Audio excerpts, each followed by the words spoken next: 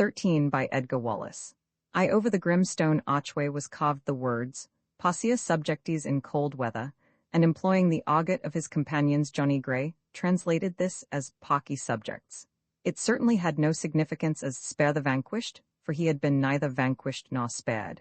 Day by day, harnessed to the shafts, he and Lal Morgan had pulled a heavy handcart up the steep slope, and day by day had watched absently the red-bearded gatewater put his key in the big polished lock and snap open the gates. And then the little party had passed through, an armed water leading, an armed water behind, and the gate had closed. And at 4 o'clock he had walked back under the archway, and waited whilst the gate was unlocked and the handcart admitted. Every building was hideously familiar. The gaunt halls, pitch-painted against the Dartmoor storms, the low-roofed office, the gas house, the big, barn-like laundry, the ancient bakery, the exercise yard with its broken asphalt, the ugly church, garishly decorated, the long, scrubbed benches with the raised seats for the warders, and the graveyard where the happily released lifers rested from their labors. One morning in spring, he went out of the gate with a working party. They were building a shed, and he had taken the style and responsibility of bricklayer's laborer. He liked the work because you can talk more freely on a job like that, and he wanted to hear all that Lal Morgan had to say about the big printer. Not so much talking today, said the warder in charge, seating himself on a sack-covered brick heap. No, sir, said Lal. He was a wizened man of 50 and a lifer, and he had one ambition, which was to live long enough to get another, lagging. But not burglary, Gray, he said as he leisurely set a brick in its place, and not shootin', like old Leg got his packet, and not faking Spider King like you got yours. I didn't get mine for faking Spider King, said Johnny calmly. I didn't know that Spider King had been rung in when I took him on the course and was another hoss altogether. They framed up Spider King to catch me. I am not complaining. I know you're innocent, everybody is, said Lal soothingly. I'm the only guilty man in Boob. That's what the governor says. Morgan, he says, it does my heart good to meet a guilty man that ain't the victim of circumstantiality. Like everybody else is in Boob, he says. Johnny did not pursue the subject. There was no reason why he should. This fact was beyond dispute. He had known all about the big racecourse swindles that were being worked, and had been an associate of men who backed the rung-in hosses. He accepted the sentence of 3 years penal servitude that had been passed without appeal or complaint, not because he was guilty of the act for which he was charged. There was another excellent reason. If they lumbered you with the crime, it was because you was a mug, said old Lal complacently. That's what mugs offer to be lumbered. What did old Kane say? I didn't see Mr. Kane, said Johnny shortly. He'd think you was a mug, too, said Lal with satisfaction. Hand me a brick, Gray, and shut up. That nosey screw's coming over. The nosey screw was no more inquisitive than any other warder. He strolled across, the handle of his truncheon showing from his pocket, the well-worn strap dangling. Not so much talking, he said mechanically. I was asking for a brick, sir, said Lal humbly. These bricks ain't so good as the last lot. I've noticed that, said the warder, examining a half-brick with a professional and disapproving eye. Trust you to notice that, sir, said the sycophant with the right blend of admiration and awe. And when the water had passed, that boss-eyed perisher don't know a brick from a gas stove, said Lal without heat. He's the bloke that old Leg got straightened when he was in here, used to have private letters brought in every other day. But then, old Leg is got money. Him and Peter Kane smashed the strongroom of the Osonic and got away with $1 million. They never caught Peter, but Leg was easy. He shot a copper and got life. Johnny had heard Leg's biography 100 times, but Lal Morgan had reached the stage of life when every story he told was new. That's why he hates Peter, said the garrulous bricklayer. That's why young Leg and him are going to get Peter. And young Leg is hot. 30 years of age by all accounts and the biggest printer of slush in the world, and it's not ordinary slush. Experts get all mixed up when they see young Leg's notes. Can't tell him from real Bank of England stuff. And the police and the Secret Service after him for years, and then never got him. The day was warm, and Lal stripped off his red and blue striped working jacket. He wore, as did the rest of the party, the stained yellow breeches faintly stamped with the broad arrow. Around his calves were buttoned yellow gaiters. His shirt was of stout cotton, white with narrow blue stripes, and on his head was a cap adorned with mystic letters of the alphabet to indicate the dates of his convictions. A week later, when the letters were abolished, Lal Morgan had a grievance. He felt as a soldier might feel when he was deprived of his decorations. You've never met young Jeff. Stated rather than asked Lal, smoothing a dab of mata with a leisurely touch. I've seen him, I have not met him, said Johnny grimly, and something in his tone made the old convict look up. He shopped me, said Johnny, and Lal indicated his surprise with an inclination of his head that was ridiculously like a bow. I don't know why, but I do know that he shopped me, said Johnny. He was the man who fixed up the fake, got me persuaded to bring the hoss on to the cos, and then squeaked. Until then, I did not know that the alleged Spider King was in reality boy Saunders cleverly camouflaged. Squeaking's hideous, said the shocked Lal, and he seemed troubled. And Emmanuel Legg is boy too? Why did he do it? Did you catch him over money? Johnny shook his head. I don't know. If it's true that he hates Peter Kane, he may have done it out of revenge, knowing that I'm fond of Peter, and well, I'm fond of Peter. He warned me about mixing with the crowd I ran with. Stop that talking, will you? They worked for some time in silence. Then, that screw will get somebody hung one of these days, said Lal in a tone of quiet despair. He's the fella that little Lou Moss got a bashing for, over clouting him with a spanner in the blacksmith's shop. He was nearly killed. What a pity. Lou wasn't much account, and he's often said he'd as soon be dead as sober. At 4 o'clock the working party fell in and marched or shuffled down the narrow road to the prison gates. Passia subjectis, Johnny looked up and winked at the grim jest, and he had the illusion that the archway winked back at him. At 4:30 he turned into the deep recessed doorway of his cell, and the yellow door closed on him with a metallic snap of a lock. It was a big, vaulted cell, and the color of the folded blanket ends gave it a rakish touch of gaiety. On a shelf in one corner was a photograph of a fox terrier, a pretty head turned inquiringly toward him. He pawed out a mugful of water and drank it, looking up at the barred window. Presently his tea would come, and then the lock would be put on for 18.5 hours. And for 18.5 hours he must amuse himself as best he could. He could read whilst the light held. A volume of travel was on the ledge that served as a table. Or he could write on his slate, or draw horses and dogs, or work out interminable problems in mathematics, or write poetry, or think. That was the worst exercise of all. He crossed the cell and took down the photograph. The mount had worn limp with much handling, and he looked with a half-smile into the big eyes of the terrier. "It is a pity you can't write, old spot," he said. Other people could write, and did, he thought as he replaced the photograph. But Peter Kane never once mentioned Marnie, and Marnie had not written since a long time. It was ominous, informative, in some ways decisive. A brief reference, Marnie is well. "Oh, Marnie thanks you for your inquiry." And that was all. The whole story was clearly written in those curt phrases, the story of Peter's love for the girl, and his determination that she should not marry a man with the prison taint. Peter's adoration of his daughter was almost a mania. Her happiness and her future came first, and must always be first. Peter loved him. Johnny had sensed that. He had given him the affection that a man might give his grown son. If this tragic folly of his had not led to the entanglement which brought him to a convict prison, Peter would have given Marnie to him, as she was willing to give herself. "That's that," said Johnny, in his role of philosopher. And then came tea and the final lockup, and silence, and thoughts again. Why did young Legg trap him? He had only seen the man once, they had never even met. It was only by chance that he had ever seen this young printer of forged notes. He could not guess that he was known to the man he shopped. For Jeff Legg was an elusive person. One never met him in the usual rendezvous, where the half-underworld fogather to boast and plot, or drink and love. A key rattled in the lock, and Johnny got up. He forgot that it was the evening when the chaplain visited him. "Sit down, Gray." The door closed on the clergyman, and he seated himself on Johnny's bed. It was curious that he should take up the thread of Johnny's interrupted thoughts. "I want to get your mind straight about this man Legg, the son, I mean. It is pretty bad to brood on grievances, real or fancied, and you are nearing the end of your term of imprisonment, when your resentment will have a chance of expressing itself. And Gray, I don't want to see you here again." Johnny Gray smiled. "You won't see me here?" He emphasized the word. "As to Jeff Legg, I know little about him, though I've done some fairly fluent guessing and I've heard a lot." The chaplain shook his head thoughtfully. "I have heard a little. He's the man they call the big printer, isn't he? Of course I know all about the flooding of Europe with spurious notes and that the police had failed to catch the man who was putting them into circulation. Is that Jeff Legg?" Johnny did not answer, and the chaplain smiled a little sadly. "Thou shalt not squeak, the 11th commandment, isn't it?" he asked good-humoredly.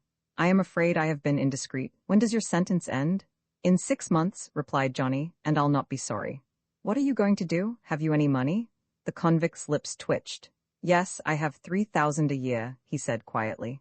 "That is a fact which did not come out at the trial for certain reasons. No, Padre, money isn't my difficulty.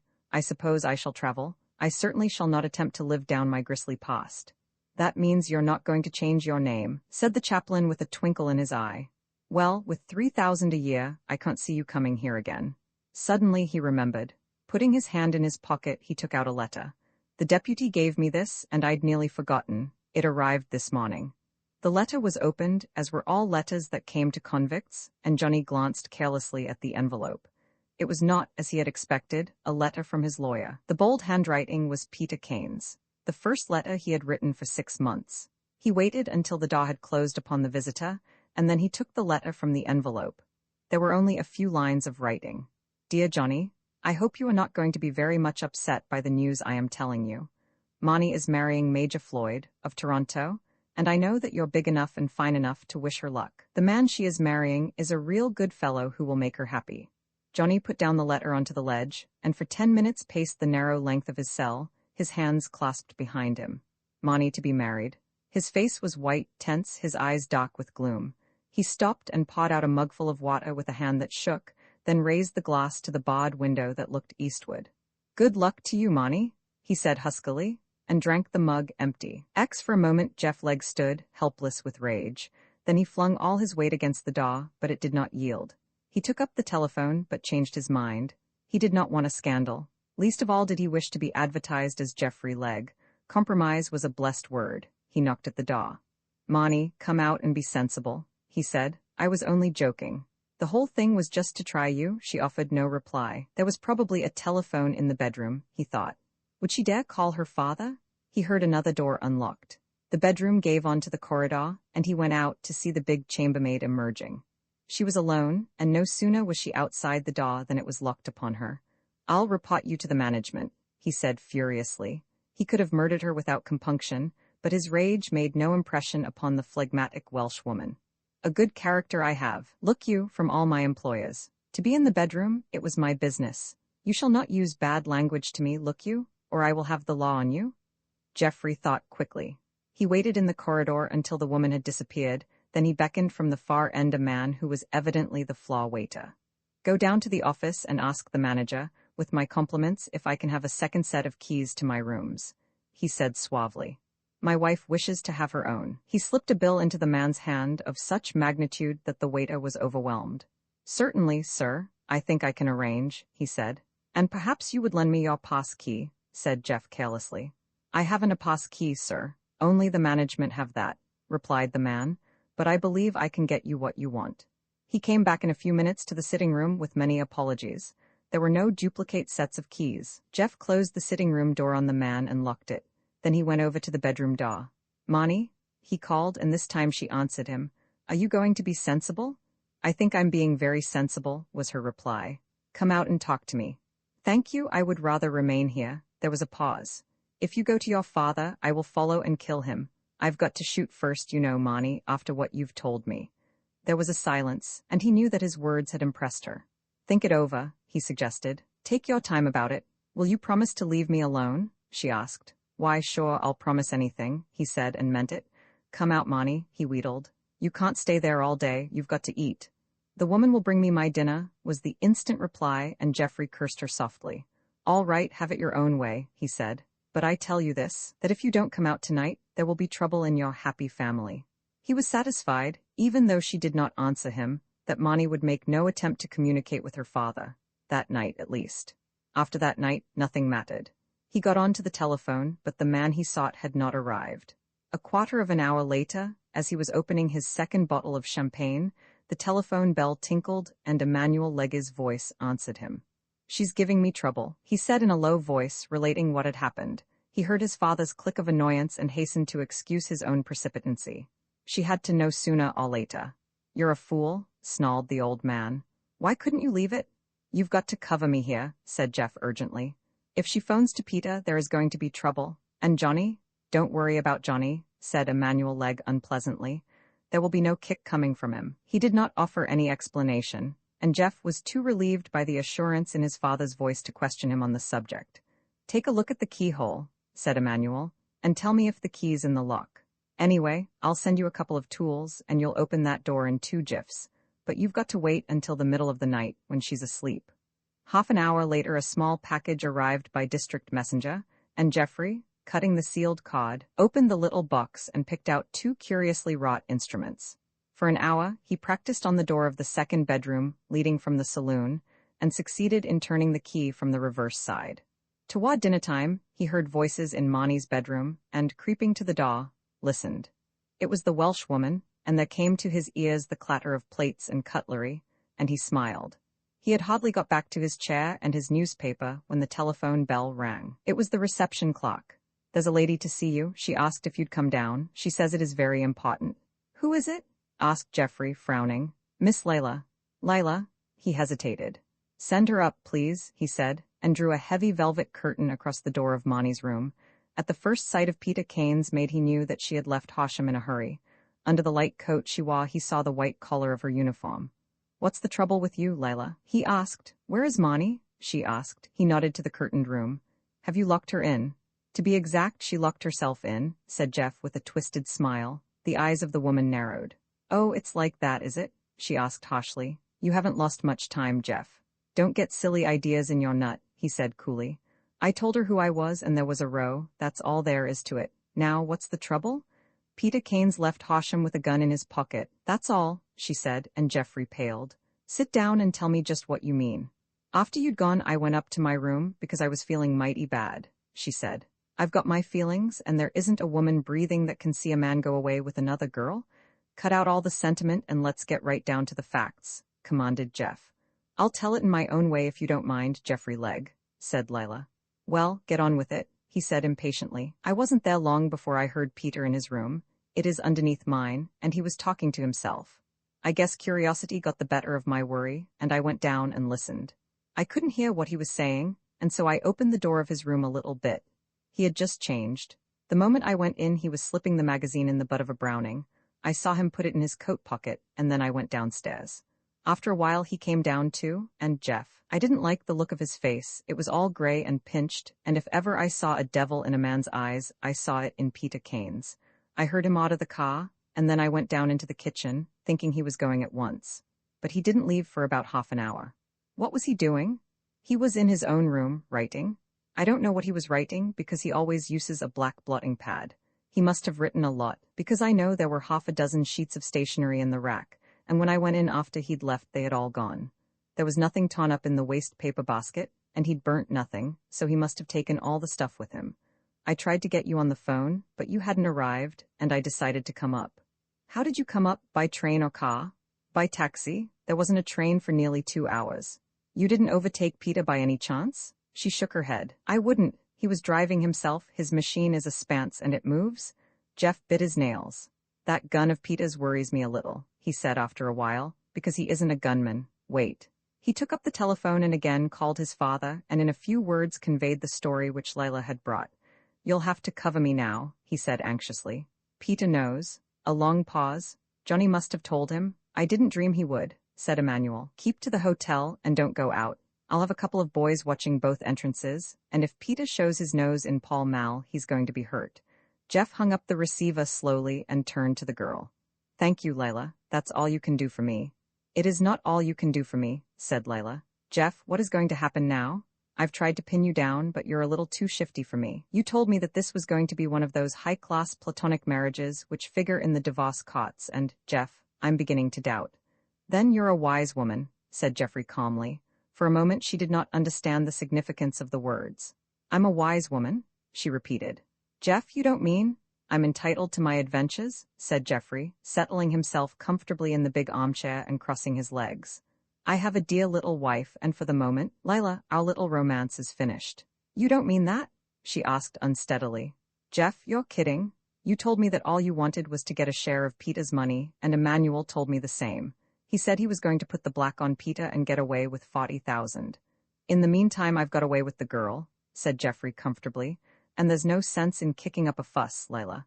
We've had a good time, and change is everything in life." She was on her feet now, glaring down at him. "And have I been 6 months doing slavey work, nosing for you, Geoffrey Legg, to be told that our little romance is finished?" she asked shrilly. "You've double-crossed me, you dirty thief, and if I don't fix you, my name's not Lila." "It isn't," said Geoffrey. He reached for a cigar and lit it. And never was. Your name's Jane, that is, if you haven't been telling me lies. Now, Lila, be an intelligent human being. I've put aside 500 for you. Real money, I hope, she sneered. No, you're not going to get away with it so easy, Mr. Geoffrey Legg. You've fooled me from beginning to end, and you either carry out your promise or I'll— Don't say you'll squeak, said Geoffrey, closing his eyes in mock resignation. You're all squeakers, I'm tired of you. You don't think I'd give you anything to squeak about, do you? That I'd trust you farther than I could fling you? No, my girl, I'm far kinds of a fool, but not that kind. You know just as much about me as the police know, or as Johnny Gray knows. You can't tell my new wife, because she knows too. And Peter knows. In fact, I shouldn't be surprised if somebody didn't write a story about it in the newspapers tomorrow. He took out his pocket case, opened it, and from a thick wad of notes peeled 5, which he flung onto the table.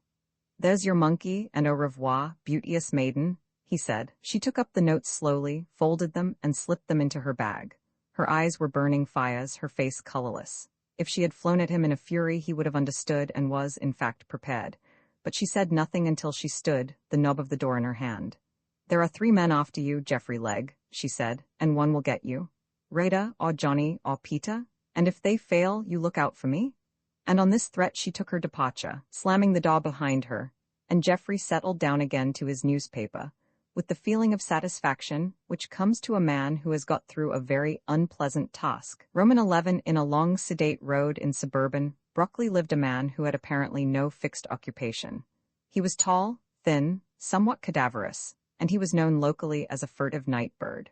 Few had seen him in the daytime, and the inquisitive who, by skillful cross-examination, endeavored to discover his business from a reticent housekeeper, learnt comparatively little, and that little inaccurate.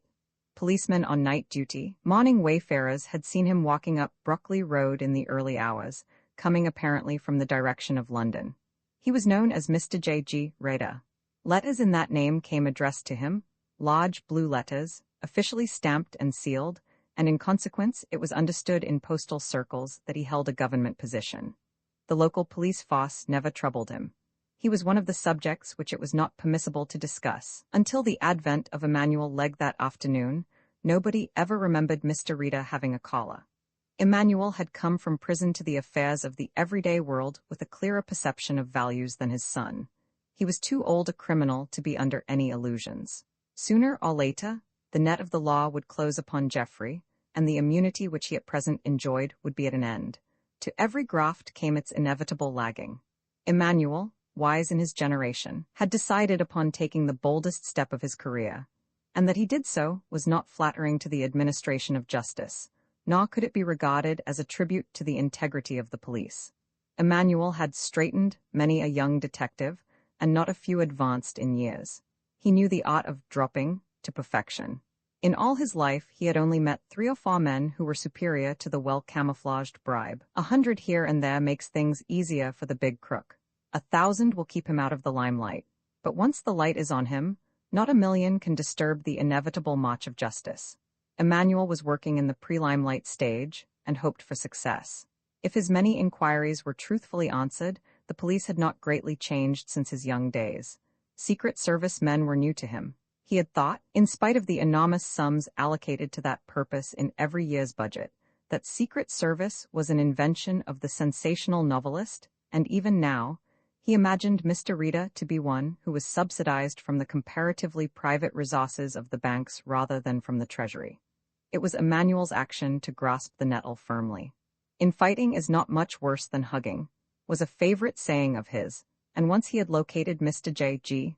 Rita, the night hawk, and that had been the labor of months, the rest was easy. Always providing that Mr. Rita was amenable to argument, the middle-aged woman who opened the door to him gave him an unpromising reception. "Mr. Rita is engaged," she said, "and he doesn't want to see any visitors." "Will you kindly tell him," said Emmanuel with his most winning smile and a beam of benevolence behind his thick glasses, "that Mr. Legg from Devonshire would like to see him on a very particular matter of business." She closed the door in his face and kept him so long waiting that he decided that even the magic of his name and its familiar association, he guessed, had not procured him an entry. But here he was mistaken. The door was opened for him, closed and bolted behind him, and he was led up a flight of stairs to the first floor. The house was, to all appearance, well and comfortably furnished.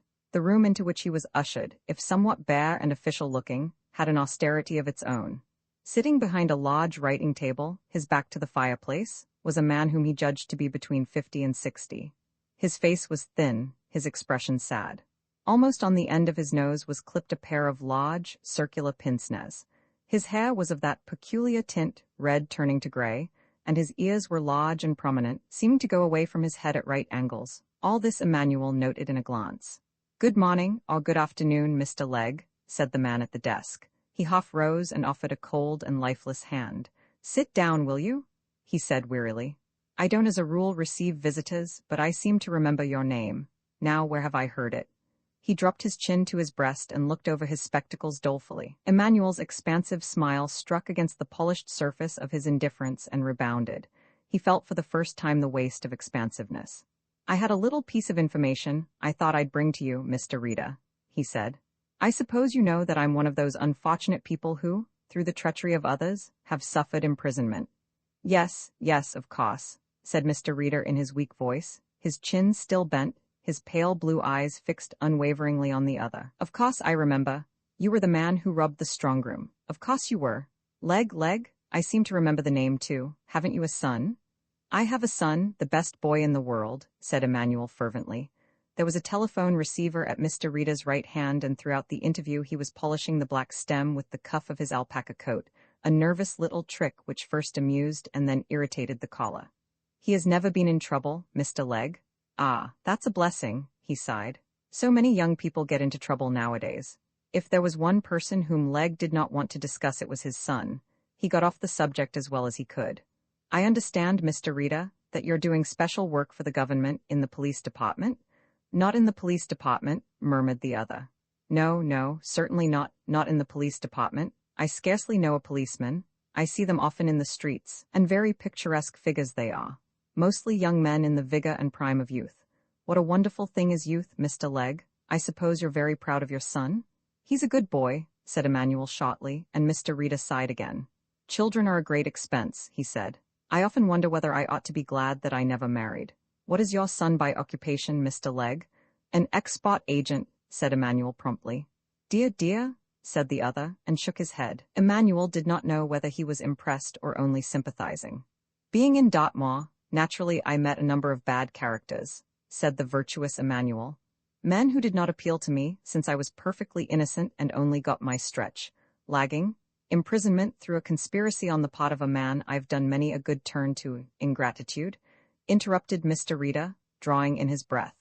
"What a terrible thing is ingratitude! How grateful your son must be that he has a father who looks after him, who has properly educated him and brought him up in the straight way, in spite of his own deplorable lapses. Now, look here, Mr. Rita." Emmanuel thought it was time to get more definitely to business. "I'm a very plain man, and I'm going to speak plainly to you. It has come to my knowledge that the gentlemen you are acting for are under the impression that my boys got to do with the printing of slush, counterfeit notes. I was never more hurt in my life than when I heard this rumor. I said to myself, I'll go straight away to Mr. Rita and discuss the matter with him. I know he's a man of the world, and he will understand my feelings as a father. Some people, Mr. Rita," his elbows were on the table and he leant over and adopted a more confidential tone, "some people get wrong impressions. Only the other day somebody was saying to me that Mr. Rita is broke. He's got 3 county court summonses for money owed. A temporary embarrassment," murmured Mr. Rita. "One has those periods of financial, depression." He was polishing the stem of the telephone more vigorously.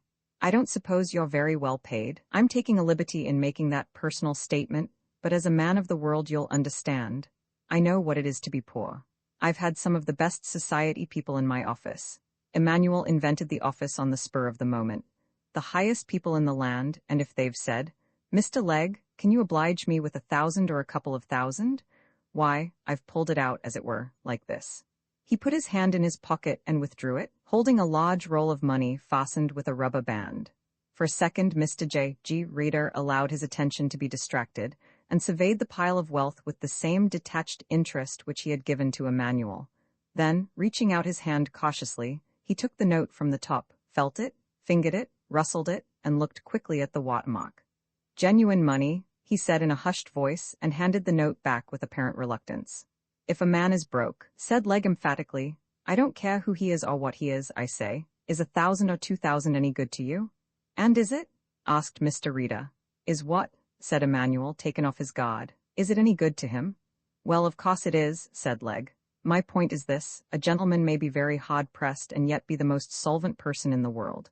If he can only get a couple of thousand just when he wants it, why, there's no scandal, no appearance in court which might injure him in his job. How very true, how very, very true. Mr. Rita seemed profoundly touched. I hope you pass on these wise and original statements to your dear son, Mr. Leg, he said. What a splendid thing it is that he has such a father. Emmanuel cursed him under his breath. 2,000 pounds, mused Mr. Rita. Now, if you had said 5,000 pounds, I do say 5,000, said Emmanuel eagerly. I'm not going to spoil the ship for a ha'porth of tar. If you had said 5,000 pounds, Mr. Rita went on, I should have known that 3,000 was slush, or shall we say phony, because you only drew 2,000 from the City and Birmingham Bank this morning, all in £100 notes, series GI.19721 to 19,740. Correct me if I'm wrong. Of course, you might have some other genuine money stowed away in your little hotel, Mr. Leg, or your dear boy may have given you another 3,000 as a sort of wedding present. I forgot, though, a bridegroom doesn't give wedding presents, does he? He receives them. How foolish of me. Put away your money, Mr. Leg. This room is very draughty, and it might catch cold. Do you ever go to the hilly fields? It is a delightful spot. You must come to tea with me one Sunday, and we will go up and hear the band. It is a very inexpensive but satisfactory method of spending 2 hours. As to those judgment summonses, he coughed and rubbed his nose with his long forefinger. Those summonses were arranged in order to bring you here. I did so want to meet you, and I knew the bait of my impecuniosity would be almost irresistible. Emmanuel Leg sat, dumbfounded. Do you know a man named Golden? Ah, he would be before your time. Have you ever heard of him? He was my predecessor. I don't think you met him. He had a great saying, set a brief to catch a thief.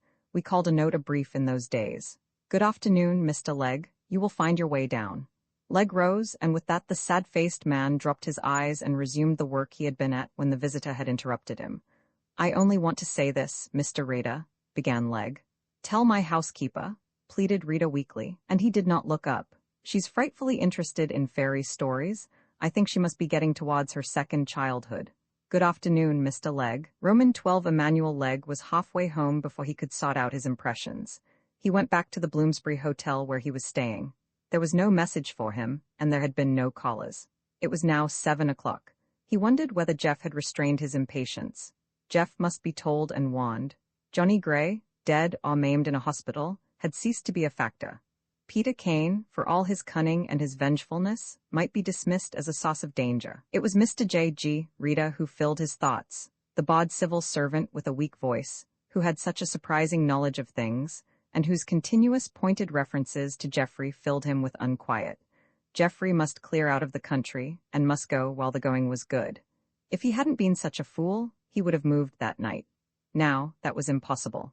Peter had not arrived at the Charlton, or the men whom Leg had set to watch would have reported. If it had not been for the disturbing interview he had had with Rita, he would have been more worried about Peter Kane, for when Peter delayed action, he was dangerous. At 8 o'clock that night, a small boy brought him a note to the hotel. It was addressed E. Leg, and the envelope was grimy with much handling. Emmanuel took the letter to his room and locked the door before he opened it. It was from a man who was very much on the inside of things, one of Jeff's shrewd but illiterate assistants, first lieutenant of the big printer, and a man to be implicitly trusted.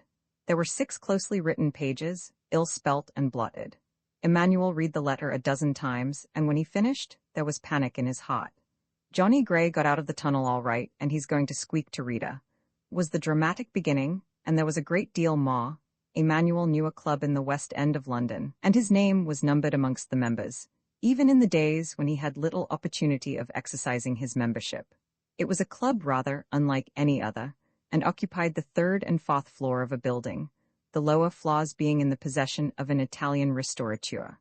Normally, the proprietor of a fairly popular restaurant would not hire out his upper floors to so formidable a rival, but the proprietors of the club were also proprietors of the building, the restaurant keeper being merely a tenant. It suited the membership of the High-Low Club to have their premises a little remote. It suited them better that no stairway led from the lower to the upper floors. Members of the club went down a narrow passage by the side of the restaurant entrance. From the end of the passage ran a small elevator, which carried them to the third floor. The county council, in granting this concession, insisted upon a very complete fire escape system outside the building, a command which very well suited the members. Some there were who found it convenient to enter the premises by this latter method, and a window leading into the club was left unfastened day and night against such a contingency. On the flat roof of the building was a small superstructure, which was never used by the club members, whilst another part of the building, which also belonged exclusively to the high-low, was the basement, to which the restaurant proprietor had no access, much to his annoyance, since it necessitated the building of a wine storage room in the limited space in the courtyard behind. Stepping out of the elevator into a broad passage, well carpeted, its austere walls hung with etchings, Emmanuel Legge was greeted respectfully by the liveried porter who sat behind a desk within sight of the lift. There was every reason why Emmanuel should be respected at the high-low, for he was, in truth, the proprietor of the club, and his son had exercised control of the place during many of the years his father had been in prison. The porter, who was a big ex-prize fighter, expressly engaged for the purpose for which he was frequently required, hurried from his tiny perch to stand deferentially before his master. "Anybody here?" asked Legge. The man mentioned a few names. "Let me see the engagement book," said the other, and the man produced from beneath the ledge of his desk a small, red book, and Emmanuel turned the pages. The old man's hand ran down the list and suddenly stopped. "Oh, yes," he said softly, closing the book and handing it back. "Are you expecting anybody, Mr. Legge?" asked the porter. "No, I'm not expecting anybody, only I wondered. Mr. Geoffrey got married today, I hear, sir. I'm sure all the staff wish him joy." All the staff did not wish Mr. Geoffrey Legge joy, for neither he nor his father were greatly popular, even in the tolerant society of the high-low, and moreover, strange as it may appear, very few people knew him by sight. "That's very good of you, very good indeed," murmured Emmanuel absently. "Are you dining here, sir?" No, I'm not dining here. I just looked in, that is all." He stepped back into the elevator, and the porter watched it drop with pleasure. It was 8:30, the glow was dying in the sky, and the lights were beginning to twinkle in the streets as Emmanuel walked steadily towards Shaftesbury Avenue. Providentially, he was at the corner of a side street when he saw Peter Kane. He was near enough to note that under his thin overcoat, Peter was in evening dress. Slipping into the doorway, he watched the man pass. Peter was absorbed in thought. His eyes were on the ground, and he had no interest for anything but the tremendous problem which occupied his mind. Legge came back to the corner of the street and watched him furtively. Opposite the club, Peter stopped, looked up for a while, and passed on. The watcher laughed to himself. That club could have no pleasant memories for Peter Kane that night. It was in the high-low that he had met the young Canadian officer and had rescued him, as he had thought, from his dangerous surroundings. There had Peter been trapped, for the introduction of Jeff Legge was most skillfully arranged. Going into the club one night, Peter saw, as he thought, a young, good-looking soldier boy in the hands of a gang of card choppers, and the rescued officer had been most grateful and had called upon Peter at the earliest opportunity. So simple, so very simple, to catch Peter. It would be a more difficult matter, thought Emmanuel, for Peter to catch him. He waited until the figure had disappeared in the gloom of the evening, and then walked back to the avenue. This comedy over, there remained the knowledge of stark tragedy, of danger to his boy, and the upsetting of all his plans, and, the most dreadful of all possibilities, the snaring of the big printer. This night would the battle be fought, this night of nights would victory or defeat be in his hands. Rada, Johnny, Peter Kane, all opposed him, innocent of their cooperation, and in his hands a hostage beyond price, the body and soul of Monty Legge. He had scarcely disappeared when another person known to him came quickly along the quiet street, turned into the club entrance, and, despite the expostulations of the elevator man, insisted upon being taken up. The porter had heard the warning bell and stood waiting to receive her when the door of the elevator opened. "Where's Emmanuel?" she asked. "Just gone," said the porter. "That's a lie. I should have seen him if he'd just gone." She was obviously laboring under some emotion, and the porter, an expert on all stages of feminine emotionalism, shrewdly diagnosed the reason for her wildness of manner and speech. "Been a wedding today, hasn't there?" he asked with heavy jocularity. "Now, Lila, what's the good of kicking up a fuss? You know you oughtn't to come here. Mr. Legge gave orders you weren't to be admitted whilst you were at Kane's. "Where is Emmanuel?" she asked. "I tell you he's just gone out," said the Potter in a tone of ponderous despair. "What a woman you are. You don't believe anything. Has he gone back to his hotel?" "That's just where he has gone. Now be wise, girl, and beat it. Anybody might be coming here. Johnny Gray was in last night and he's a pal of Peter's." "Johnny knows all about me," she said impatiently. "Besides, I've left Peter's house." She stood undecidedly at the entrance of the open elevator, and then, when the Potter was preparing some of his finest arguments for her rapid disappearance, she stepped into the lift and was taken down. The Hilo was a curious club, for it had no common room. 14 private dining rooms and a large and elegantly furnished card room constituted the premises. Meals were served from the restaurant below, being brought up by service lift to a small pantry. The members of the club had not the club feeling in the best sense of the word. They included men and women, but the chief reason for the club's existence was that it afforded a safe and not unpleasant meeting place for members of the common class, and gave necessary seclusion for the slaughter of such innocents as came within the influence of its more dexterous members. How well its inner secrets were kept is best illustrated by the fact that Peter Kane had been a member for 20 years without knowing that his sometime companion in crime had any official connection with its control. Nor was it ever hinted to him that the man who was directing the club's activities during Emmanuel's enforced absence was his son. Peter was a very infrequent visitor to the Hilo, and indeed, on the occasion of his first meeting with the spurious Major Floyd, he had been tricked into coming, though this he did not know. The Potter was busy until 9:30. Little parties came, were checked off in the book, and then he looked at his watch. 25 to 10, he said, and pushed a bell button. A waiter appeared from the side passage. "Put a bottle of wine in No. 13, he said. The waiter looked at him surprised. "No, 13? He said, as if he could not believe his ears. "I said it," confirmed the Potter.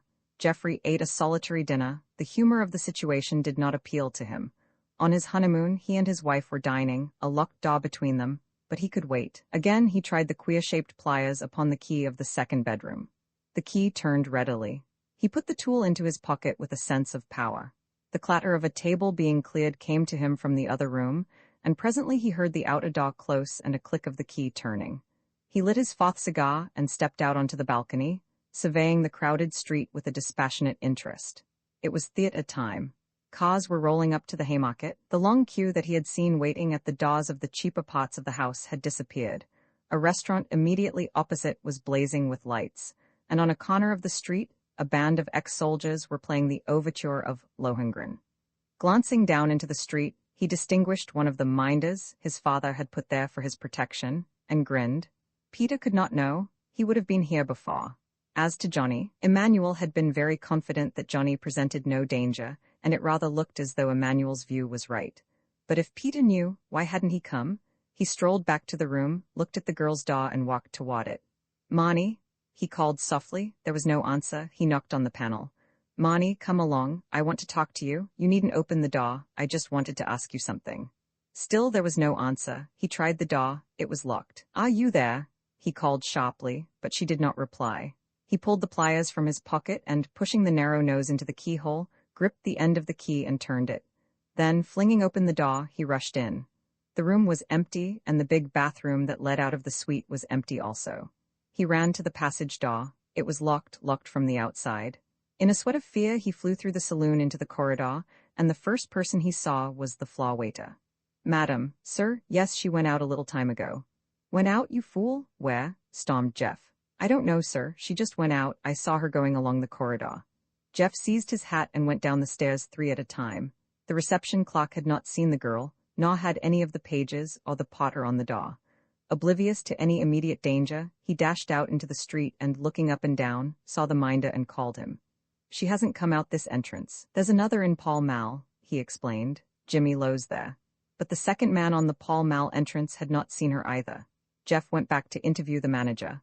"There is no other way out, sir, unless she went down the service stairs." "It was that cursed maid, the Welsh woman," snarled Geoffrey. "Who is she? Can I see her?" "She went off duty this afternoon, sir," said the manager. "Is there anything I can do? Perhaps the lady has gone out for a little walk. Does she know London?" Jeff did not stop to reply. He fled up the stairs, back to the room, and made a quick search. The girl's dressing case, which he knew had been taken into the bedroom, was gone. Something on the floor attracted his attention. He picked it up and read the few scribbled lines, torn from a notebook, and as he read, a light came into his eyes.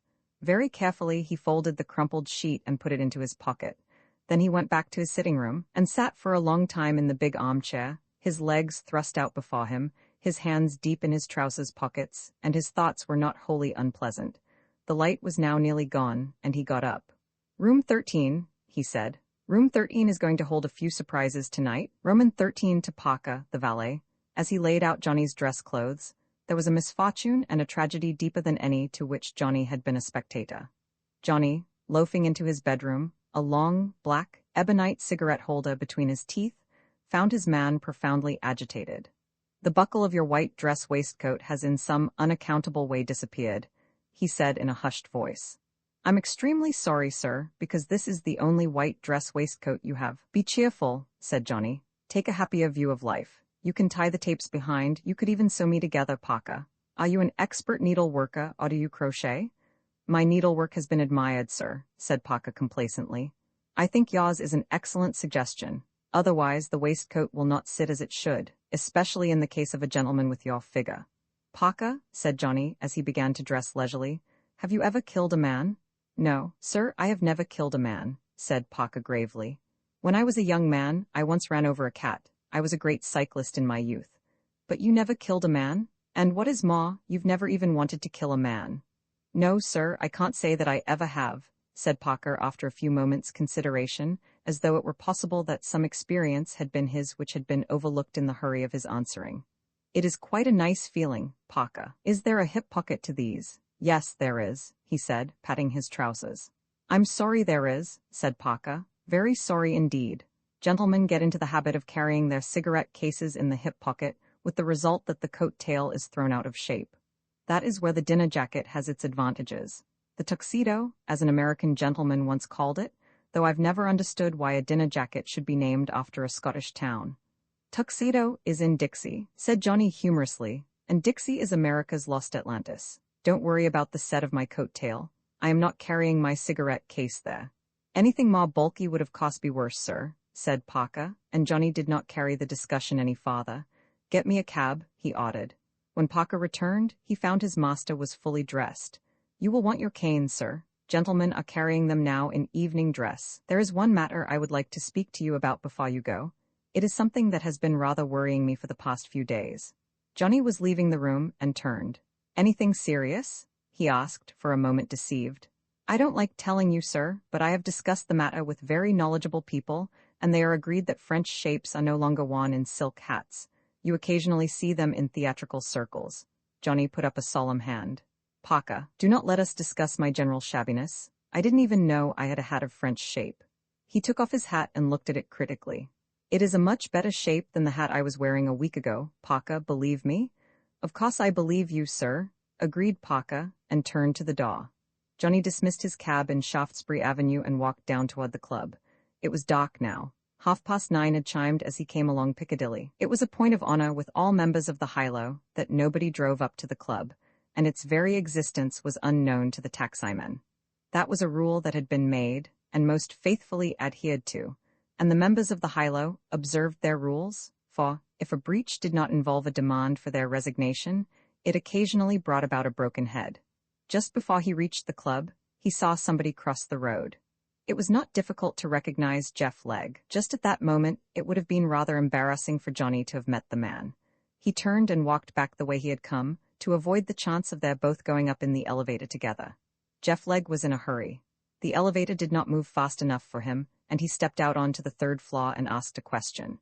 "No, sir, nobody has come. If they do, I'll send them along to you." "Where will you be?" "You haven't a room engaged? Your own room is taken. We don't often let it, but we're full tonight," and Mr. Legg raised no objection. "No, I don't object," said Jeff. "But don't you worry about that. Let me see the book." Again the red-covered engagement book was opened. Jeff read and nodded. "Fine," he said. "Now tell me again who is here." "There is Mr. George Curlew with a party of friends in No. 3. There's Mr. Bob Albert and those 2 young ladies he goes about with. They're in No. 4. And so he recited until he came to No. 13. "I know all about No. 13, said Jeff Legg between his teeth. "You needn't bother about me, however. That will do." He strode along the carpeted hallway, turned abruptly into the right-angled passage, and presently stopped before a door with a neat golden 13 painted on its polished panel. He opened the door and went in. On the red-covered table was a bottle of wine and 2 glasses. It was a moderately large room, furnished with a sofa, 4 dining chairs and a deep easy chair, whilst against one wall was a small buffet. The room was brilliantly lighted. 6 bracket lamps were blazing. The center light above the table, with its frosted bulbs, was full on. He did not shut the door, leaving it slightly ajar. There was too much light for his purpose. He first switched out the bracket lamps, and then all but one of the frosted bulbs in the big shaded lamp over the table. Then he sat down, his back to the door, his eyes on the empty fire grate. Presently he heard a sound, the whining of the elevator, and smiled. Johnny stepped out to the potter's desk with a friendly nod. "Good evening, Captain," said the potter with a broad grin. "Glad to see you back, sir. I wasn't here last night when you came in. Hope you haven't had too bad a time in the country?" "Abroad, my dear fellow, abroad," murmured the other reproachfully, and the potter chuckled. "Same old crowd, I suppose?" "Yes, sir. Same old bolt down the fire escape when the busies call, or have you got all the busies straightened?" "I don't think there's much trouble, sir," said the potter. "We often have a couple of those gentlemen in here to dinner. The club's very convenient sometimes. I shouldn't think they'll ever shut us up." "I shouldn't think so either," said Johnny. "Which of the busies do you get?" "Well, sir, we get Mr. Craig, and once we had that Rita. He came here alone, booked a table, and came alone. Can you beat it? Came and had his dinner, saw nobody, and went away again. I don't think he's right up there." He tapped his forehead significantly. "Anything less like a busy I've never seen." "I don't know whether he is a detective," said Johnny carelessly. "From all I've heard, he has nothing whatever to do with the police." "Private, is he?" said the other in a tone of disappointment. "Not exactly private. Anyway," with a smile, "he's not going to bother you or our honorable members. Anybody here?" The potter looked to left and right and lowered his voice. "A certain person you know is here," he said meaningly. Johnny laughed. "It would be a funny club if there wasn't somebody I knew," he said. "Don't worry about me, I'll find a little corner for myself." Jeff looked at his watch. It was 9:15, and he glanced up at the light, catching a glimpse of himself in the mirror of the buffet, was satisfied. Room 13? And Monty was his wife? The blood surged up into his face, gouging the thick veins in his temples at the thought. She should pay? He had helped the old man, as he would help him in any graft, but he had never identified himself so completely with the plan as he did at that moment. Put her down to the earth, had said Emmanuel, and by God he would do it. As for Johnny Gray, the door opened stealthily, and a hand came in, holding a Browning. He heard the creak of the door but did not look round, and then, bang, once the pistol fired. Jeff felt a sharp twitch of pain, exquisite, unbearable, and fell forward on his knees. Twice he endeavored to rise, then with a groan fell in a huddled heap, his head in the empty fireplace. Roman 14 the doors and the walls of the private dining rooms were almost soundproof. No stir followed the shot. In the hall outside, the potter lifted his head and listened. "What was that?" he asked the waiting elevator man. "Didn't hear anything," said the other laconically. "Somebody slammed a door." "Maybe," said the potter, and went back to his book. He was filling in the names of that night's visitors, an indispensable record in such a club, and he was filling them in with pencil, an equally necessary act of caution, for sometimes the club members desired a quick expungement of this evidence. In room 13 silence reigned. A thin blue cloud floated to the ceiling, the door opened a little farther, and Johnny Gray came in, his right hand in his overcoat pocket. Slowly he crossed the room to where the huddled figure lay, and stooping, turned it upon its back. Then, after a brief scrutiny, his quick hands went through the man's pockets. He found something, carried to it the light, read with a frown, and pushed the paper into his own pocket. Going out, he closed the door carefully behind him and strolled back to the hall. "Not staying, Captain?" asked the potter in surprise. "No, nobody I know here. Queer how the membership changes." The man on duty was too well trained to ask inconvenient questions. "Excuse me, Captain." He went over to Johnny and bent down.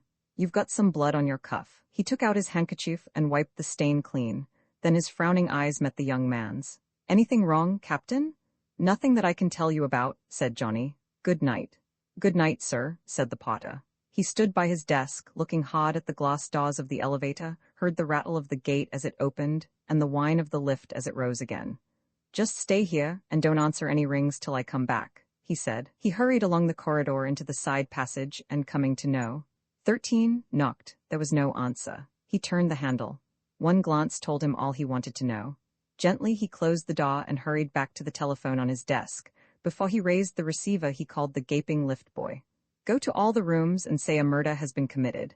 Get everybody out. He was still clasping the telephone with damp hands when the last frightened guest crowded into the elevator. Then, Hilo Club speaking, is that the Charing Cross Hospital? I want an ambulance here. Yes, 38 Boburn Street, there's been an accident. He rung off and called another number.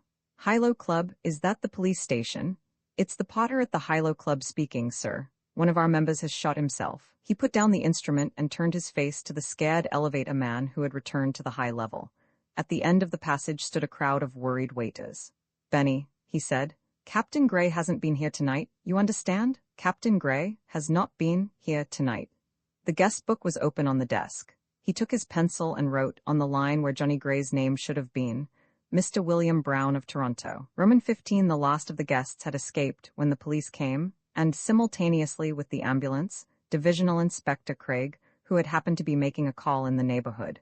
The doctor who came with the ambulance made a brief examination. He is not dead, though he may be before he reaches hospital, he said. Is it a case of suicide?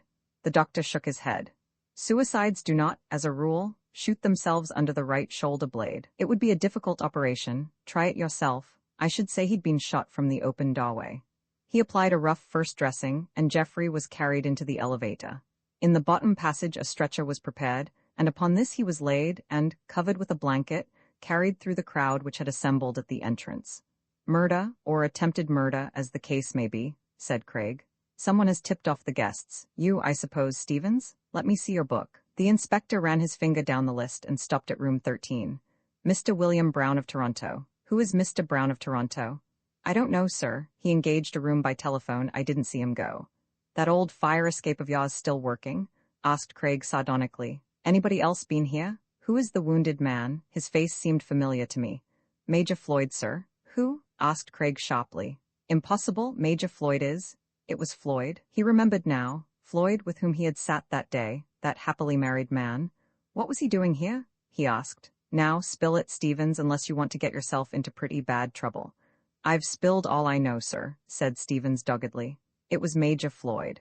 And then an inspiration came to him. If you want to know who it was Jeff Legg. Floyd's his fancy name. Who? Craig had had many shocks in his life, but this was the greatest he had had for years. Jeff Legg? Old Legge's son? Stevens nodded. Nobody knows that but a couple of us, he said. Jeff doesn't work in the light. The officer nodded slowly. I've never seen him, he admitted. I knew Legg had a son, but I didn't know he was running crook. I thought he was a bit of a boy.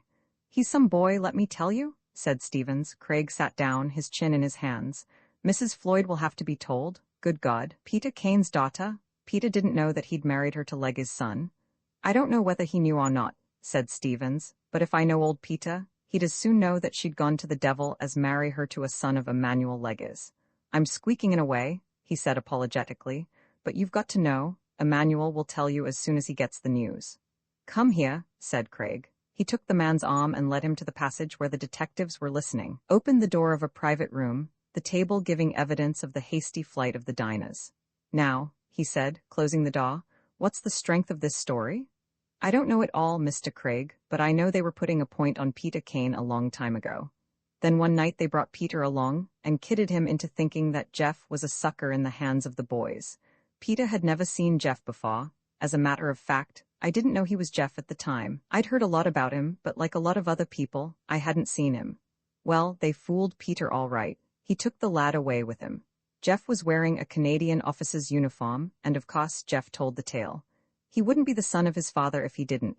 That's how he got to know the Kanes and was taken to their home. When I heard about the marriage, I thought Peter must have known. I never dreamt they were playing a trick on him. Peter didn't know, said Craig slowly. Where's the girl? I can't tell you, she's in London somewhere. At the Charlton, nodded the other. Now, you've got to tell me, Stevens, who is Mr. Brown of Toronto. It's written differently from your usual hand, written by a man who has had a bad scare. In other words, it was written after you'd found the body. Stevens said nothing. You saw him come out. Who was he? If I die this minute, began Stevens.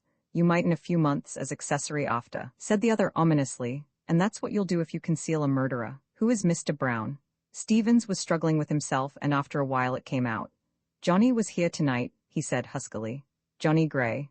Craig whistled. There was a knock at the door, a police officer wanting instructions. There's a woman down below, pretty nigh mad, I think you know her, sir. Not Lila? Blurted Stevens. That's the girl, shall I let her come up? Yes, said Craig. Bring her in here. She came in a minute, distracted, incoherent, her hair disheveled, her hands trembling. Is he dead? She gasped. For God's sake tell me, I see it in your face, he's dead. Oh, Jeff. Now you sit down, said the kindly Craig. He's no more dead than you or I are, asked Stevens. Jeff's doing very well indeed. Just a slight wound, my dear, nothing to worry about. What was the trouble? Do you know anything about it?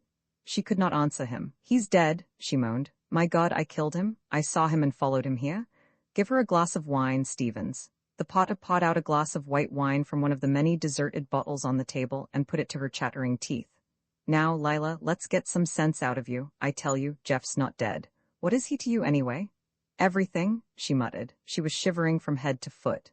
I married him 3 years ago. No, I didn't, she said in a sudden frenzy. Go on, tell us the truth, said Craig. We're not going to pull him for bigamy anyway. I married him 3 years ago, she said. He wasn't a bad fellow to me. It was the old man's idea, his marrying this girl, and there was 1,000 for me in it. He put me down in Horsham to look after her and see that there were no letters going to Johnny. There wasn't any need of that, because she never wrote. I didn't like the marriage idea, but he swore to me that it was only to get Peter's money, and I believed him. Then tonight he told me the truth, knowing I wouldn't squeak. I wish to God I had now, I wish I had. He is dead, isn't he? I know he's dead. He's not dead, you poor fish, said Craig impatiently. I might be congratulating you if he was. No, he's got a bit of a wound. Who shot him? That's just what I want to know, said Craig. Was it you? Me. Her look of horror supplied a satisfactory answer to his question. No, I didn't. I didn't know he was here or coming here. I thought he was at the hotel till I saw him. Yet I had a feeling that he was coming here tonight, and I've been waiting about all evening. I saw Peter and dodged him. Peter? Has he been near the club? She shook her head.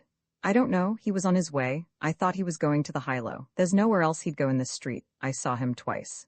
Craig turned his bright, suspicious eyes upon the potter. Peter been here? I didn't see anything about Mr. Brown of Montreal, he asked sarcastically. No, he hasn't. I haven't seen Peter since the Lord knows when, said the potter emphatically. That's the truth. You can give the elevator boy permission to tell you all he knows, and if Peter was here tonight you can hang me. Craig considered for a long time. Does Peter know his way in by the easy route? He asked. You mean the fire escape? Yes, Peter knows that way, but members never come in by the back nowadays. They've got nothing to hide. Craig went out of the room and walked down the passage, stopping at No. 13. Immediately opposite the door was a window, and it was wide open. Beyond was the grill of the fire escape landing. He stepped out through the window and peered down into the dock yard where the escape ended. By the light of a street lamp he saw a stout gate, in turn pierced by a door, and this led to the street. The door was open, a fact which might be accounted for by the presence in the yard of 2 uniformed policemen, the flash of whose lanterns he saw. He came back into the corridor and to Stevens. Somebody may have used the fire escape tonight, and they may not, he said. What time did Gray come in? Who came in first? Jeff came first, about 5 minutes before Gray. Then what happened? I had a chat with Captain Gray, said the potter, after a second's hesitation. He went round into the side passage, the same way that Jeff had gone. The potter nodded. About a minute later, in fact it was shorter than a minute, I heard what I thought was a door slammed. I remarked upon the fact to the elevator man. And then? I suppose 4 or 5 minutes passed after that, and Captain Gray came out, said he might look in later. There was no sign of a struggle in Captain Gray's clothes? No, sir, I'm sure there was no struggle. I should think not, agreed Craig. Jeff Legg never had a chance of showing fight. The girl was lying on the sofa, her head buried in her arms, her shoulders shaking, and the sound of her weeping drew the detective's attention to her. Has she been here before tonight? Yes, she came, and I had to throw her out. Emmanuel told me she was not to be admitted. Craig made a few notes in his book, closed it with a snap and put it in his pocket. You understand, Stevens, that if you're not under arrest, you're under open arrest. You'll close the club for tonight and admit no more people. I shall leave a couple of men on the premises. I'll lock up the beer, said Stevens facetiously. And you needn't be funny, was the sharp retort. If we close this club you'll lose your job, and if they don't close it now they never will. He took aside his assistant. I'm afraid Johnny's got to go through the hoop tonight, he said. Send a couple of men to pull him in. He lives at Albert Mansions. I'll go along and break the news to the girl, and somebody'll have to tell Peter. I hope there's need for Peter to be told. he added grimly. Romans 16. A surprise awaited him when he came to the Charlton. Mrs. Floyd had gone, nobody knew whither. Her husband had followed her some time afterwards, and neither had returned. Somebody had called her on the telephone, but had left no name. I know all about her husband not returning, said Craig, but haven't you the slightest idea where the lady is? No, the negative reply was uncompromising. Her father hasn't been here? His informant hesitated. Yes, sir, he was on Mrs. Floyd's floor when she was missing, in fact, when Major Floyd was down here making inquiries. The floor waiter recognized him, but did not see him come or go.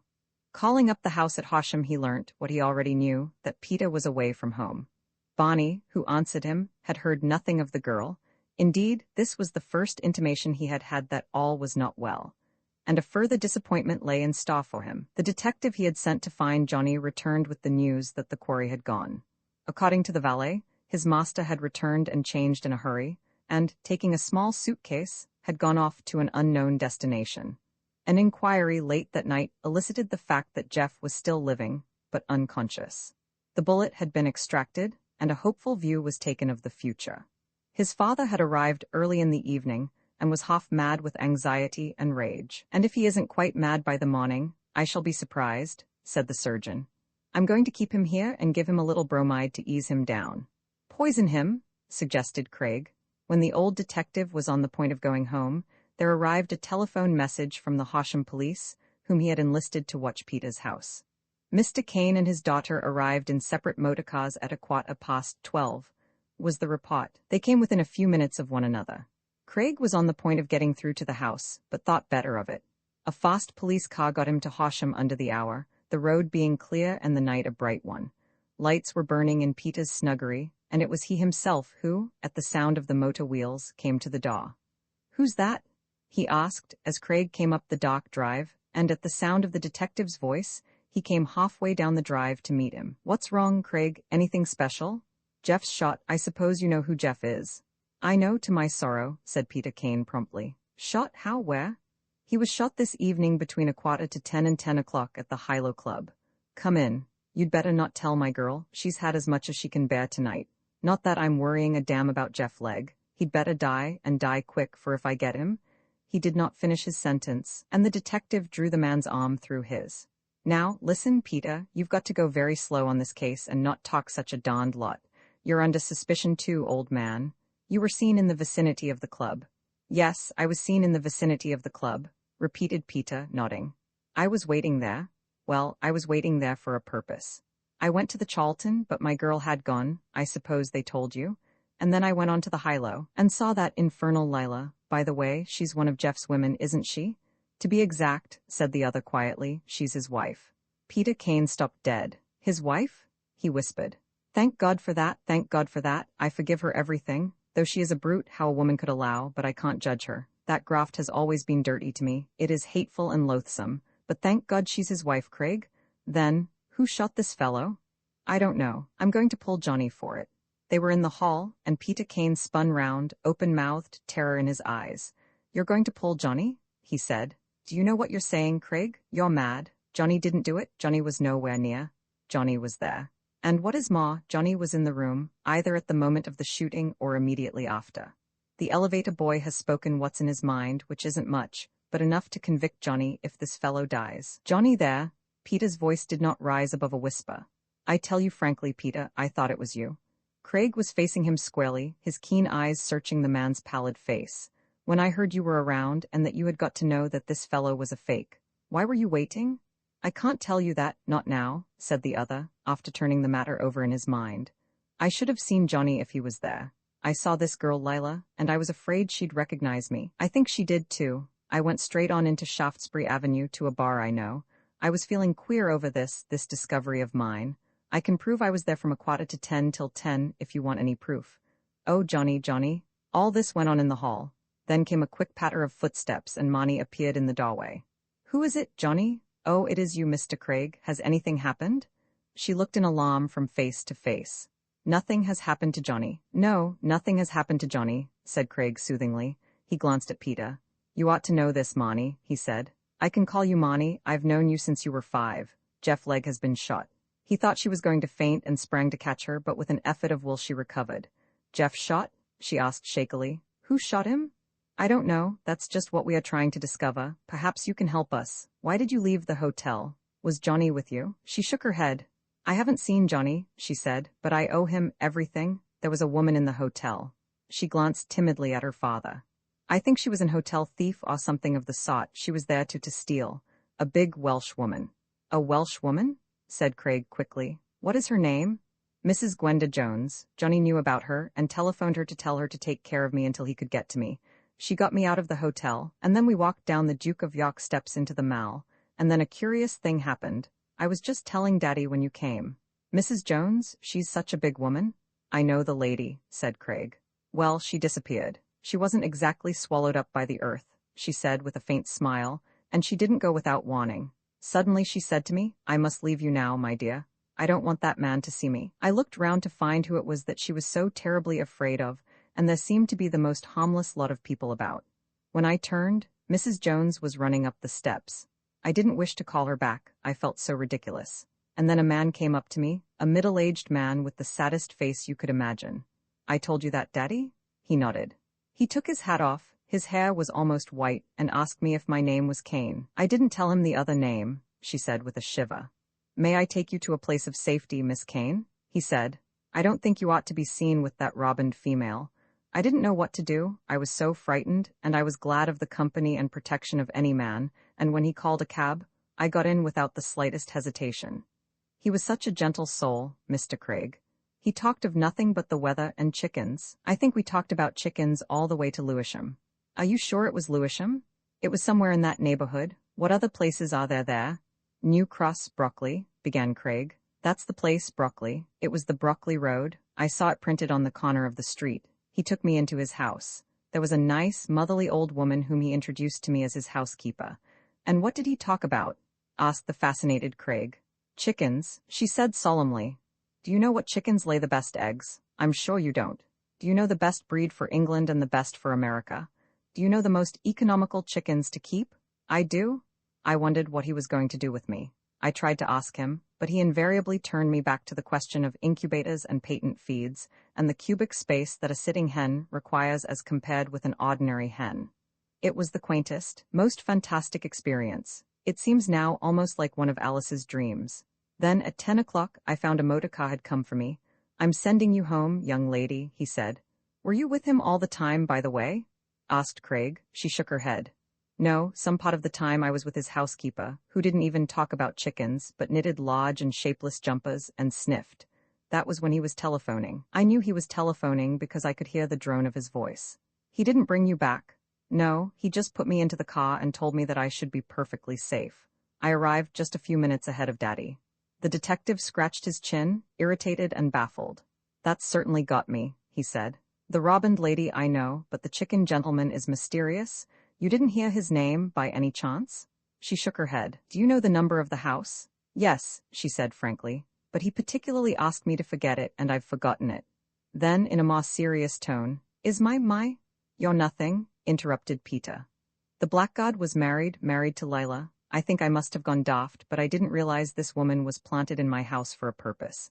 That type of girl wouldn't come at the wages she did if she had been genuine. Bonnie was always suspicious of her, by the way. Have you seen Johnny? The girl asked Craig. No, I haven't seen him, said Craig carefully. I thought of calling on him pretty soon. Then it came to her in a flash, and she gasped. You don't think Johnny shot this man? You can't think that? Of course he didn't shoot him, said Peter loudly.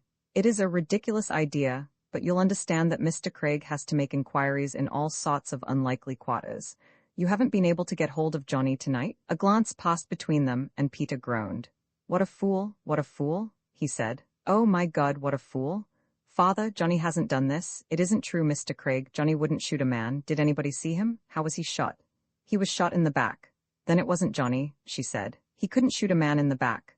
I think, young lady, said Craig with a little smile, that you'd better go to bed and dream about butterflies. You've had a perfect hell of a day, if you'll excuse my language. Say the firm word to her, Peter. Who's that? He turned his head, listening. Bonnie, said Peter. He has a distressing habit of wearing slippers. You can hear him miles away. He's opening the door to somebody, one of your people perhaps. Or he's taking your chauffeur a drink. Bonnie has an enormous admiration for chauffeurs. They represent mechanical genius to him.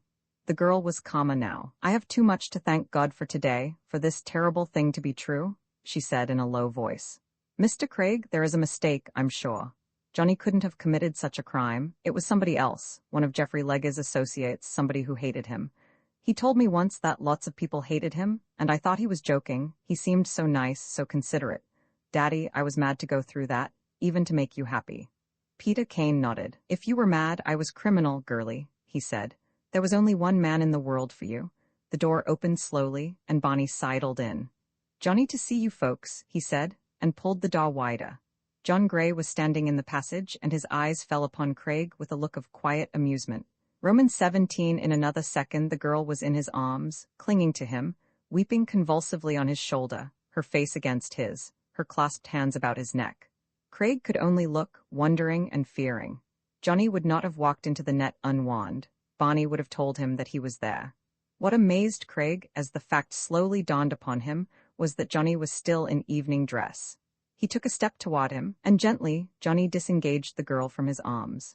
I'd like to see the right cuff of your shirt, Johnny, said Craig, without a word. Gray held up his arm, and the inspector scrutinized the spotless linen, for spotless it was. No sign of a stain was visible. Either somebody's doing some tall lying, or you're being extraordinarily clever, Johnny. I'll see that other cuff if I may. The second scrutiny produced no tangible result. Didn't you go home and change tonight? No, I haven't been near my flat, he said. Craig was staggered. But your man said that you came in, changed, took a suitcase and went away. Then Parker has been drinking, was the calm reply. I have been enjoying the unusual experience of dining with the detective officer who was responsible for my holiday in Devonshire. Craig took a step back. With Inspector Flaherty? He asked. Johnny nodded. With the good Inspector Flaherty, we have been exchanging confidences about our mutual acquaintances. But who was it went to your flat? Asked the bewildered Craig. My double. I've always contended that I have a double, said Johnny serenely. He stood in the center of the astounded group. Into Monty's heart had crept a wild hope. Johnny, she said, was it this man who committed the crime for which you were punished? To her disappointment he shook his head. No, I am the gentleman who was arrested and sent to Dartmoor. My double stops short of these unpleasant experiences, and I can't say that I blame him. But do you mean to say that he deceived your servant? Apparently, said Johnny, turning again to the detective who had asked the question. I take your word of course, Johnny, as an individual. Johnny chuckled. I like the pretty distinction. As an official, you want corroboration. Very well, that is not hard to get. If you take me back to Flaherty, he will support all I have told you. Peter and the detective had the good taste to allow him to take leave of the girl without the embarrassment of their presence. It beats me, utterly beats me. Have you ever heard of this before, Peter? That Johnny had a double? No, I can't say that I have. He may have invented the story for the sake of the girl, but there is the fact, he's in evening dress, whilst his servant distinctly described him as wearing a gray tweed suit. There is no mark of blood on his cuff, and I'm perfectly certain that Stevens wouldn't have tried to get Johnny in bad. He is very fond of the boy. Of course, he may be spinning this yarn for the sake of Monty, but it'll be easy enough to corroborate. I'll use your phone, Peter, he said suddenly. I've got Flaherty's number in my book. The biggest surprise of the evening came when a sleepy voice, undeniably Flaherty's, answered him. Craig speaking. Who have you been dining with tonight, Flaherty? You don't mean to tell me that you've called me up in the middle of the night, began the annoyed Irishman, to ask me who I've been dining with? This is serious, Flaherty, I want to know. Why, with Johnny, of course, Johnny Gray. I asked him to come to dinner. What time did he leave you? Nearer 11 than 10, was the reply. No, it was after 11, and he was with you all that time. He didn't leave for a quarter of an hour. Not for a quarter of a minute. We just talked and talked. Craig hung up the receiver and turned away from the instrument, shaking his head. Any other alibi would have hanged you, Johnny, but Flaherty's the straightest man in the CID. In view of what followed when Johnny reached his flat in the early hours of the morning, this testimony to the integrity of Inspector Flaherty seemed a little misguided. Nobody else been here? No, sir, said Parker. What did you do with the shirt I took off? I cut off the cuffs and burnt them, sir. I did it with a great pleasure, because the rounded corner cuff is just a little démodé, if you do not mind my saying so, just a little, how shall I call it? Theatrical. The rest of the shirt, sir, said Parker deferentially, I am wearing. It is rather warm to wear 2 shirts, but I could think of no other way of disposing of it, sir. Shall I put your bath ready? Johnny nodded. If you will forgive the impertinence, did you succeed in persuading the gentleman you were going to see to support your statement? Flaherty? Oh yes, Flaherty owes me a lot. Good night, Parker. Good night, sir. I hope you sleep well. May I take that pistol out of your pocket, sir? It is spoiling the set of your trousers. Thank you very much. He took the Browning gingerly between his finger and thumb and laid it on Johnny's writing table. You don't mind my being up a little late, sir? He said. I think I would like to clean this weapon before I retire. Roman 18 Jeff Legg reclined in a long cane chair on a lawn which stretched to the edge of a cliff.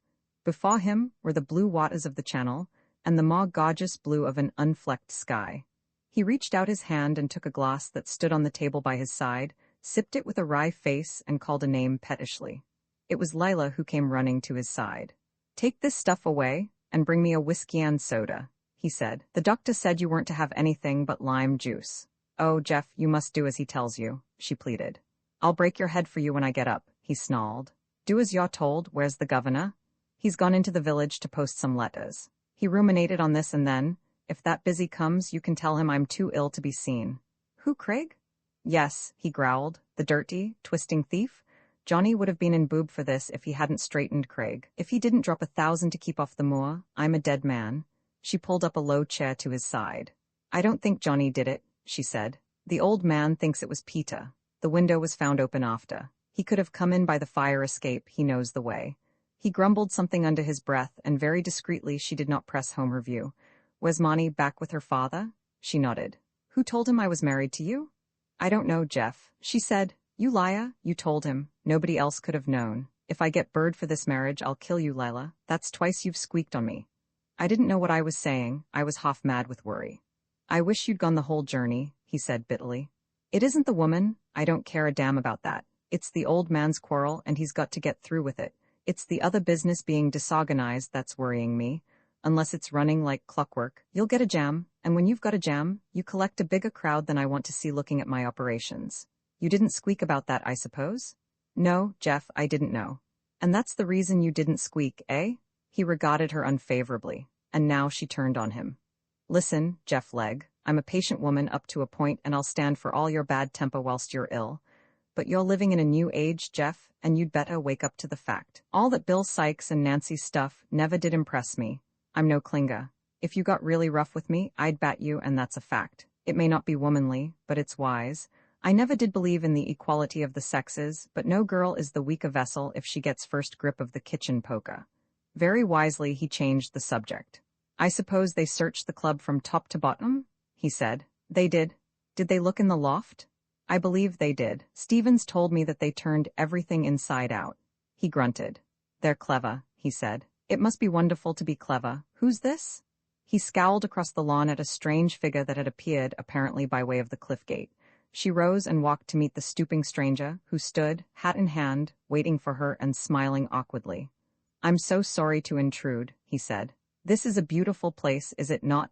If I remember rightly, this is the Delsey vicarage. I used to know the vicar, a very charming man. I suppose you have taken the house from him?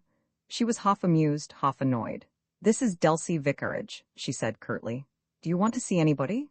I wanted to see Mr. Jeffrey. He screwed up his eyes and stared at the sky, as though trying to withdraw from some obscure cell of memory a name that would not come without special effort. Mr. Jeffrey Legg, that is the name, Mr. Jeffrey Legg. He is very ill and can't be seen. I'm sorry to hear that, said the stranger, his mild face expressing the intensest sympathy. Very sorry indeed. He fixed his big, round glasses on the tip of his nose for effect apparently, because he looked over them at her. I wonder if he would see me for just a few minutes. I've called to inquire about his health. What is your name? She asked. Rita, J.G. Rita. The girl felt her color go and turned quickly. I will ask him, she said. Jeff heard the name and pursed his lips. That's the man the bank are running, or maybe it's the government to trail me, he said in a low tone. Slip him along, Lila. Mr. Rita was beckoned across the lawn and came with quick, mincing steps. I'm so sorry to see that you're in such a deplorable condition, Mr. Legg, he said. I hope your father is well. Oh, you've met the old man, have you? Said Geoffrey in surprise. Mr. Rita nodded. Yes, I have met your father, he said. A very entertaining and a very ingenious man. Very? The last word was spoken with emphasis. Jeff was silent at this tribute to his parents' amiability.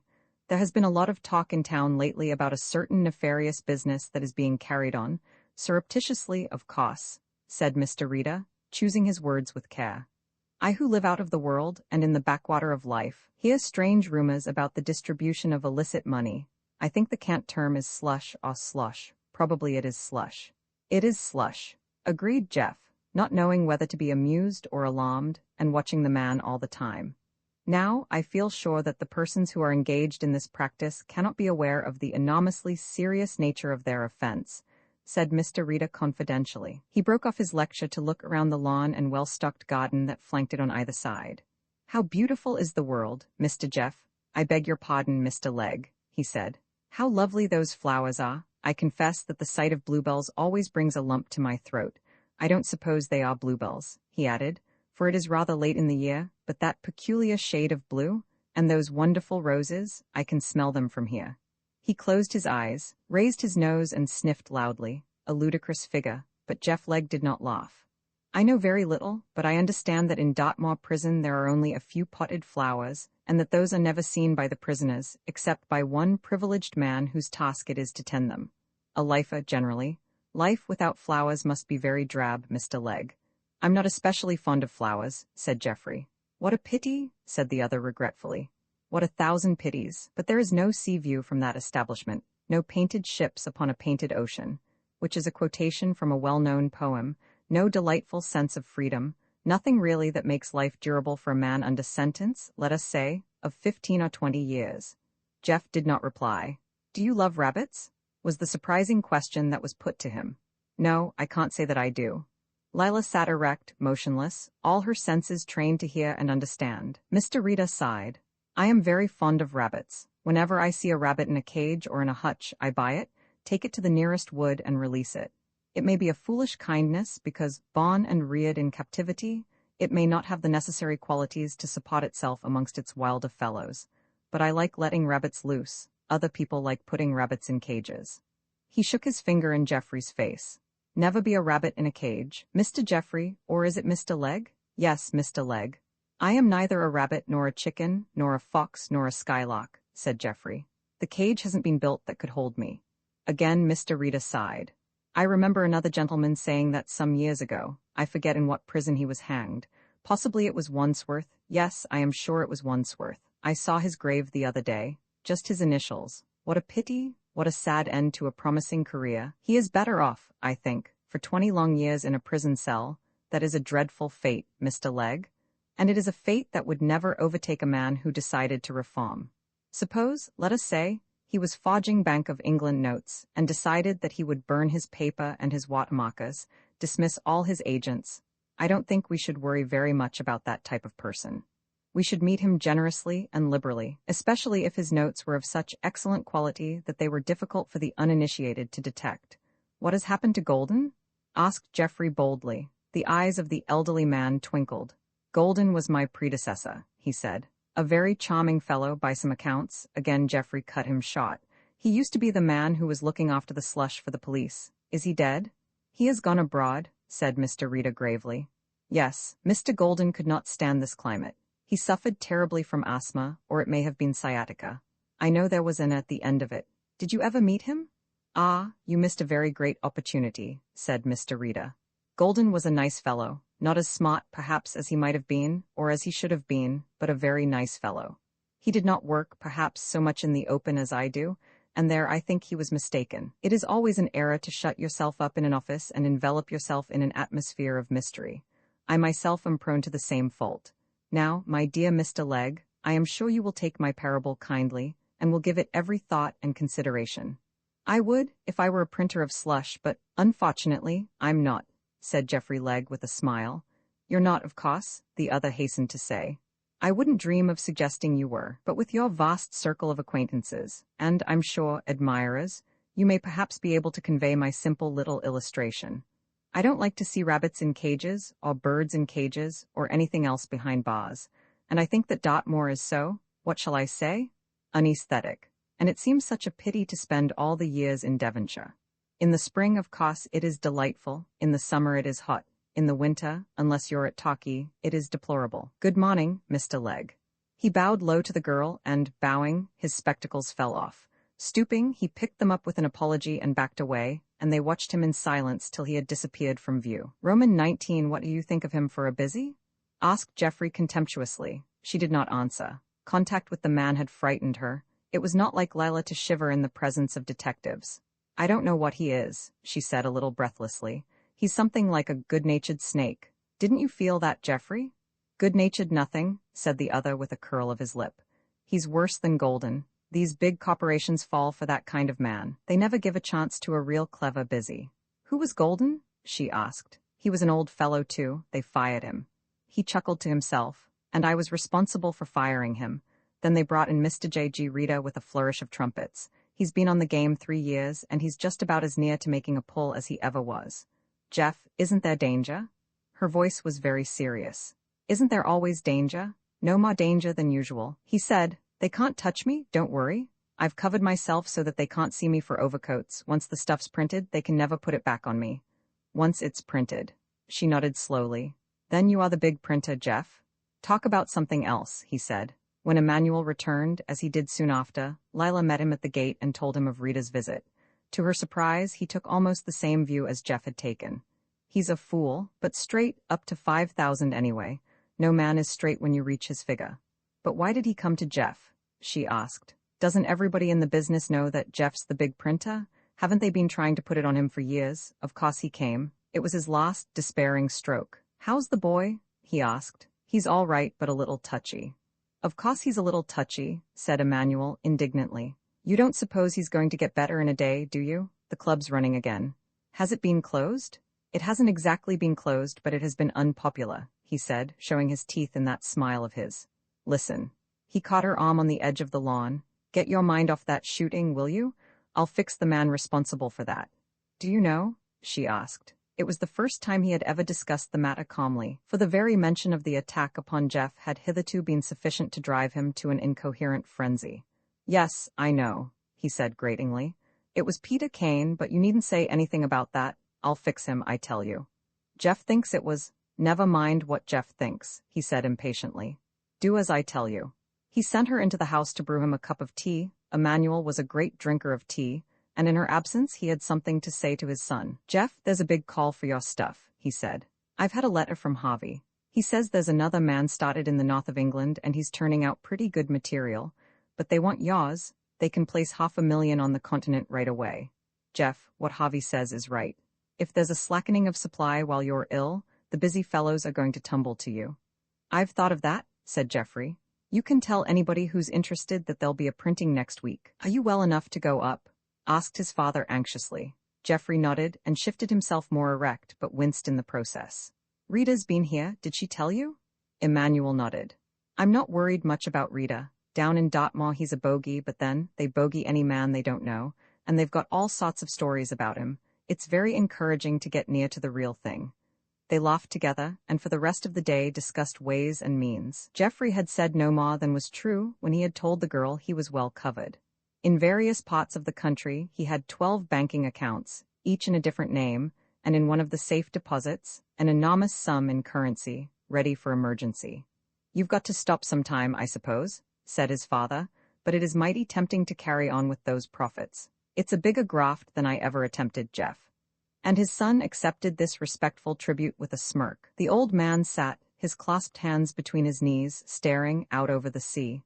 It has got to end some day, and that would be a fine end, but I can't quite see how it could be done. What are you talking about? Asked the other curiously. I'm thinking about Peter, the respectable Mr. Peter Kane. Not quite so respectable in that girl's eyes as he used to be, but respectable enough to have busies to dinner, and that crook, Johnny Gray. Johnny will marry the girl Jeff. Geoffrey Legg winced. She can marry the devil so far as I'm concerned, he said.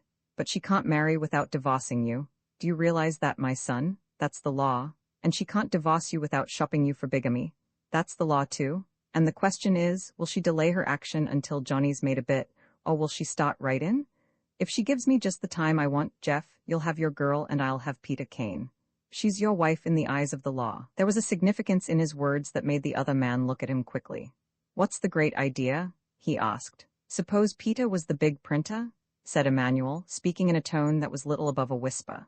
Suppose he was caught with the goods, it could be done. I don't mean by planting the stuff in his house. Nobody would accept that, but getting him right on the spot so that his best friend at Scotland Yard couldn't save him? How's that for an idea? It couldn't be done, said the other immediately. Oh, couldn't it? Sneered Emmanuel. You can do any old thing you want if you make up your mind to do it, or if you're game to do it.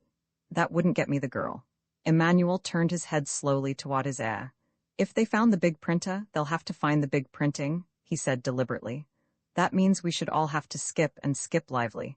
We might have a few hours start, and in these days of aeroplanes, 3 hours is 400 miles. Jeff, if we are caught, and they guess I've been in this printing all the time, I shall never see outside again, and you'll go down for life. They can't give you any worse than that, not if you took the girl away with you. By force? Asked the other in surprise. The idea had not occurred to him. The father nodded. If we have to skip, that's the only thing for you to do, son. It's no offense, remember that. She's your wife. He looked to left and right, to see if there was the faintest shadow of a chance that he would be overheard, and then, suppose we ask Peter and his girl and Johnny Gray to dinner? A nice little dinner party, eh? Where? Asked the other suspiciously. In room 13, said Emmanuel Legg. In room 13, Jeff boy, a nice little dinner. What do you think? And then 2 whiffs of sleep stuff. You're mad, said the other angrily. What's the good of talking that way? Do you think he's going to come to dinner and bring his girl? Oh, you're nutty to think it. Trust me, said Emmanuel Legg. Roman 2 days later, Johnny Gray was summoned to the governor's office and heard the momentous news. Gray, I have good news for you. You ought to be released immediately. I have just had the authority. Johnny inclined his head. Thank you, sir, he said.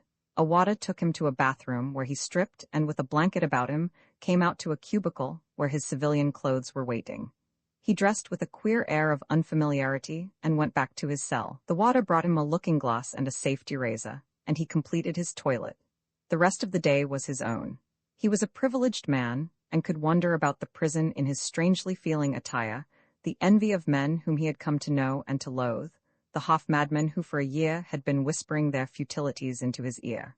As he stood there in the hall at a loose end, the door was flung open violently, and a group of men staggered in.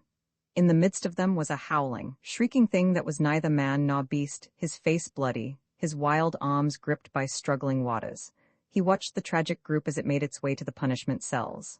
Fenner, said somebody under his breath. He cushed a screw, but they can't give him another bashing. Isn't Fenner that 12-year man that's doing his full time? Asked Johnny, remembering the convict. And he's going out tomorrow, too? That's him, said his informant, one of the hall sweepers. He'd have got out with 9, but old Legg reported him.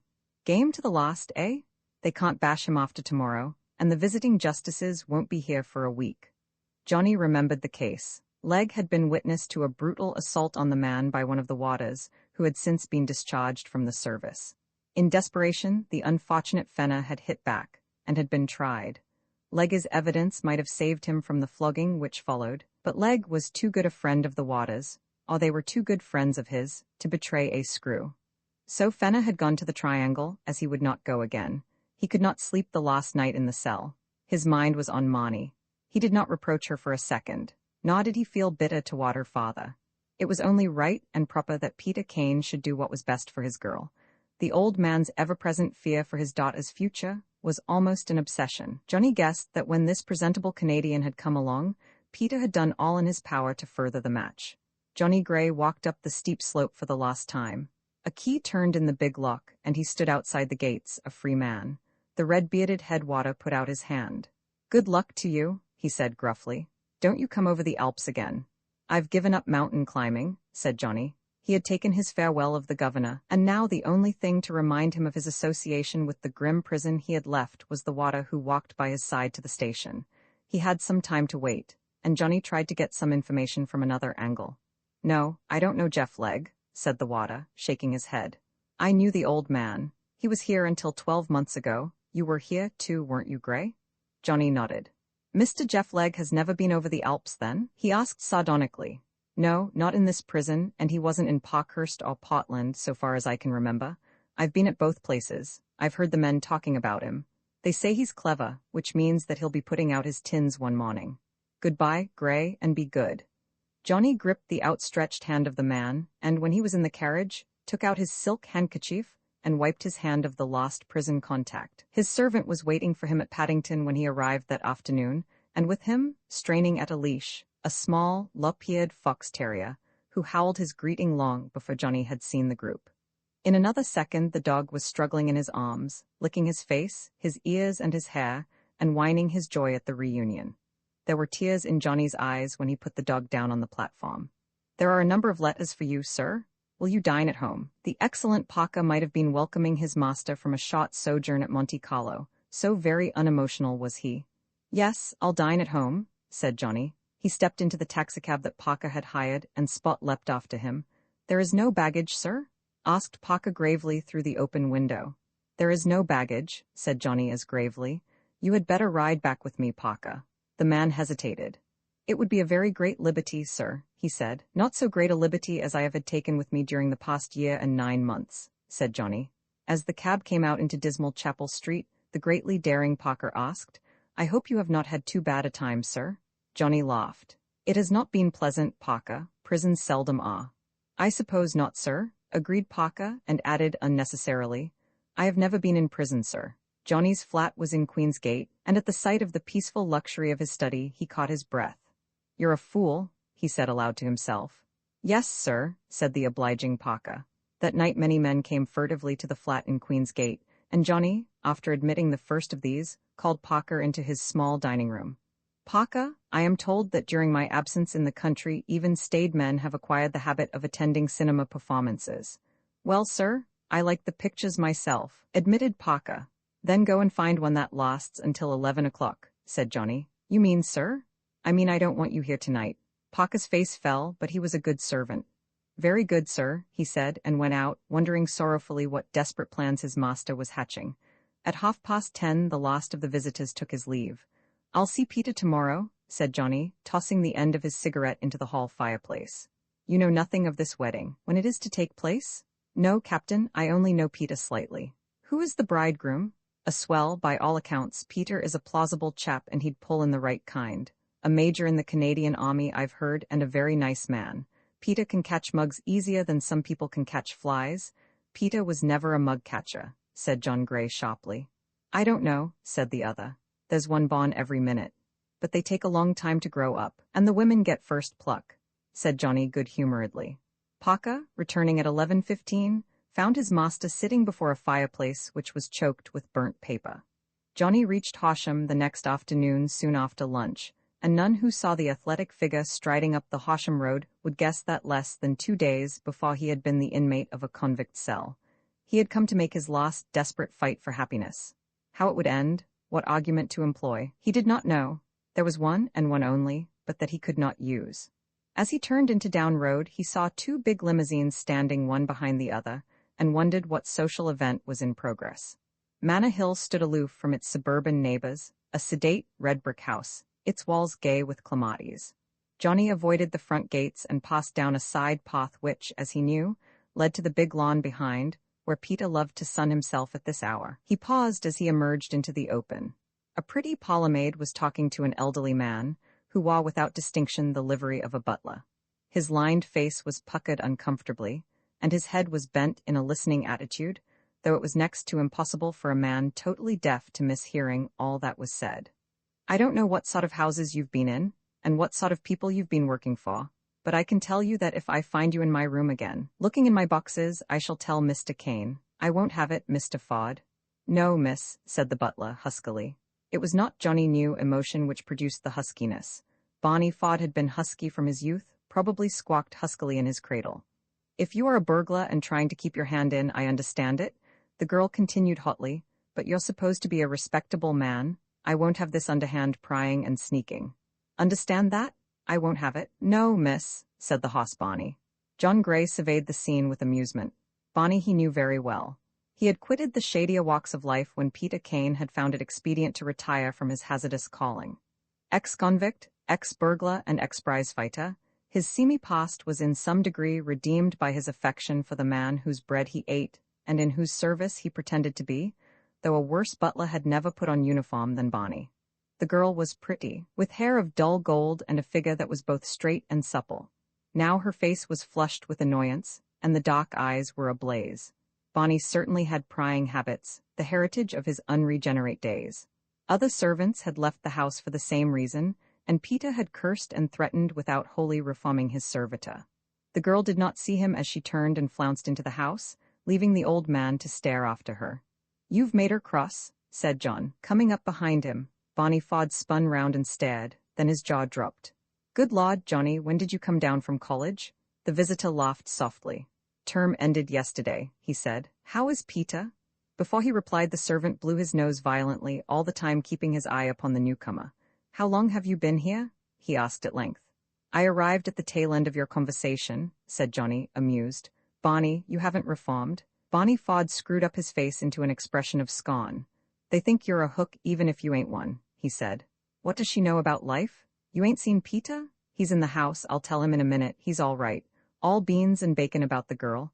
That fellow adores the ground she walks on. It's not natural, being fond of your kids like that. I never was." He shook his head despairingly. "There's too much lovey-dovey and not enough strap nowadays. Spare the rod and spoil the child, as the good old poet says." John Gray turned his head at the sound of a foot upon a stone step. It was Peter, Peter radiant yet troubled, straight as a ramrod for all his 60 years and white hair. He was wearing a morning coat and pearl-gray waistcoat, an innovation. For a second he hesitated, the smile struck from his face, frowning, and then he came quickly, his hand outstretched. "Well, Johnny boy, had a rotten time." His hand fell on the young man's shoulder. His voice had the old pleasure of pride and affection. "Fairly rotten," said Johnny, "but any sympathy with me is wasted. Personally, I prefer Dartmoor to Parkhurst. It is more robust, and there are fewer imbeciles." Peter took his arm and led him to a chair beneath the big Japanese umbrella planted on the lawn. There was something in his manner, a certain awkwardness which the newcomer could not understand. "Did you meet anybody there that I know?" "Johnny boy." "Leg," said the other laconically, his eyes on Peter's face. "That's the man I'm thinking of. How is he?" The tone was careless, but Johnny was not deceived. Peter was intensely interested. "He's been out 6 months, didn't you know?" The other's face clouded. "Out 6 months, are you sure?" Johnny nodded. "I didn't know." "I should have thought you would have heard from him," said John quietly. "He doesn't love you?" Peter's slow smile broadened. "I know he doesn't. Did you get a chance of talking with him?" "Plenty of chances. He was in the laundry, and he straightened a couple of screws so that he could do what he liked. He hates you, Peter. He says you shopped him." "He's a liar," said Peter calmly. "I wouldn't shop my worst enemy. He shopped himself." "Johnny, the police get a reputation for smartness, but the truth is, every other criminal arrests himself. Criminals aren't clever. They wear gloves to hide fingerprints, and then write their names in the visitor's book. Leg and I smashed the strongroom of the Osonic and got away with £120,000 in American currency. It was the last job I did. It was dead easy getting away, but Emmanuel started boasting what a clever fellow he was, and he drank a bit. An honest man can drink and wake up in his own bed, but a crook who drinks says good morning to the jailer." He dropped the subject abruptly, and again his hand fell on the younger man's shoulder. "Johnny, you're not feeling sore, are you?" Johnny did not answer. "Are you?" And now the fight was to begin. John Gray steeled himself for the fall-on hope. "About Monty? No, only, old boy, I had to do it." Peter's voice was urgent, pleading. "You know what she is to me. I liked you well enough to take a chance, but after they dragged you, I did some hard thinking. It would have smashed me, Johnny, if she'd been your wife then. I couldn't bear to see her cry even when she was quite a little baby. Think what it would have meant to her. It was bad enough as it was. And then this fellow came along, a good, straight, clean, cheery fellow, a gentleman. And well, I'll tell you the truth, I helped him. You'll like him. He's the sort of man anybody would like. And she loves him, Johnny." There was a silence. "I don't bear him any ill will. It would be absurd if I did. Only, Peter, before she marries, I want to say, before she marries?" Peter Kane's voice shook. "John, didn't Bonnie tell you? She was married this morning." Roman 20 walking down Regent Street one morning, Johnny Gray saw a familiar face. A man standing on the curb selling penny trinkets. The face was oddly familiar, but he had gone on a dozen paces before he could recall where he had seen him before, and turned back. The man knew him. At any rate, his uncouth features twisted in a smile. "Good morning, my lord," he said. "What about a toy balloon for the baby?"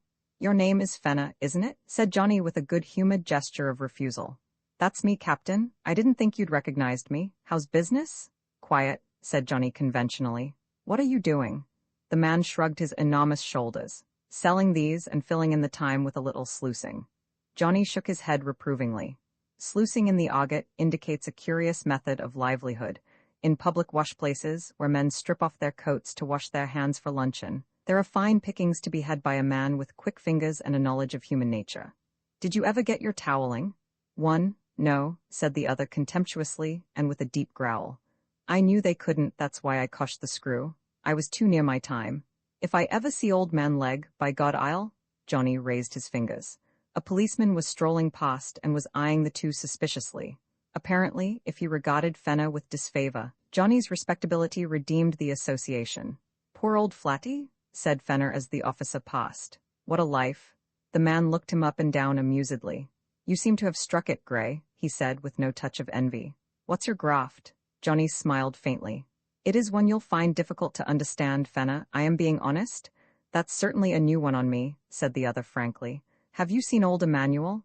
His voice was now quite calm. Great fellow, Emmanuel. And young Emmanuel, Geoffrey. What a lad. There was a glint in his eyes as he scrutinized Johnny that told that young man he knew much more of recent happenings than he was prepared to state, and his next words supported that view. You keep away from the leglock, Captain, he said earnestly. They are no good to anybody, and least of all to a man who's had an education like yours. I owe Leg one, and I'll get him, but I'm not thinking about that so much as young Jeff. You're the fellow he would go after, because you dress like a swell and you look like a swell. The very man to put slush about without anybody tumbling. The big printer, eh? Said Johnny with that quizzical smile of his. The big printer, repeated the other gravely. And he is a big printer. You hear all sorts of lies down on the moor, but that's true. Jeff's got the biggest graft that's ever been worked in this country. They'll get him sooner or later, because there never was a crook game yet that hadn't got a squeak about it somewhere. And the squeak has started, judging by what I can read in the papers. Who shot him? He asked bluntly. Johnny shook his head. That is what is known as a mystery, he said, and seeing the man's eyes keenly searching his face, he laughed aloud. It wasn't me, Fenner, I'll assure you on that point. And as to me being a friend of Jeff, he made a wry little face. That isn't like me either. How are you off for money? Rotten, said the other laconically, and Johnny slipped a couple of treasury notes onto the tray. He was turning away when the man called him back. Keep out of boob, he said significantly.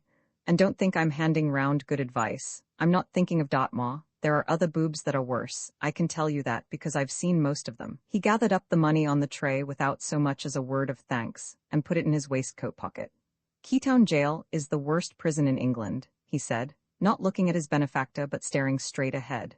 The very worst, don't forget that, Gray. Keytown Prison is the worst boob in England, and if you ever find yourself there, do something to get out. So long?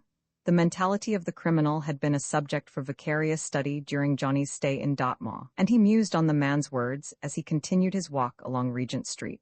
Here was a man offering advice which he himself had never taken. The moral detachment of old lags was no new phenomenon to Johnny. He had listened for hours to the wise admonitions and warnings of convicts, who would hardly be free from the fusty cell of the prison before they would be planning new villainies, new qualifications for their return. He had never heard of Keytown Jail before, but it was not remarkable that Fenner should have some special grudge against a particular jail. The criminal classes have their likes and their dislikes. They loathed Wandsworth and preferred Pentonville, or vice versa, for no especial reason. There were those who swore by Parkhurst, others regarded Dartmoor as home, and bitterly resented any suggestion that they should be transferred to the island prison. So musing, he bumped into Craig. The collision was not accidental, for Craig had put himself in the way of the abstracted young man. What are you planning, Johnny? A jewel robbery, or just ringing the changes on the Derby favorite? Johnny chuckled. Neither. I was at that moment wondering what there was particularly bad about Keytown Jail. Where is Keytown Jail, by the way? Keytown? I don't remember. Oh, yes, I do. Just outside Oxford. Why? Somebody was telling me it was the worst prison in England. They are all the worst, Johnny, said Craig. And if you're thinking out a summer holiday, I can't recommend either. Keytown was pretty bad, he admitted. It is a little country jail, but it is no longer in the prison commissioner's hands. They sold it after the war when they closed down so many of these little prisons.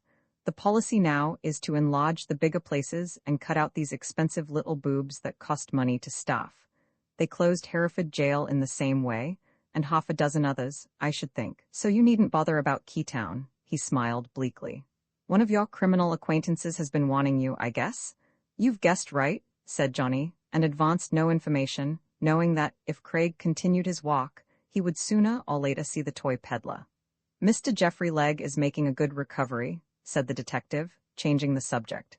And there are great rejoicings at Scotland Yard. If there is one man we want to keep alive until he is hanged in a scientific and lawful manner, it is Mr. Geoffrey Legg. I know what you're going to say. We've got nothing on him. That is true. Geoffrey has been too clever for us. He has got his father skinned to death in that respect. He makes no mistakes, a rare quality in a forger. He carries no slush, keeps none in his lodgings. I can tell you that because we've pulled him in twice on suspicion, and searched him from occiput to tendo Achilles. Forgive the anatomical terms, but anatomy is my hobby. Hallo? He was looking across the street at a figure which was not unfamiliar to Johnny. Mr. Rita wore a shabby frock coat and a somewhat untidy silk hat on the back of his head. Beneath his arm he carried a partially furled umbrella. His hands, covered in gray cotton gloves at a distance, Johnny thought they were suede, were clasped behind him. His spectacles were, as usual, so far down his nose that they seemed in danger of slipping over. Do you know that gentleman? Man named Rita, isn't it? He's a busy. Craig's lips twitched. He's certainly a busy of sorts, he said dryly, but not of our sort. He is a bankman, isn't he? Asked Johnny, watching Mr. Rita's slow and awkward progress. He is in the employ of the bank, said the detective, and he's not such a fool as he looks, I happen to know. He was down seeing young Legg yesterday. I was curious enough to put a man on to trail him, and he knows more about young Legg than I gave him credit for. When Johnny parted from the detective, Mr. Rita had passed out of sight. Crossing Piccadilly Circus, however, he saw the elderly man waiting in a bus queue, and interestedly stood and watched him until the bus arrived, and Mr. Rita boarded the machine and disappeared into its interior. As the bus drew away, Johnny raised his eyes to the destination board and saw that it was Victoria. I wonder, said Johnny, speaking his thought aloud. For Victoria is the railway station for Horsham. Roman 21. Mr. Rita descended from the bus at Victoria Station, bought a third-class return ticket to Horsham, and going on to the bookstall, purchased a copy of The Economist and The Poultry World, and thus fortified for the journey, passed through the barrier, and finding an empty carriage, ensconced himself in one corner. From thence onward, until the train drew into Horsham Station, he was apparently alternately absorbed in the eccentricities of Wyandottes and the fluctuations of the mark. There were many cabs at the station, willing and anxious to convey him to his destination for a trifling sum. But apparently Mr. Rita was deaf to all the urgent offers which were made to him, for he looked through the taximen, or over their heads, as though there were no such things as grim mechanicians or drivers of emaciated horses, and, using his umbrella as a walking stick, he set out to walk the distance intervening between the station and Peter Kane's residence. Peter was in his snuggery, smoking a meditative cigar, when Bonnie came in with the news. There's an old guy wants to see you, Peter. I don't know who he is, but he says his name's Rita. Peter's brows met. Rita? He said sharply. What sort of man is he?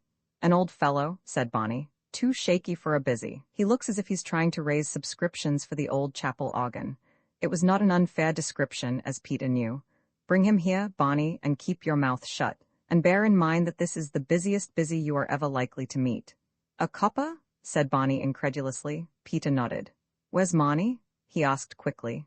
Up in her booja, said Bonnie with relish. She's writing letters. She wrote one to Johnny. It started, Dear Old Boy. How do you know? Asked Peter sharply. Because I read it, said Bonnie without shame. I'm a pretty good reader. I can read things upside down, owing to me having been in the printing business when I was a kid. Bring in Mr. Rita, interrupted Peter ominously. And remember, Bonnie, that if ever I catch you reading anything of mine upside down, you will be upside down, and don't argue. Bonnie left the room, uttering a mechanical defiance which such threats invariably provoked. Mr. Rita came in, his shabby hat in one hand, his umbrella in the other, and a look of profound unhappiness on his face. Good morning, Mr. Kane, he said, laying down his impedimenta. What a beautiful morning it is for a walk. It is a sin and a shame to be indoors on a day like this. Give me a garden with roses, if I may express a preference, and just a faint whiff of heliotrope. You'd like to see me in the garden, eh? Said Peter. Perhaps you're wise. Bonnie, his inquisitive ears glued to the keyhole, cursed softly. I was in a garden yesterday, murmured Mr. Rita, as they walked across the lawn toward the sunken terraces. Such a lovely garden. One bed was filled with blue flowers. There is something about a blue flower that brings a lump into my throat. Rhododendrons infuriate me. I have never understood why. There is that about a clump of rhododendrons which rouses all that is evil in my nature. Daffodils, on the other hand, and especially daffodils intermingled with hyacinths, have a most soothing effect upon me. The garden to which I refer had the added attraction of being on the edge of the sea, a veritable Garden of Eden, Mr. Kane, although, he wagged his head from side to side disparagingly, there were more snakes than is customary.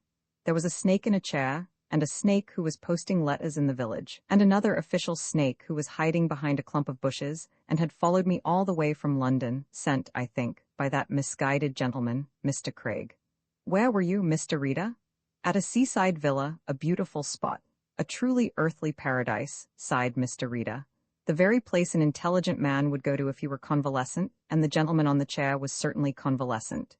You saw Jeff Legg, eh? Sit down. He pointed to the marble bench where Johnny had sat and brooded unhappily on a certain wedding day. I think not, said Mr. Reader, shaking his head as he stared at the marble seat. I suffer from rheumatism, with occasional twinges of sciatica. I think I would rather walk with you, Mr. Kane. He glanced at the hedge. I do not like people who listen. Sometimes one listens and hears too much. I heard the other day of a very charming man who happened to be standing behind a bush, and heard the direful character of his son-in-law revealed. It was not good for him to hear so much. Peter knew that the man was speaking about him, but gave no sign. I owe you something, Mr. Reader, for the splendid way you treated my daughter. Mr. Reader stopped him with a gesture. A very charming girl. A very lovely girl, he said with mild enthusiasm. And so interested in chickens. One so seldom meets with women who take a purely sincere interest in chickens. They had reached a place where it was impossible they could be overheard. Peter, who realized that the visitor would not have called unless he had something important to say, waited for the next move. Mr. Reader returned to the subject of eavesdropping. My friend, if I may call him my friend, who learnt by accident that his son-in-law was an infernal rascal, if you will excuse that violent expression, might have got himself into serious trouble, very serious trouble. He shook his head solemnly. For you see, he went on, my friend, I do hope he will allow me to call him my friend, has something of a criminal past, and all his success has been achieved by clever strategy. Now, was it clever strategy? He did not look at Peter, and his faded eyes surveyed the landscape gloomily. Was it clever of my friend to convey to Mr. Emmanuel Legg the astounding information that at a certain hour, in a certain room, I think its number was 13, but I am not sure, Mr. John Gray was meeting Mr. J.G. Reader to convey information which would result in Emmanuel Legg's son going to prison for a long period of penal servitude? Was it wise to forge the handwriting of one of Emmanuel Legg's disreputable associates and induce the aforesaid Emmanuel to mount the fire escape at the Hilo Club and shoot, as he thought, Mr. John Gray, who wasn't Mr. Gray at all, but his own son? I ask you, was it wise? Peter did not answer. Was it discreet when my friend went to the hotel where his daughter was staying and found her gone, to leave a scribbled note on the floor, which conveyed to Mr. Geoffrey Legg the erroneous information that the young lady was meeting Johnny Gray in room 13 at 9:30? I admit, said Mr. Reader handsomely, that by these clever maneuvers, my friend succeeded in getting Geoffrey Legg just where he wanted him at the proper time, for Geoffrey naturally went to the Hilo Club in order to confront and intimidate his wife. You're a man of the world, Mr. Kane, and I am sure you will see how terribly indiscreet my friend was, for Geoffrey might have been killed. He sighed heavily. His precious life might have been lost, and if the letters were produced at the trial, my friend himself might have been tried for murder. He dusted the arm of his frock coat tenderly. The event had the elements of tragedy, he said, and it was only by accident that Jeff's face was turned away from the door, and it was only by accident that Emmanuel was not seen going out, and it was only by the sheerest and cleverest perjury that Johnny Gray was not arrested. Johnny was not there, said Peter sharply. On the contrary, Johnny was there. Please admit that he was there, pleaded Mr. Reader. Otherwise, all my theories are valueless, and a gentleman in my profession hates to see his theories suffer extinction. I'll not admit anything of the sort, said Peter sharply. Johnny spent that evening with a police officer. It must have been his double. His treble, perhaps, murmured the other. Who knows? Humanity resembles, to a very great extent, the domestic fowl, Gallus domesticus. One man resembles another. It is largely a matter of plumage. He looked up to the sky as though he were seeking inspiration from heaven itself. Mr. Geoffrey Legg has not served you very well, Mr. Kane, he said. In fact, I think he has served you very badly. He is obviously a person without principle or honor, and deserves anything that may come to him. Peter waited, and suddenly the man brought his eyes to the level of his. You must have heard in the course of your travels a great deal about Mr. Legg, he suggested. Possibly more has come to you since this unfortunate, indeed, dastardly, happening, of which I cannot remind you without inflicting unnecessary pain. Now, Mr. Kane, don't you think that you would be rendering a service to human society if I squeaked, said Peter Kane quietly. I'll put your mind at rest on that subject immediately. I know nothing of Geoffrey Legg except that he's a blackguard. But if I did, if I had the key to his printing works, if I had evidence in my pocket of his guilt, he paused. And if you had all these? Asked Mr. Rita gently. I should not squeak, said Peter with emphasis, because that is not the way. A squeak is a squeak, whether you do it in cold blood or in the heat of temper. Again Mr. Rita sighed heavily, took off his glasses, breathed on them and polished them with gentle vigor, and did not speak until he had replaced them. It is all very honorable, he said sadly. This faith and integrity. Again the poultry parallel comes to my mind. Certain breeds of chickens hold together, and have nothing whatever to do with other breeds, and, though they may quarrel amongst themselves, will fight to the death for one another. Your daughter is well, I trust? She is very well, said Peter emphatically. Surprisingly so. I thought she would have a bad time. Here she is.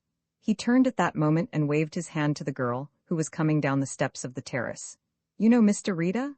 Said Peter as the girl came smiling toward the chicken expert with outstretched hand. Why, of course I know him, she said warmly. Almost you have persuaded me to run a poultry farm? You might do worse, said Mr. Rita gravely.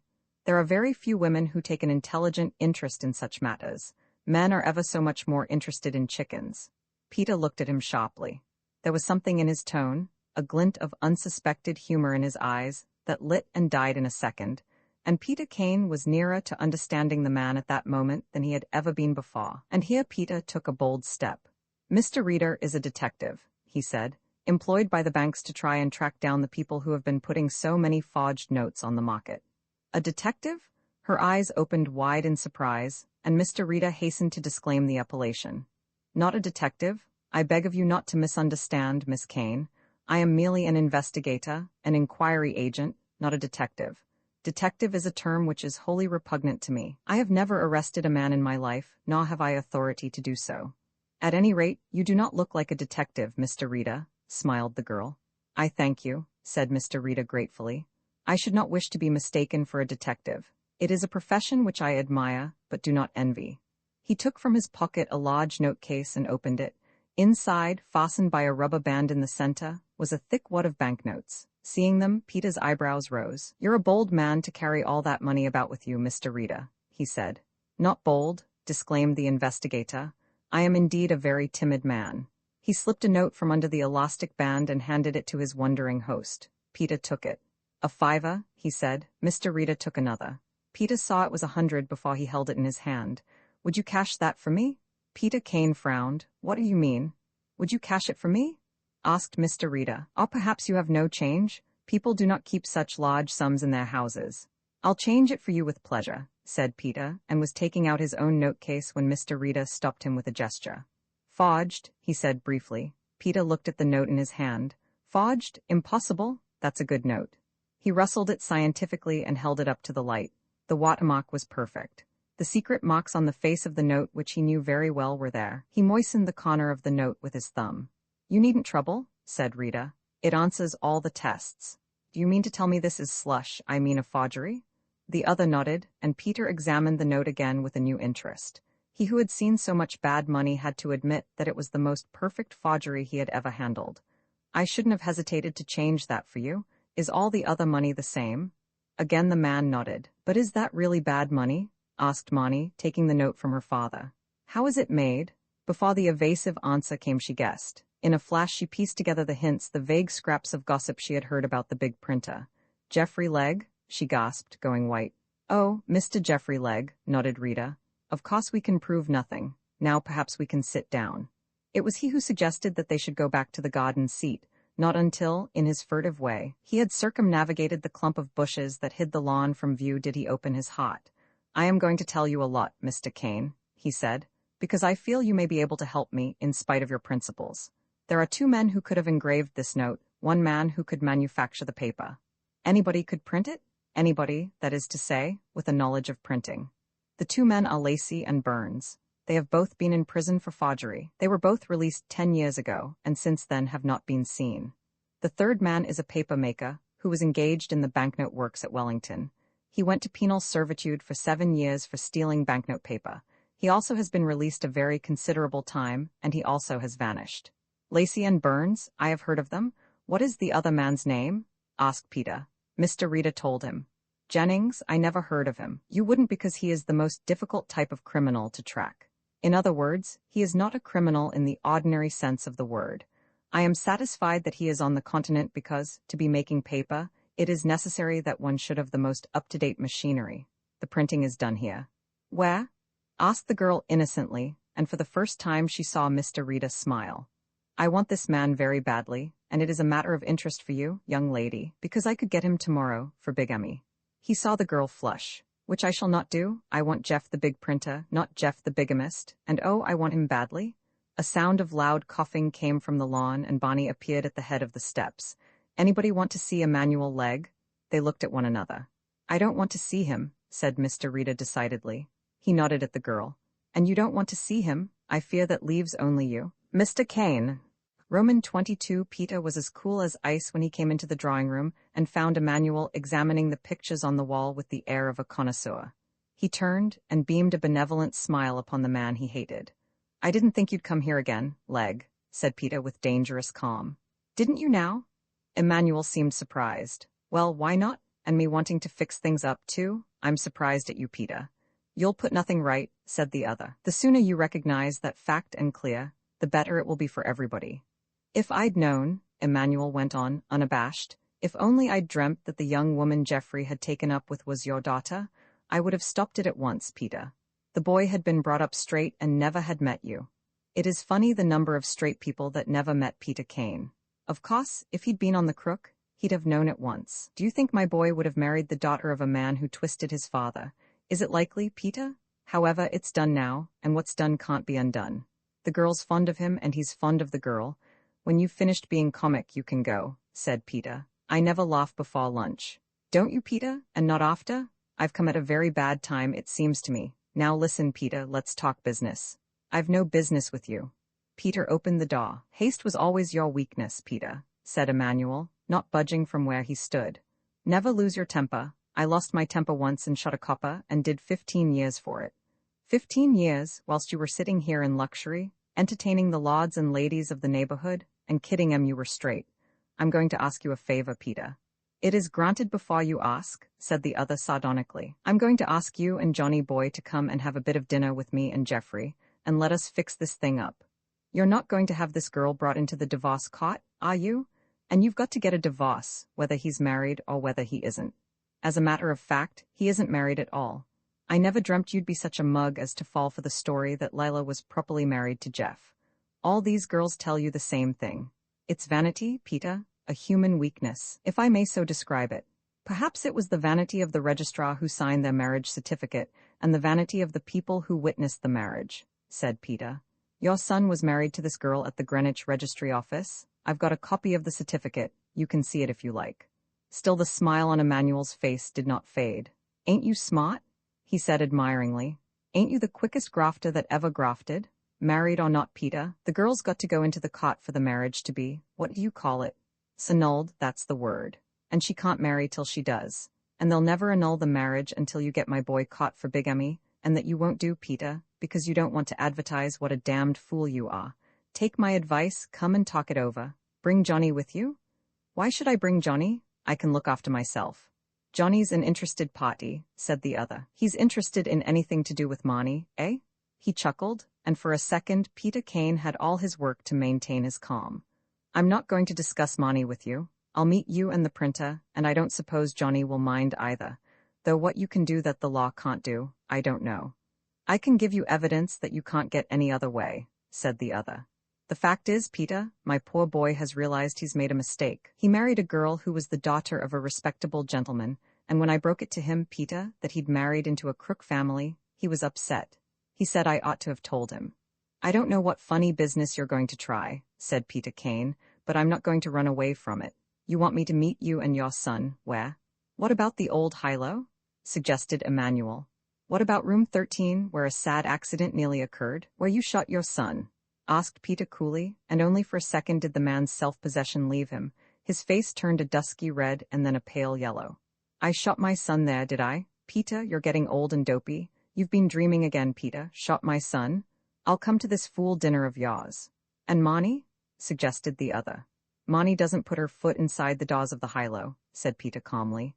You're mad to imagine I would allow that. I can't answer for Johnny, but I'll be there. What about Thursday? Suggested the old man. Any day will suit me, said Peter impatiently. What time do you want us? 8:30, just a snack and a talk. We may as well have a bit of food to make it cheerful, eh, Peter? Remember that dinner we had a few days before we smashed the Southern Bank? That must be 20 years ago. You split fare on that, didn't you? I'll bet you did. I had the money. No taking $1 million and calling it 120,000 pounds, eh, Peter? This time Peter stood by the door, and the jerk of his head told Emmanuel Legge that the moment for persiflage had passed. I want to settle this matter. The earnestness of his manner did not deceive Peter. You see, Peter, I'm getting old, and I want to go abroad and take the boy with me. And I want to give him a chance too. A good-looking lad like that ought to have a chance. For I'll tell you the truth, he's a single man. Peter smiled. You can laugh. He married Layla. You've got a record of that, but have you taken a screw at the divorce list? That takes the grin off your face. They were divorced a year after they were married. Layla got tired of the other man and came back to Jeff. You're a looker-up. Go and look up that. Ask old Rita. Ask him yourself, said Peter. He's in the garden. He had no sooner said the words than he regretted them. Emmanuel was silent for a while. So Rita's here, in the garden, is he? He's come for a squeak. But you can't, because you've nothing to squeak about. What does he want? Why don't you ask him? That fellow spends his life wondering about other people's gardens, grumbled Emmanuel. A disinterested observer might have imagined that Mr. Rita's passion for horticulture was the only grievance against him. He was round my garden yesterday. I dare say he told you. Came worrying poor Jeff to death. But you always were fond of busies, weren't you, Peter? How's your old friend Craig? I can't stand them myself, but then I am a crook. Thursday will suit you, Peter? That gives you 6 days. Thursday will suit me, said Peter. I hope it will suit you. As he came back onto the lawn, Rita and the girl were coming into view up the steps, and without preliminary he told them what had passed. I fear, said Mr. Rita, shaking his head sadly, that Emmanuel is not as truthful a man as he might be. There was no divorce. I was sufficiently interested in the case to look up the divorce court records. He rubbed his chin thoughtfully. I think your dinner party at the high-low, is that the name? Will be an interesting one, he said. Are you sure he did not invite me? And again Peter saw that glint of humor in his eyes. Roman 23 Mr. Emmanuel Legge had a great deal of business to do in London. The closing of the club had sadly interfered with the amenities of the high-low, for many of its patrons and members were, not unnaturally, reluctant to be found on premises subject, at any moment, to the visitation of inquisitive police officers. Stevens, the potter, had been reinstated, though his conduct, in Emmanuel's opinion, had been open to the gravest suspicion. In other ways he was a reliable man, and one whose services were not lightly to be dispensed with. To his surprise, when he had come to admonish the potter, that individual had taken the wind out of his sails by announcing his intention of retiring unless the staff was changed. And he had his way, the staff in question being the elevator boy, Benny. Benny squeaked on me, said Stevens briefly, and I'm not going to have a squeak around. He squeaked to me, my friend, said Emmanuel, showing his teeth unpleasantly. He told me you tried to shield Johnny Gray. He's a member, ain't he? Asked the potter truculently. How do I know what members you want put away and what members you want hidden? Of course I helped the captain, or thought I was trying to help him. That's my job. There was a great deal of logic in this. Benny, the elevator boy, was replaced. Stepping out of the lift, Emmanuel saw the prints of muddy boots in the hall, and they were wet. Who is here? He asked. Nobody in particular. Legge pointed to the footprints. Somebody has been here recently, he said. They're mine, said Stevens without hesitation. I went out to get a cab for Monty Ford. Are there any mats? Snapped Emmanuel. Stevens did not answer. There was a great deal of work for Emmanuel to do. For example, there was the matter of a certain house in Berkeley Square to be cleared off. Though he was no longer in active work, he did a lot of crooked financing, and the house had been taken with his money. It was hired furnished for a year, and it was the intention of his associates to run an exclusive gambling club. Unfortunately, the owner, who had a very valuable collection of paintings and old jewelry, discovered the character of the new tenant a dummy of leg is, and had promptly cancelled the agreement. Roughly, the venture had cost Emmanuel 1,000, and he hated losing good money. It was late that night when he left the club. He was sleeping in town, intending to travel down to his convalescent son by an early train in the morning. It had been raining heavily, and the street was empty when he went out of the club, pulling the collar of his mackintosh about his neck. He had taken 2 strides when a man stepped out of the shadow of a doorway and planted himself squarely in his path. Emmanuel's hand dropped to his pocket, for he was that rarest variety of criminal, an English gunman. "Keep your artillery out of action, leg," said a voice that was strangely familiar. He peered forward, but in the shadow he could not distinguish the stranger's face. "Who are you?" "An old friend of yours," was the reply. "Don't tell me you've forgotten all your pals. Why, you'll be passing a screw in the street one of these days without touching your hat to him." And then it dawned upon Emmanuel. "Oh, you're Fenner, aren't you?" "I'm Fenner," admitted the man. "Who else could I be? I've been waiting to see you, Mr. Emmanuel Legg. I wondered if you would remember a fellow you sent to the Triangle. 15 lashes I had. You've never had a bashing, have you, Legg? It's not so nice as you'd think. When they took me back to my cell and put that big bit of lint on my shoulder, I laid on my face for a week. Naturally, that interfered with my sleeping, though it helped me a whole lot to think. And what I thought was this, Emmanuel, that 1,000 a stroke wouldn't be too much to ask from the man who got it for me." Leggy's lip twisted in a sneer. "Oh, it's the black you're after, is it? £15,000, is that your price? I could do a lot with 15,000, Legg. I can go abroad and have a good time, maybe take a house in the country." "What's the matter with Dartmoor?" snarled Emmanuel. "You'll get no 15,000 from me, not 15,000 cents, not 15,000 grains of sand. Get out of my way." He lurched forward and the man slipped aside. He had seen what was in the old man's hand.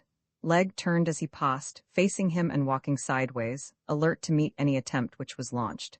"That's a pretty gun of yours, Legg," drawled the convict. "Maybe I shall meet you one of these days when you won't be in a position to pull it." A thought struck Emmanuel Legg, and he walked slowly back to the man, and his tone was mild, even conciliatory. "What's the good of making a fuss, Fenner? I didn't give you away. 6 people saw you cosh that screw." "But 6 didn't come forward, did they?" asked Fenner wrathfully. "You were the only prisoner, there was not a screw in sight." "That's a long time ago," said Emmanuel after a pause.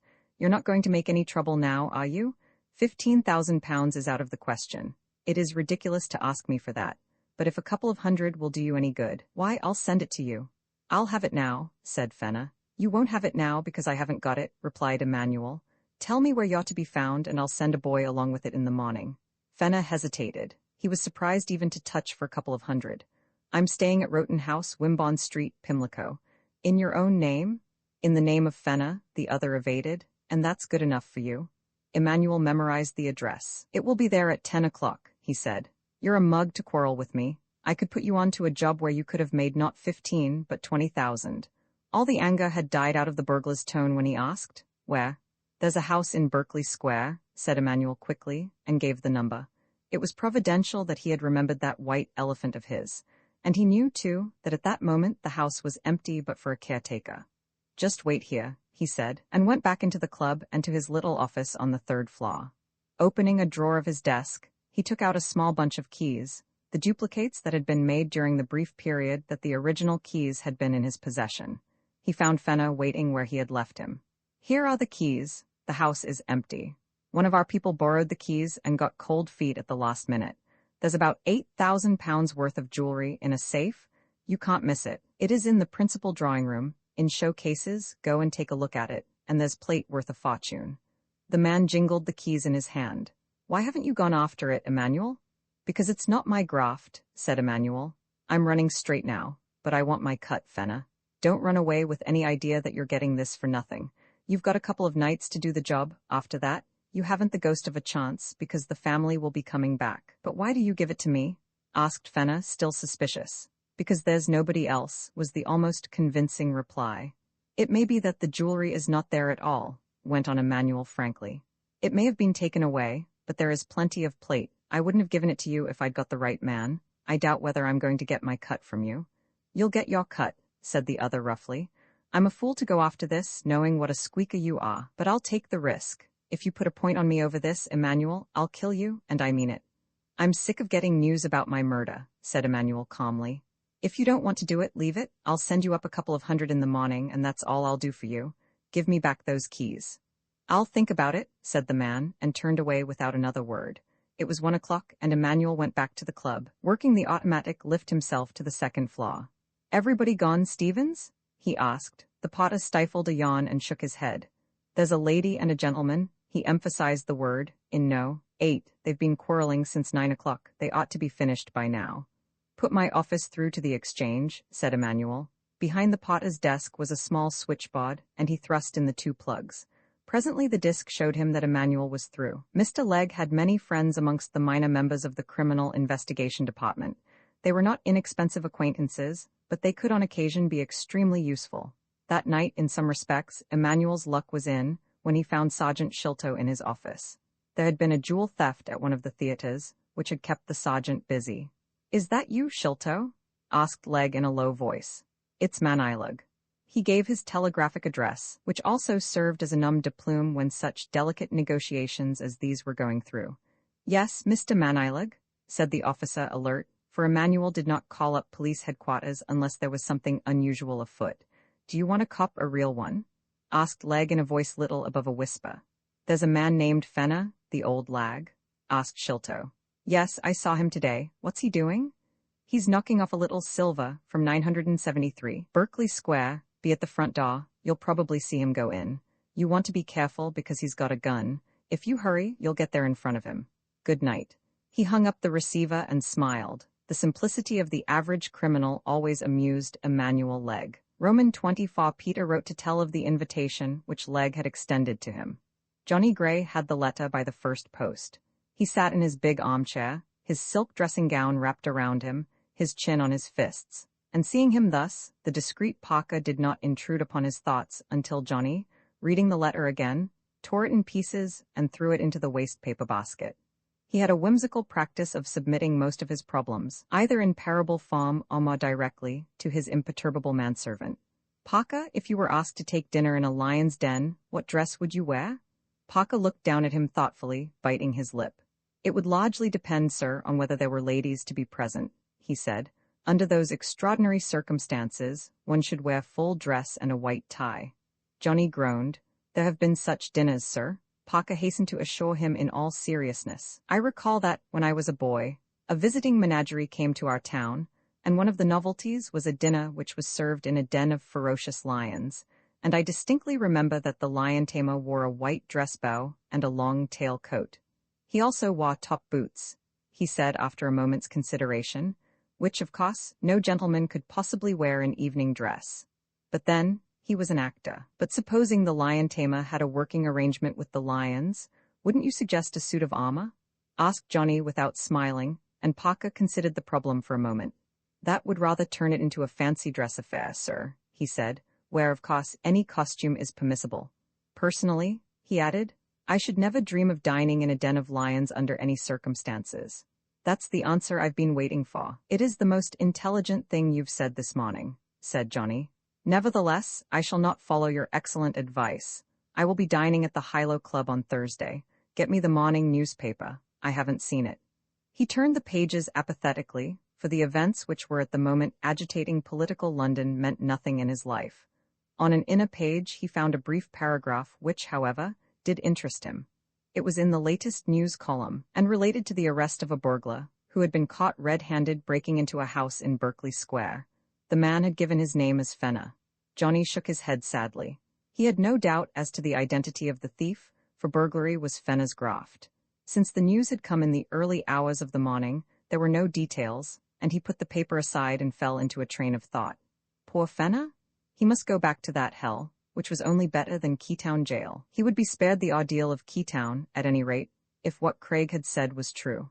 Glancing at the clock, he saw that it was nearly 11 and jumped up. He was taking Monty to lunch and a matinee that day. Peter was bringing her up, and he was to meet them at Victoria. Since his release from Dartmoor, Johnny had had no opportunity of a quiet talk with the girl, and this promised to be a red-letter day in his life. He had to wait some time, for the train was late, and as he stood in the broad hall, watching with abstracted interest the never-ceasing rush and movement and life about him, he observed, out of the corner of his eye, a man sidling toward him. Johnny had that sixth sense which is alike the property of the scientist, the detective, and the thief. He was immediately sensitive to what he called the approaching spirit, and long before the shabby stranger had spoken to him, he knew that he was the objective. Nearer at hand, he recognized the stranger as a man he had seen in Dartmoor, and remembered that he had come to prison at the same time as Fenner and for the same offense, though he had been released soon after Johnny had passed through that grim gateway. "I followed you down here, Mr. Gray, but I didn't like to talk to you in the street," said the stranger, apparently immersed in an evening newspaper and talking, as such men talk, without moving his lips. Johnny waited, wondering what was the communication, and not doubting that it had to do with Fenner. "Old Fenner's been shopped by Legg," said the man. "He went to knock off some silver from a house in Berkeley Square, and Shilto was waiting in the hall for him." "How do you know Legg shopped him?" asked Johnny, interested. "It was a shop all right," said the other without troubling to explain. "If you can put in a good word for Fenner, he'd be much obliged." "But my dear fellow," said John with a little smile, "to whom can I put in a good word? In the present circumstances, I couldn't put a word in for my own maiden aunt. I'll see what I can do." There was no need to tell the furtive man to go. With all a thief's keen perceptions, he had seen the eyes of Johnny Gray light up, and with a sidelong glance assured himself as to the cause. Johnny went toward the girl with long strides, and, oblivious to curious spectators and Peter Kane alike, took both her hands in his. Her loveliness always came to him in the nature of a glorious surprise. The grace and poise of her were indefinite quantities that he could not keep exactly in his mind, and inevitably she surpassed his impressions of her. After he had handed the girl into a taxi, the older man beckoned him aside. "I'm not any too sure about this high-low dinner," he said. "Love feasts are not Emmanuel's specialities, and there's a kick coming somewhere, Johnny. I hope you're prepared for it." Johnny nodded. "Emmanuel isn't usually so obvious," he said. "In fact, the whole thing is so patent and so crude that I can't suspect anything more than an attempt to straighten matters as far as Monty is concerned." Peter's face clouded. "There will be no straightening there," he said shortly. "If he has committed bigamy, he goes down for it. Understand that, Johnny. It will be very unpleasant because of Monty's name being dragged into the light, but I'm going through with it." He turned away with a wave of his hand, and Johnny returned to the girl. "What is the matter with father?" she asked as the taxi drew out of the station. "He is so quiet and thoughtful these days. I suppose the poor dear's worrying about me, though he needn't, for I never felt happier." "Why?" asked Johnny, indiscreetly. Because, she said, her face flushing the faintest shade of pink. "Because I'm unmarried, for one thing. I hated the idea. Johnny, you don't know how I hated it. I understand now poor Daddy's anxiety to get me married into respectable society." Her sense of humor, always irrepressible, overcame her anxiety. "I wonder if you understand my immoral sense of importance at the discovery that poor father has done so many illegal things. I suppose it is the kink that he has transmitted to me." "Was it a great shock to you, Monty?" interrupted the young man quietly. She nodded. "Yes, but shocks are like blows. They hurt and they fade. It isn't pleasant to be twisted violently to another angle of view. It pains horribly, Johnny, but I think when I found," she hesitated, "when you found that I was a thief. When I found that you were, oh, Johnny, why did you? You had so many advantages. You were a university man, a gentleman, Johnny. It wasn't big of you. There's an excuse for Daddy. He told me about his youth and his struggles and the fearful hardness of living. But you had opportunities that he never had. Easy money isn't good money, is it, Johnny?" He was silent, and then, with a quick, breath-catching sigh, she smiled again. "I haven't come out to lecture you, and I shall not even ask you if, for my sake, you will go straight in the future. Because, Johnny," she dropped a cool palm on the back of his hand, "I'm not going to do anything like the good fairy in the storybooks and try to save you from yourself." "I'm saved?" said Johnny, with a quizzical smile. "You're perfectly right. There was no reason why I should be a thief. I was the victim of circumstances. It was possibly the fascination of the game. No, it wasn't that. One of these days I will tell you why I left the straight path of virtue. It is a long and curious story." She made no further reference to his fall, and throughout the lunch was her own gay self. Looking down at her hand, Johnny saw, with satisfaction, that the platinum wedding ring she had worn had been replaced by a small, plain gold ring, ornamented with a single turquoise, and his breath came faster. He had first met her at a gymkhana, a country fair which had been organized for charity, and the ring had been the prize he had won at a shooting match, one of the gymkhana features, though it was stretching terminology to absurd lengths so to describe the hodgepodge of contests which went to the making of the program, and had offered it to her as whimsically as it had been accepted. Its value was something under £1. To Johnny, all the millions in the world would not have given him the joy that its appearance upon her finger gave him now. After luncheon, she returned to the unpleasant side of things. "Johnny, you're going to be very careful, aren't you? Daddy says that Jeff Legg hates you, and he is quite serious about it. He says that there are no lengths to which Jeffrey and his father will not go to hurt you, and me," she added. Johnny bent over the table, lowering his voice. "Marnie, when this matter is settled, I mean the release from your marriage, will you take me, whatever I am?" She met his eyes steadily and nodded. It was the strangest of all proposals, and Jeffrey Legg, who had watched the meeting at the station, had followed her, and now was overlooking them from one of the balconies of the restaurant, flushed a deeper red, guessing all that scene meant. Roman 25 on Thursday afternoon, Emmanuel Legg came out of the elevator at the Hilo Club, and with a curt nod to Stevens, walked up the heavily carpeted corridor, unlocked the door of his tiny office and went in. For half an hour he sat before his desk, his hands clasped on the blotting pad before him, motionless, his mind completely occupied by his thoughts. At last he opened his desk, pressed a bell by his side, and he had hardly taken his fingers from the push when the head waiter of the establishment, a tall, unpleasant-looking Italian, came in. "Fernando, you have made all the arrangements about the dinner tonight?" "Yes," said the man. "All the finest wines, eh? The best in the house?" He peered at the waiter, his teeth showing in a smile. "The very best," said Fernando briskly.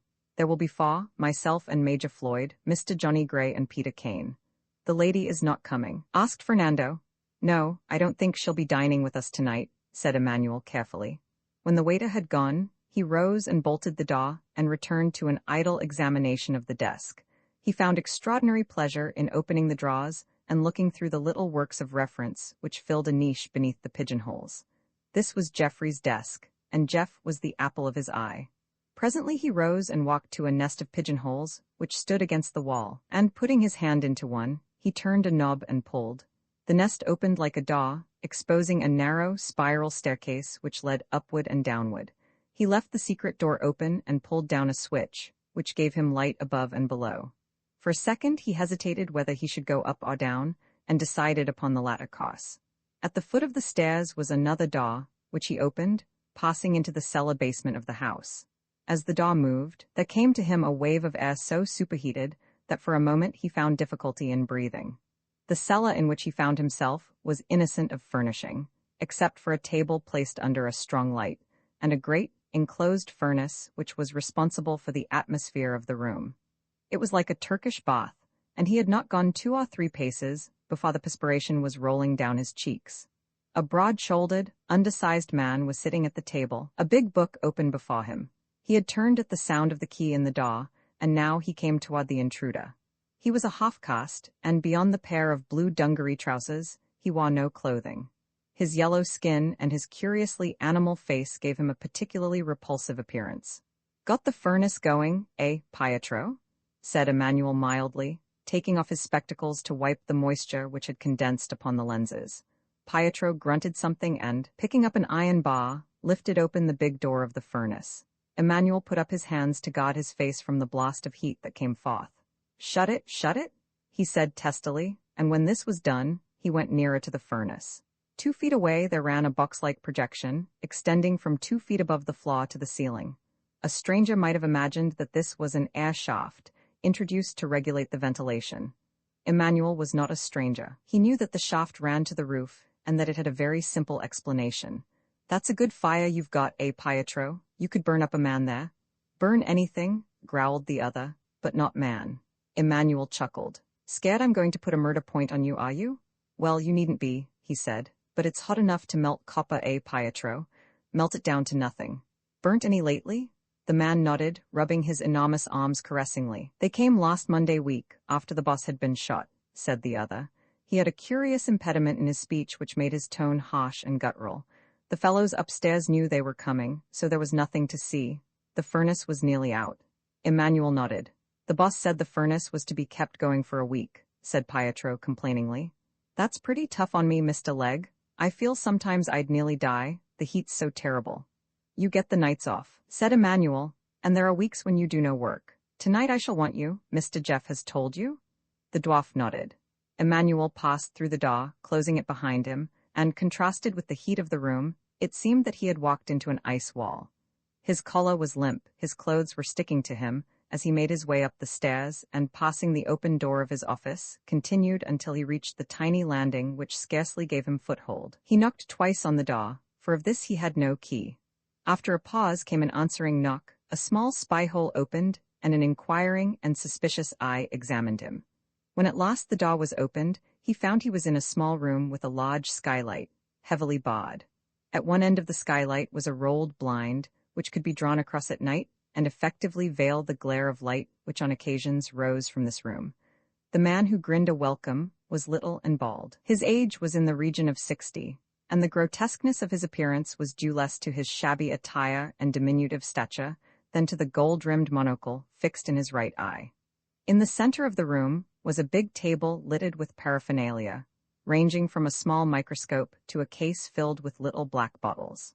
Under the brilliant overhead light which hung above the table, and clamped to the wood by glass-headed pins, was an oblong copper plate on which the engraver had been working. The engraving tool was in his hand as he opened the door. "Good morning, Lacey. What are you working at now?" asked Emmanuel with a benevolent air of patronage appropriate to the proprietor in addressing a favorite workman. "The new fives," said the other. "Jeff wants a big printing. Jeff's got brains. Anybody else would have said, work from a photographic plate. You know what that means. After a run of 100, the impression goes wrong, and before you know where you are, there's a squeak. But engraving is engraving," he said with pride. "You can get all the new changes without photography. I never did hold with this new method. Boobs are full of fellows who think they can make slush with a camera and a zinc plate." It was good to hear praise of Geoffrey, and Emmanuel Legge purred. He examined the half-finished plate through his powerful glasses, and though the art of the engraver was one with which he was not well acquainted, he could admire the fine work which this expert forger was doing. To the left of the table was an aperture like the opening of a service lift. It was a continuation of the shaft which led from the basement, and it had this value, that, however clever the police might be, long before they could break into the engraver's room, all evidence of his guilt would have been flung into the opening and consumed in the furnace fire. Geoffrey's idea. "What a mind," said the admiring Lacey. "It reduces risk to what I might term a minimum. It is a pleasure working for Jeff, Mr. Legge. He takes no chances. I suppose Pietro is always on the spot." Mr. Lacey smiled. He took up a plate from the table and examined it back and front. "That is one I spoilt this morning," he said. "Spilt some acid on it. Look."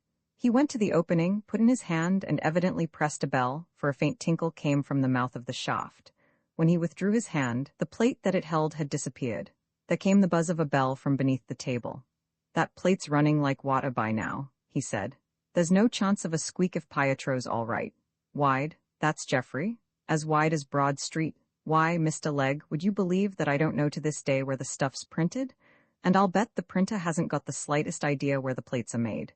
There isn't a man in this building who has got so much as a smell of it." Emmanuel passed down to his own office, a gratified father, and securely closing the pigeonhole door, he went out into the club premises to look at room 13. The table was already laid. A big rose bowl, overflowing with the choicest blooms, filled the center. An array of rare glass, the like of which the habitués of the club had never seen on their tables, stood before each plate. His brief inspection of the room satisfied him, and he returned, not to his office but to Stevens, the potter. "What's the idea of telling the members that all the rooms are engaged tonight?" asked Stevens. "I've had to put off Lou Brady, and he pays." "We're having a party, Stevens," said Emmanuel, "and we don't want any interruption. Johnny Gray is coming, and you can take that look off your face. If I thought he was a pal of yours, you wouldn't be in this club 2 minutes. Peter Kane's coming too." "Looks to me like a rough house," said Stevens. "What am I to do?" he asked sarcastically. "Bring in the police at the first squeal. Bring in your friend from Toronto," snapped Emmanuel, and went home to change. Roman 26 Johnny was the first of the guests to arrive, and Stevens helped him to take off his raincoat. As he did so, he asked in a low voice, "Got a gun, Captain?" "Never carry one, Stevens. It is a bad habit to get into." "I never thought you were a mug," said Stevens in the same voice. "Any man who has been in prison is, ex officio, one of the ancient order of muggery." said Johnny, adjusting his bow in the mirror by the potter's desk. What's going? I don't know, said the other, bending down to wipe the mud from Johnny's boots. But curious things have happened in No. 13, and don't sit with your back to the buffet. Do you get that? Johnny nodded. He had reached the end of the corridor when he heard the whine of the ascending lift and stopped. It was Peter Kane, and to him in a low voice, Johnny passed on the potter's advice. I don't think they'll start anything, said Peter under his breath. But if they do, there's a nurse at Charing Cross Hospital who's going to say, "What, you here again?" As Johnny had expected, his two hosts were waiting in room 13. The silence which followed their arrival was, for one member of the party, an awkward one. "Glad to see you, Peter," said Emmanuel at last, though he made no pretense of shaking hands. "Old friends ought to keep up acquaintances. There's my boy, Geoffrey. I think you've met him," he said with a grin. "I've met him," said Peter, his face a mask. Geoffrey Legg had apparently recovered fully from his unpleasant experience. "Now sit down, everybody," said Emmanuel, bustling around, pulling out the chairs. "You sit here, Johnny." "I'd rather face the buffet. I like to see myself eat," said Johnny, and without invitation, sat down in the position he had selected. Not waiting, Peter seated himself on Johnny's left, and it was Emmanuel himself, a little ruffled by this preliminary upset to his plans, who sat with his back to the buffet. Johnny noticed the quick exchange of glances between father and son. He noticed, too, that the buffet carried none of the side dishes for which it was designed, and wondered what particular danger threatened from that end of the room. By the side of the sideboard in one corner hung a long blue curtain, which, he guessed, hid a door leading to No. 12. Peter, who was better acquainted with the club, knew that No. 12 was the sitting room, and that the two made one of those suites which were very much in request when a lamb was brought to the killing. "Now, boys," said Emmanuel with spurious joviality, "there is to be no bickering and quarreling. We're all met round the festive board, and we've nothing to do but find a way out that leaves my boy's good name unsullied, if I may use that word." "You can use any word you like," said Peter. "It'll take more than a dinner party to restore his tarnished reputation." "What long words you use, Peter," said Emmanuel admiringly. "It's my own fault that I don't know them, because I had plenty of time to study when I was away over the Alps." "Never been over the Alps, have you, Peter? Well, when they call it time, they use the right word. The one thing you've got there is time." Peter did not answer, and it was Geoffrey who took up the conversation. "See here, Peter," he said, "I'm not going to make a song about this business of mine. I'm going to put all my cards on the table. I want my wife." "You know where Layla is better than I," said Peter. "She's not in my employment now." "Layla nothing?"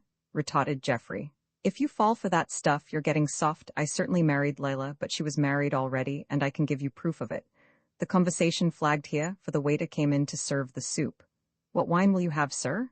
"The same as Mr. Emmanuel," said Peter. Emmanuel Legg chuckled softly. "Think I'm going to knock you out, eh, Peter? What a suspicious old man you are." "Water," said Johnny softly when the waiter came to him. "On the water wagon, Johnny? That's good. A young man in your business has got to keep his wits about him. I'll have champagne, Fernando, and so will Major Floyd. Nothing like champagne to keep your heart up," he said. Peter watched, all his senses alert, as the wine came, bubbling and frothing, into the long glasses. "That will do, Fernando," said Emmanuel, watching the proceedings closely. As the door closed, Johnny could have sworn he heard an extra click. "Locking us in?" he asked pleasantly, and Emmanuel's eyebrows rose. "Locking you in, Johnny? Why, do you think I'm afraid of losing you like you're afraid of losing Monty?" Johnny sipped the glass of water, his eyes fixed on the old man's face. What was behind that buffet? That was the thought which puzzled him. It was a very ordinary piece of furniture, of heavy mahogany, a little shallow, but this was accounted for by the fact that the room was not large, and in furnishing, the proprietors of the club had of necessity to economize space. There were two cupboard doors beneath the ledge on which the side dishes should have been standing. Was it his imagination that he thought he saw one move the fraction of an inch? "Ever been in Bird before, Johnny?" It was Emmanuel who did most of the talking. "I know they gave you 3 years, but was that your first conviction?" "That was my first conviction," said Johnny. The old man looked up at the ceiling, pulling at his chin. "Ever been in Keytown?" he demanded. "No good asking you, Peter, I know. You've never been in Keytown or any bad boob, have you? Clever old Peter." "Let us talk about something else," said Peter. "I don't believe for one moment the story you told me about Lila having been married before. You've told me a fresh lie every time the matter has been discussed. I'm going to give you a show, Emmanuel, for old time's sake. You've been a swine, and you've been nearer to death than you know, for if your plan had come off as you expected it would, I'd have killed you." Emmanuel chuckled derisively. "Old Peter's going to be a gunman," he said. "And after all the lectures you've given me, I'm surprised at you, Peter. Now I'll tell you what I'm going to do." He rested his elbows on the table and cupped his chin in his hands, his keen eyes, all the keener for the magnification of his spectacles, fixed hardly upon his sometime friend. "By my reckoning, you owe me £40,000, and I know I'm not going to get it without a struggle. Weigh in with that money, and I'll make things easy for my son's wife." He emphasized the last word. "You can cut that out." It was Geoffrey whose rough interruption checked his father's words. "There's no money in the world that's going to get Monty from me. Understand that." He brought his hand down with a crash upon the table. "She belongs to me, and I want her, Peter. Do you get it? And what is Ma? I'm going to take her." Johnny edged a little farther from the table, and folding his arms across his chest, his lips parted in a smile, his right hand reached for the gun that he carried under his armpit. A little Browning, but a favorite one of Johnny's in such crises as these. For the cupboard door had moved again, and the door of the room was locked, of that he was certain. All this talk of money was sheer blind to keep them occupied.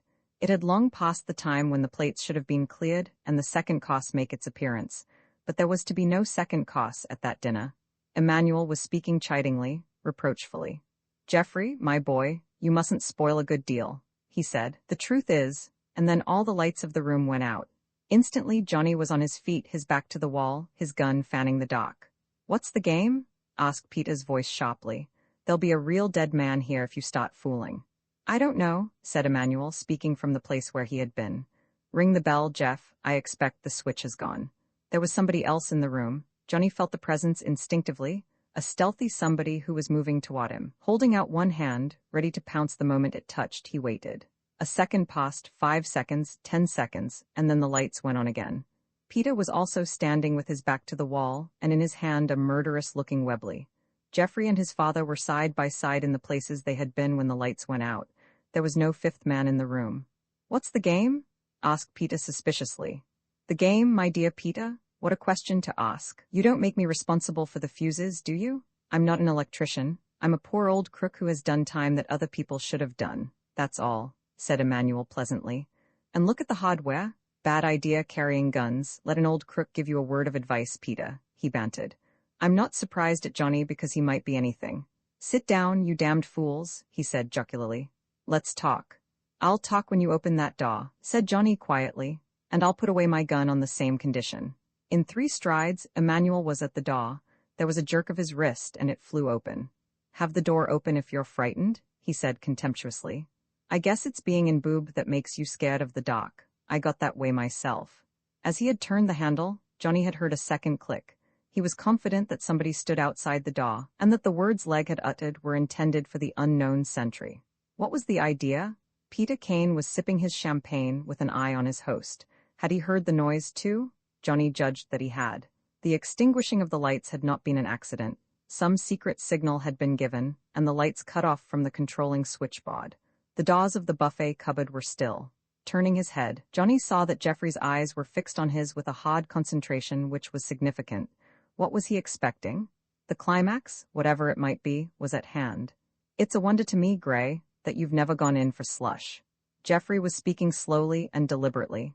"It's a good profession, and you can make money that you couldn't dream of getting by faking racehorses. Perhaps you will tell me how to start in that interesting profession," said Johnny coolly. "I'll put it on paper for you if you like. It'll be easier to make a squeak about. Or better still, I'll show you how it's done. You'd like that?" "I don't know that I'm particularly interested, but I'm sure my friend Mr. Rita—" "Your friend Mr. Rita?" sneered the other. "He's a pal of yours too, is he?" "All law-abiding citizens are pals of mine," said Johnny gravely. He had put his pistol back in his jacket pocket and his hand was on it. "Well, how's this for a start?" Geoffrey rose from the table and went to the buffet. He bent down and must have touched some piece of mechanism. For without any visible assistance, the lid of the buffet turned over on some invisible axis, revealing a small but highly complicated piece of machinery, which Johnny recognized instantly as one of those little presses employed by banknote printers when a limited series of notes, generally of a high denomination, were being made. The audacity of this revelation momentarily took his breath away. "You could pull that buffet to pieces," continued Geoffrey, "and then not find it. He pressed a switch, and the largest of the wheels began to spin, and with it a dozen tiny platens and cylinders. Only for a few minutes, and then he cut off the current, pressed the hidden mechanism again, and the machine turned over out of sight, and the two astonished men stared at the very ordinary-looking surface of a very ordinary buffet. "Easy money, eh, Gray?" said Emmanuel, with an admiring smirk at his son. "Now listen, boys." His tone grew suddenly practical and businesslike as he came back to his chair. "I want to tell you something that's going to be a lot of good to both of you, and we'll leave Monty out of it for the time being." Johnny raised his glass of water, still watchful and suspicious. "The point is," said Emmanuel, and at that moment Johnny took a long sip from the glass. The liquid had hardly reached his throat when he strove vainly to reject it. The harsh tang of it he recognized, and, flinging the glass to the floor, jerked out his gun. And then some tremendous force within him jerked at his brain, and the pistol dropped from his paralyzed hand. Peter was on his feet, staring from one to the other. "What have you done?" He leapt forward, but before he could make a move, Emmanuel sprang at him like a cat. He tried to fight clear, but he was curiously lethargic and weak. A vicious fist struck him on the jaw, and he went down like a log. "Got you?" hissed Emmanuel, glaring down at his enemy. "Got you, Peter, my boy. Never been in boob, have you? I'll give you a taste of it." Geoffrey Legg stooped and jerked open the door of the cupboard, and a man came stooping into the light. It was a cat-like Pietro, grinning from ear to ear in sheer enjoyment of the part he had played. Emmanuel dropped his hand on his shoulder. "Good boy," he said. "The right stuff for the right man, eh? To every man his dope, Jeff. I knew that this Johnny Gray was going to be the hottest, and if I'd taken your advice and given them both a knockout, we'd have only knocked out one. Now they know why the lights went out. Pick 'em up." The little half-caste must have been enormously strong, for he lifted Peter without an effort and propped him into an armchair. This done, he picked up the younger man and laid him on the sofa, took a little tin box from his pocket, and, filling a hypodermic syringe from a tiny phial, looked round for instructions. Geoffrey nodded, and the needle was driven into the unfeeling flesh. This done, he lifted the eyelid of the drugged man and grinned again. "He'll be ready to move in half an hour," he said. "My knockout doesn't last longer. Could you get him down the fire escape into the yard?" asked Emmanuel anxiously. "He's a pretty heavy fellow, that Peter. You'll have to help him, Jeff boy. The car's in the yard. And Jeff, don't forget you've an engagement at 2:00. His son nodded. Again the half-caste swung up Peter Kane, and Geoffrey, holding the door wide, helped him to carry the unconscious man through the open window and down the steel stairway, though he needed very little help, for the strength of the man was enormous. He came back, apparently unmoved by his effort, and hoisted Johnny onto his back. Again unassisted, he carried the young man to the waiting car below and flung him into the car. He was followed this time by Geoffrey, wrapped from head to foot in a long waterproof, a chauffeur's cap pulled down over his eyes. They locked both doors of the machine, and Petro opened the gate and glanced out. There were few people about, and the car swung out and sped at full speed toward Oxford Street. Closing and locking the gate, the half-caste went up the stairs of the fire escape 2 at a time and reported to his gratified master. Emmanuel was gathering the coats and hats of his 2 guests into a bundle. This done, he opened a cupboard and flung them in, and they immediately disappeared. "Go down and burn them," he said laconically. "You've done well, Pietro. There's 50 for you tonight." "Good?" asked the other laconically. Emmanuel favored him with his benevolent smile. He took the 2 glasses from which the men had drunk, and these followed the clothes. A careful search of the room brought to light no further evidence of their presence. Satisfied, Emmanuel sat down and lit a long, thin cigar. His night's work was not finished. Jeff had left to him what might prove the hardest of all the tasks. From a small cupboard he took a telephone and pushed in the plug at the end of a long flex. He had some time to wait for the number, but presently he heard a voice which he knew was Monty's. "Is that you, Monty?" he asked softly, disguising his voice so cleverly that the girl was deceived. "Yes, Daddy, are you all right? I've been so worried about you." "Quite all right, darling. Johnny and I have made a very interesting discovery. Will you tell Bonnie to go to bed, and will you wait up for me? Open the door yourself. Is Johnny coming back with you?" No, darling, I'm coming alone." "Are you sure everything is all right?" asked the anxious voice. "Now, don't worry, my pet, I shall be with you at 2:00. When you hear the car stop at the gate, come out. I don't want to come into the house. I'll explain everything to you." "But—" "Do as I ask you, darling," he said, and before she could reply had rung off. But could Jeff make it? He would like to go himself, but that would mean the employment of a chauffeur, and he did not know one he could trust. He himself was not strong enough to deal with the girl, and, crowning impossibility, motorcar driving was a mystery. That was one of the accomplishments which a long stay in Dartmoor had denied to him. But could Jeff make it? He took a pencil from his pocket and worked out the times on the white tablecloth. Satisfied, he put away his pencil and was pouring out a glass of champagne when there was a gentle tap-tap-tap at the door. He looked up in surprise. The man had orders not under any circumstances to come near room 13, and it was his duty to keep the whole passage clear until he received orders to the contrary. Tap-tap-tap. "Come in," he said. The door opened. A man stood in the doorway. He was dressed in shabby evening clothes, his bow was clumsily tied, one stud was missing from his white shirt front. "Am I intruding upon your little party?" he asked timidly. Emmanuel said nothing. For a long time he sat staring at this strange apparition. As if unconscious of the amazement and terror he had caused, the visitor sought to readjust his frayed shirt cuffs, which hung almost to the knuckles of his hands. And then, "Come in, Mr. Rita," said Emmanuel Legg a little breathlessly. Roman 27. Mr. Rita sidled into the room apologetically, closing the door behind him. "All alone, Mr. Legg?" he asked. "I thought you had company?" "I had some friends, but they've gone." "Your son gone too?" Rita stared helplessly from one corner of the room to the other. "Dear me, this is a disappointment, a great disappointment." Emmanuel was thinking quickly. In all probability, the shabby detective had been watching the front of the house, and would know that they had not left that way. He took a bold step. "They left a quarter of an hour ago. Peter and Johnny went down the fire escape. My boy's car was in the yard. We never like to have a car in front of the club premises, people talk so much. And after the publicity we've had?" Mr. Rita checked him with a mild murmur of agreement. "That was the car, was it?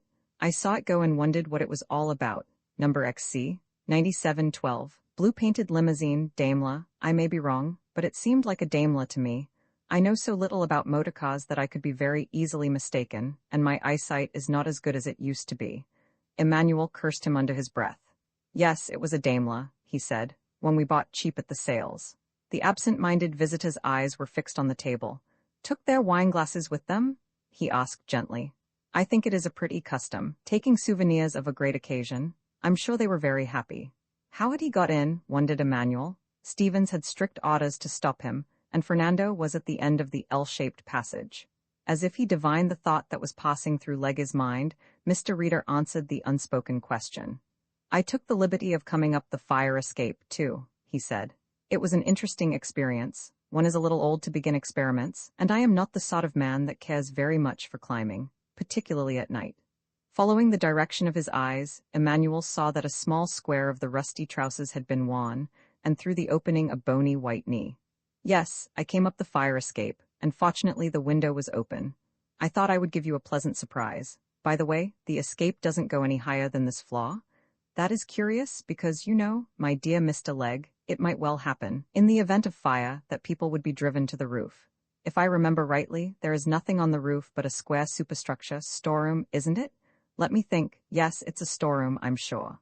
"The truth is," interrupted Emmanuel, "I had two old acquaintances here, Johnny Gray and Peter Kane. I think you know Peter?" The other inclined his head gently. "And they got just a little too merry. I suppose Johnny's not used to wine, and Peter's been a teetotaler for years." He paused. "In fact, they were rather the worse for drink." "That's very sad." Mr. Rita shook his head. "Personally, I am a great believer in prohibition. I would prohibit wine and beer, and crooks and forgers, tale-tellers, poisoners." He paused at the word. "Druggers would be a better word," he said. "They took their glasses with them, did they? I hope they will return them. I should not like to think that people I, like would be guilty of so despicable a practice as, the petty theft of, wine-glasses." Again his melancholy eyes fell on the table. "And they only had soup? It is very unusual to get bottled before you've finished the soup, isn't it? I mean, in respectable circles," he added apologetically. He looked back at the open door over his spectacles. "I wonder," he mused, "how they got down that fire escape in the dock in such a sad condition." Again his expressionless eyes returned to Emmanuel. "If you see them again, will you tell them that I expect both Mr. Kane and Mr. Johnny, what is his name? Gray, that is it? To keep an appointment they made with me for tomorrow morning, and that if they do not turn up at my house at 10 o'clock. He stopped, pursing up his lips as though he were going to whistle. Emmanuel wondered what was coming next, and was not left long in doubt. "Did you feel the cold very much in Dartmoor? They tell me that the winters are very trying, particularly for people of an advanced age." Of course, Mr. Rita went on, one can have friends there, one can even have relations there. I suppose it makes things much easier if you know your son, or some other close relative, is living on the same landing. There are 3 landings, are there not? But it is much nicer to live in comfort in London. Mr. Legg, to have a cozy little suite in Bloomsbury, such as you have got, to go where you like without a screw following you. I think screw is a very vulgar word, but it means water, does it not? He walked to the door and turned slowly. You won't forget that I expect to meet Mr. Peter Kane and Mr. John Gray tomorrow at my house at 10:30. You won't forget, will you? He closed the door carefully behind him, and with his great umbrella hooked onto his arm, passed along the corridor into the purview of the astounded Fernando, astounding the jailers on guard at the end. Good evening, murmured Mr. Reader as he passed.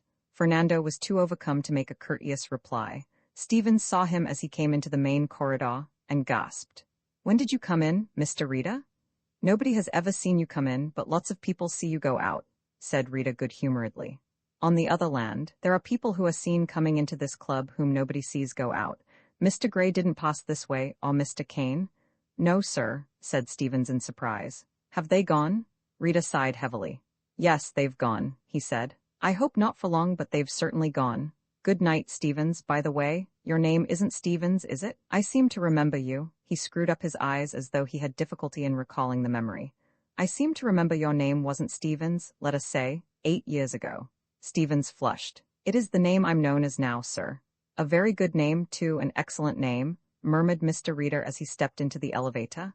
And after all, we must try to live down the past, and I'd be the last to remind you of your, misfortune. When he reached the street, 2 men who had been standing on the opposite sidewalk crossed to him. They've gone, said Mr. Reader. They were in that car, as I feared. All stations must be warned, and particularly the town stations just outside of London, to hold up the car. You have its number? You had better watch this place till the morning, he said to one of them. Very good, sir. I want you especially to follow Emmanuel, and keep him under observation until tomorrow morning. The detective left on duty waited with that philosophical patience which is the greater part of the average detective's equipment, until 3 o'clock in the morning. And at that hour, when daylight was coming into the sky, Emmanuel had not put in an appearance. Stevens went off duty half an hour after Mr. Rita's departure. At 2 o'clock the head waiter and 3 others left, Fernando locking the door. Then, a few minutes before 3, the squat figure of Pietro, muffled up in a heavy overcoat, and he too locked the door behind him, disappearing in the direction of Shaftesbury Avenue. At 3:30 the detective left a policeman to watch the house, and got on the phone to Mr. Rita, who was staying in town. Dear me, said Mr. Rita, an even more incongruous sight in pajamas which were a little too small for him, though happily there were no spectators of his agitation. Not gone, you say? I will come round. It was daylight when he arrived. The gate in the yard was opened with a skeleton key. The climb so graphically described by Mr. Rita was entirely fictitious, and the cut in his trousers was due to catching a jagged nail in one of the packing cases with which the yard was littered, and he mounted the iron stairway to the 3rd floor. The window through which he had made his ingress on the previous evening was closed and fastened, but with the skill of a professional burglar, Mr. Rita forced back the catch and, opening the window, stepped in. There was enough daylight to see his whereabouts. Unerringly he made for Emmanuel's office. The door had been forced, and there was no need to use the skeleton key. There was no sign of Emmanuel, and Rita came out to hear the report of the detective, who had made a rapid search of the club. All the doors are open except No. 13, sir, he said. That's bolted on the inside. I've got the lock open. Try No. 12, said Rita.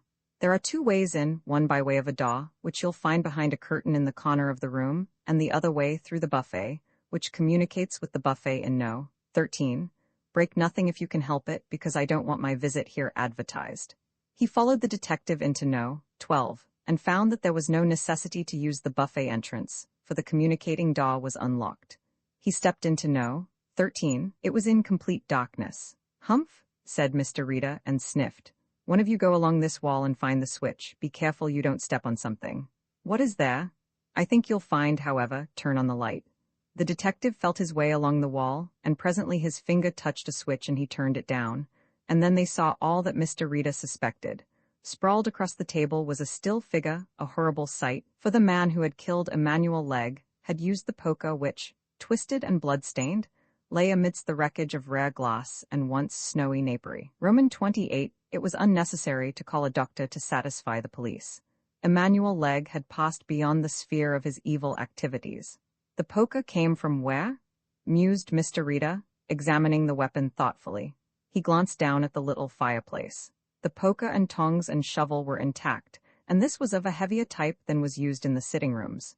Deftly he searched the dead man's pockets, and in the waistcoat he found a little card inscribed with a telephone number. Horsham 98753. Peters. That had no special significance at the moment, and Rita put it with the other documents that he had extracted from the dead man's pockets. Later came an inspector to take charge of the case. There was some sort of struggle, I imagine, said Mr. Rita. The right wrist, I think you'll find, is broken. Legge's revolver was underneath the table. He probably pulled it, and it was struck from his hand. I don't think you'll want me anymore, Inspector. He was examining the main corridor when the telephone switchboard at the back of Stevens's little desk gave him an idea. He put through a call to Horsham, and in spite of the earliness of the hour, was almost immediately answered. Who is that? He asked. I'm Mr. Kane's servant, said a husky voice. Oh, is it Bonnie? Is your master at home yet? No, sir. Who is it speaking? It is Mr. Rita. Will you tell Miss Kane to come to the telephone? She's not here either. I've been trying to get on to Johnny Gray all night, but his servant says he's out. Where is Miss Kane? Asked Rita quickly. I don't know, sir. Somebody came for her in the night in a car, and she went away, leaving the door open. It was the wind slamming it that woke me up. It was so long before Mr. Rita answered that Bonnie thought he had gone away. Did nobody call for her during the evening? Did she have any telephone messages? One, sir, about 10 o'clock. I think it was her father, from the way she was speaking. Again a long interval of silence, and then, I will come straight down to Horsham, said Mr. Rita, and from the pleasant and conversational quality of his voice, Bonnie took comfort, though if he had known the man better, he would have realized that Mr. Rita was most ordinary when he was most perturbed. Mr. Rita pushed the telephone away from him and stood up. So they had got Bonnie. There was no other explanation. The dinner party had been arranged to dispose of the men who could protect her. Where had they been taken?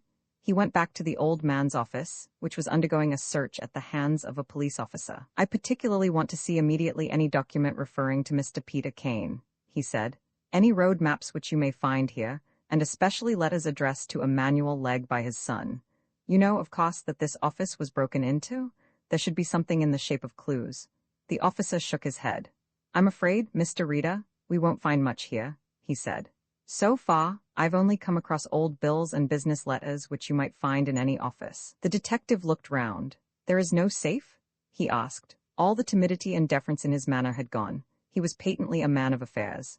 Yes, sir, the safe's behind that paneling. I'll get it open this morning, but I shouldn't imagine that Legge would leave anything compromising on the premises. Besides, his son has had charge of the high-low for years. Previous to that, they had a manager who is now doing time. Before him, if I remember right, that fellow Fenner, who has been in boob for burglary. Fenner? Said the other sharply. I didn't know he ever managed this club. He used to, but he had a quarrel with the old man. I've got an idea they were in jug together. Fenner's was not the type of mentality one would expect to find among the officers of a club, even a club of the standing of the high-low. But there was this about the high-low, that it required less intelligence than sympathy with a certain type of client. Rita was assisting the officer by taking out the contents of the pigeonholes when his hand touched a knob. Hallo, what is this? He said and turned it. The whole desk shifted slightly, and pulling, he revealed the door to the spiral staircase.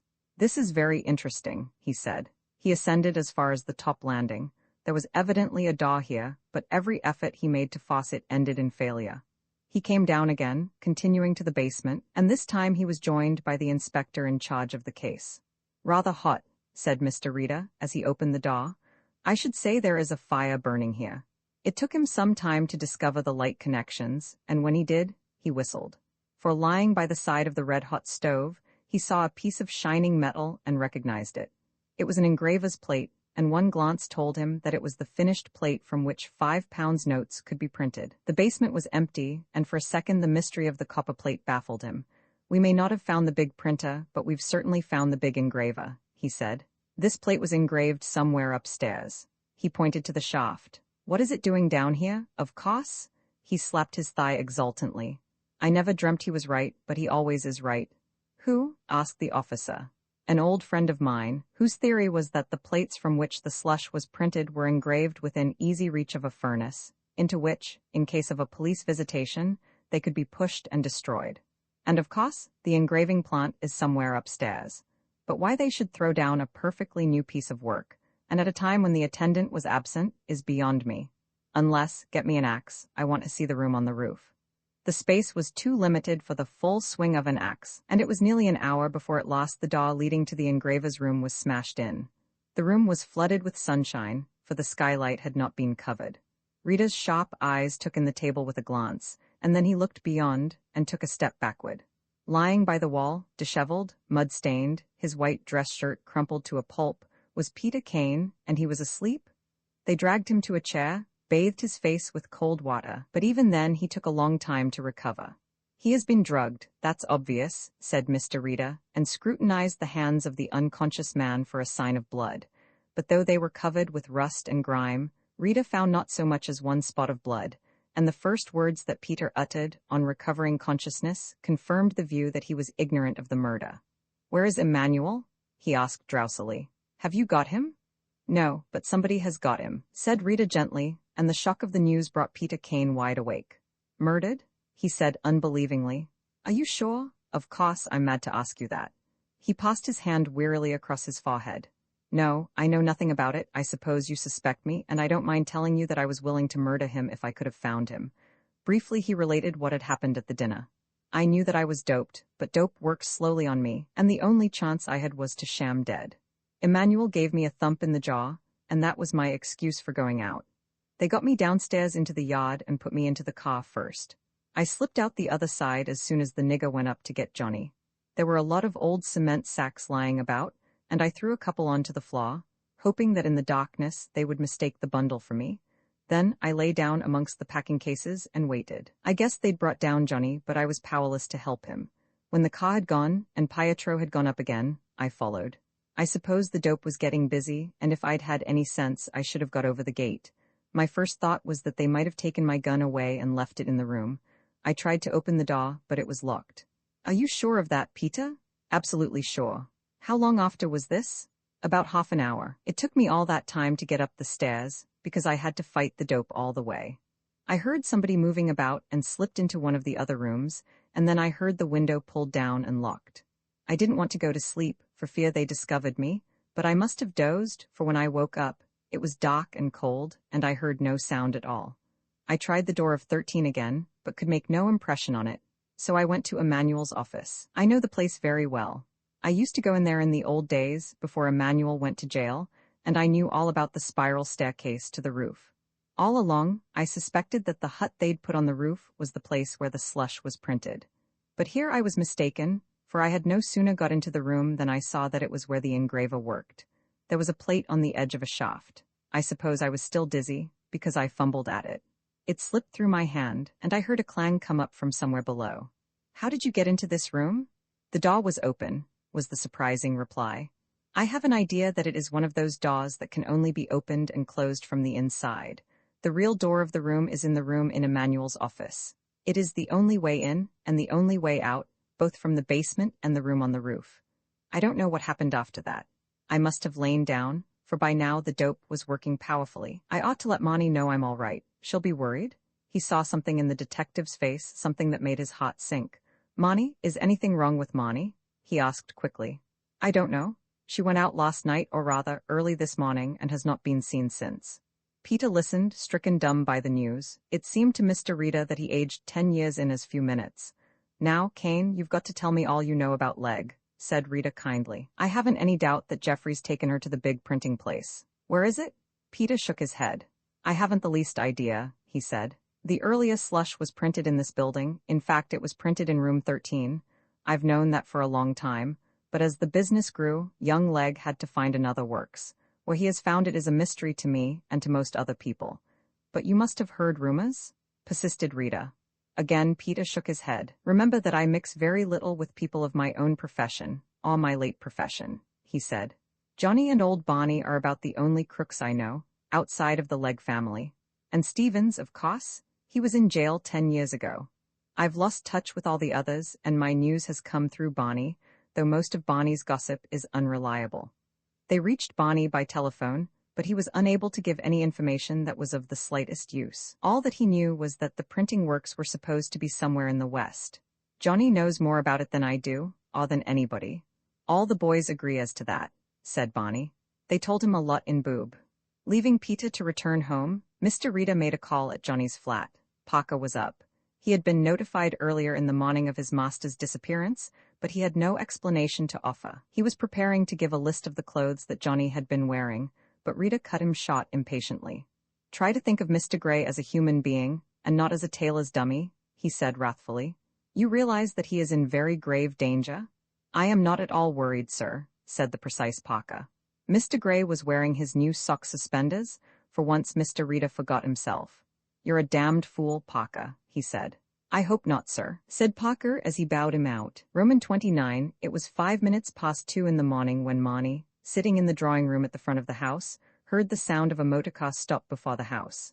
Going into the hall, she opened the door and, standing on the step, peered into the darkness. Is that you, father? She asked. There was no reply, and she walked quickly up the garden path to the gate. The car was a closed coupe, and as she looked over the gate, she saw a hand come out and beckon her, and heard a voice whisper, Don't make a noise. Come in here, I want to talk to you. I don't want Bonnie to see me. Bewildered, she obeyed.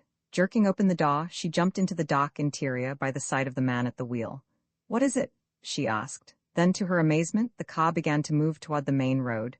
It had evidently circled before it had stopped. What is the matter, father? She asked. And then she heard a low chuckle that made her blood run cold. Go into the back and stay there.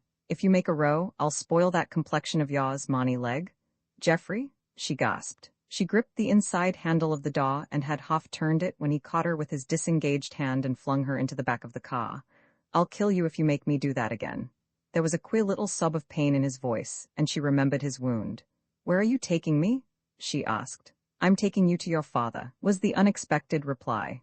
Will you sit quiet? If you try to get away, or attempt to call assistance, I'll drive you at full speed into the first tree I see, and we'll finish the thing together. From the ferocity of his tone, she did not doubt that he would carry his threat into execution. Mile after mile, the car sped on, flashing through villages, slowing through the sparsely peopled streets of small towns. It was nearing 3 o'clock when they came into the street of a town, and, looking through the window, she saw a gray facade and knew she was in Oxford. In 10 minutes they were through the city and traversing the main western road. And now, for the first time, Jeffrey Legg became communicative. You've never been in Boob, have you, Angel? He asked. She did not answer. Never been inside the little birdhouse with the other canaries, eh? Well, that's an experience ahead of you. I am going to put you in jail, kid.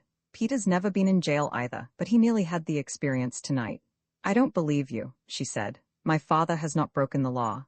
Not for a long time at any rate, agreed Jeffrey, dexterously lighting a cigarette with one hand. But there's a little boob waiting for him all right now. A prison? She said, incredulously. I don't believe you. You've said that twice, and you're the only person living that's called me a liar that number of times. He turned off into a side road, and for a quarter of an hour gave her opportunity for thought. It might interest you to know that Johnny is there, he said. Dear little Johnny, the easiest crook that ever fell, and this time he's got a lifer. The car began to move down a sharp declivity, and looking through the rain-spattered windscreen, she saw a squat, dark building ahead. Here we are, he said, as the car stopped. Looking through the window she saw, with a gasp of astonishment, that he had spoken the truth. They were at the door of a prison. The great, black, iron-studded gates were opening as she looked, and the car passed through under the deep archway and stopped. Get down, said Jeff, and she obeyed. A narrow black door led from the archway, and following her, he caught her by the arm and pushed her through. She was in a narrow room, the walls of which were covered with stained and discolored whitewash. A large fireplace, overflowing with ashes, a rickety chair, and a faded board screwed to the wall were the only furniture. In the dim light of a carbon lamp, she saw the almost indistinguishable words, His Majesty's Prison, Keytown, and beneath, row after row of closely set regulations. A rough-looking, powerfully built man had followed her into the room, which was obviously the gatekeeper's lodge. Have you got the cell ready? Yes, I have, said the man. Does she want anything to eat? If she does, she'll want, said Jeff curtly. He took off his greatcoat and hung it on a nail, and then, with Jeffrey's hand gripping her arm, she was led again into the archway and across a small courtyard, through an iron grille gate and a further door. A solitary light that burnt in a bracket near the door showed her that she was in a small hall. Around this, at the height of about 9 feet from the ground, ran a gallery, which was reached by a flight of iron stairs. There was no need to ask what was the meaning of those 2 rows of black doors that punctured the wall. They were cells. She was in a prison. While she was wondering what it all meant, a door near at hand was unlocked, and she was pushed in. The cell was a small one, the floor of wan stone, but a new bedstead had been fitted up in one corner. There was a washstand, and, as she was to discover, the cell communicated with another containing a stone bath and washplace. "The condemned cell," explained Geoffrey Legge with relish. "You'll have plenty of ghosts to keep you company tonight, Monty." In her heart she was panic-stricken, but she showed none of her fear as she faced him. "A ghost would be much less repulsive to me than you, Geoffrey Legge," she said, and he seemed taken aback by the spirit she displayed. "You will have both," he said, as he slammed the door on her and locked it. The cell was illuminated by a feeble light that came through an opaque pane of glass by the side of the door.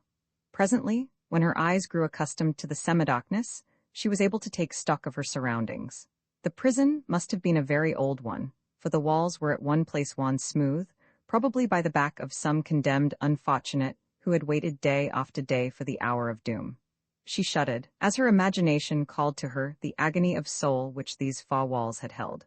By standing on the bed, she could reach a window. That also was of toughened glass, set in small, rusty frames. Some of the panes were missing, but she guessed that the outlook from the window would not be particularly promising, even supposing she could force the window.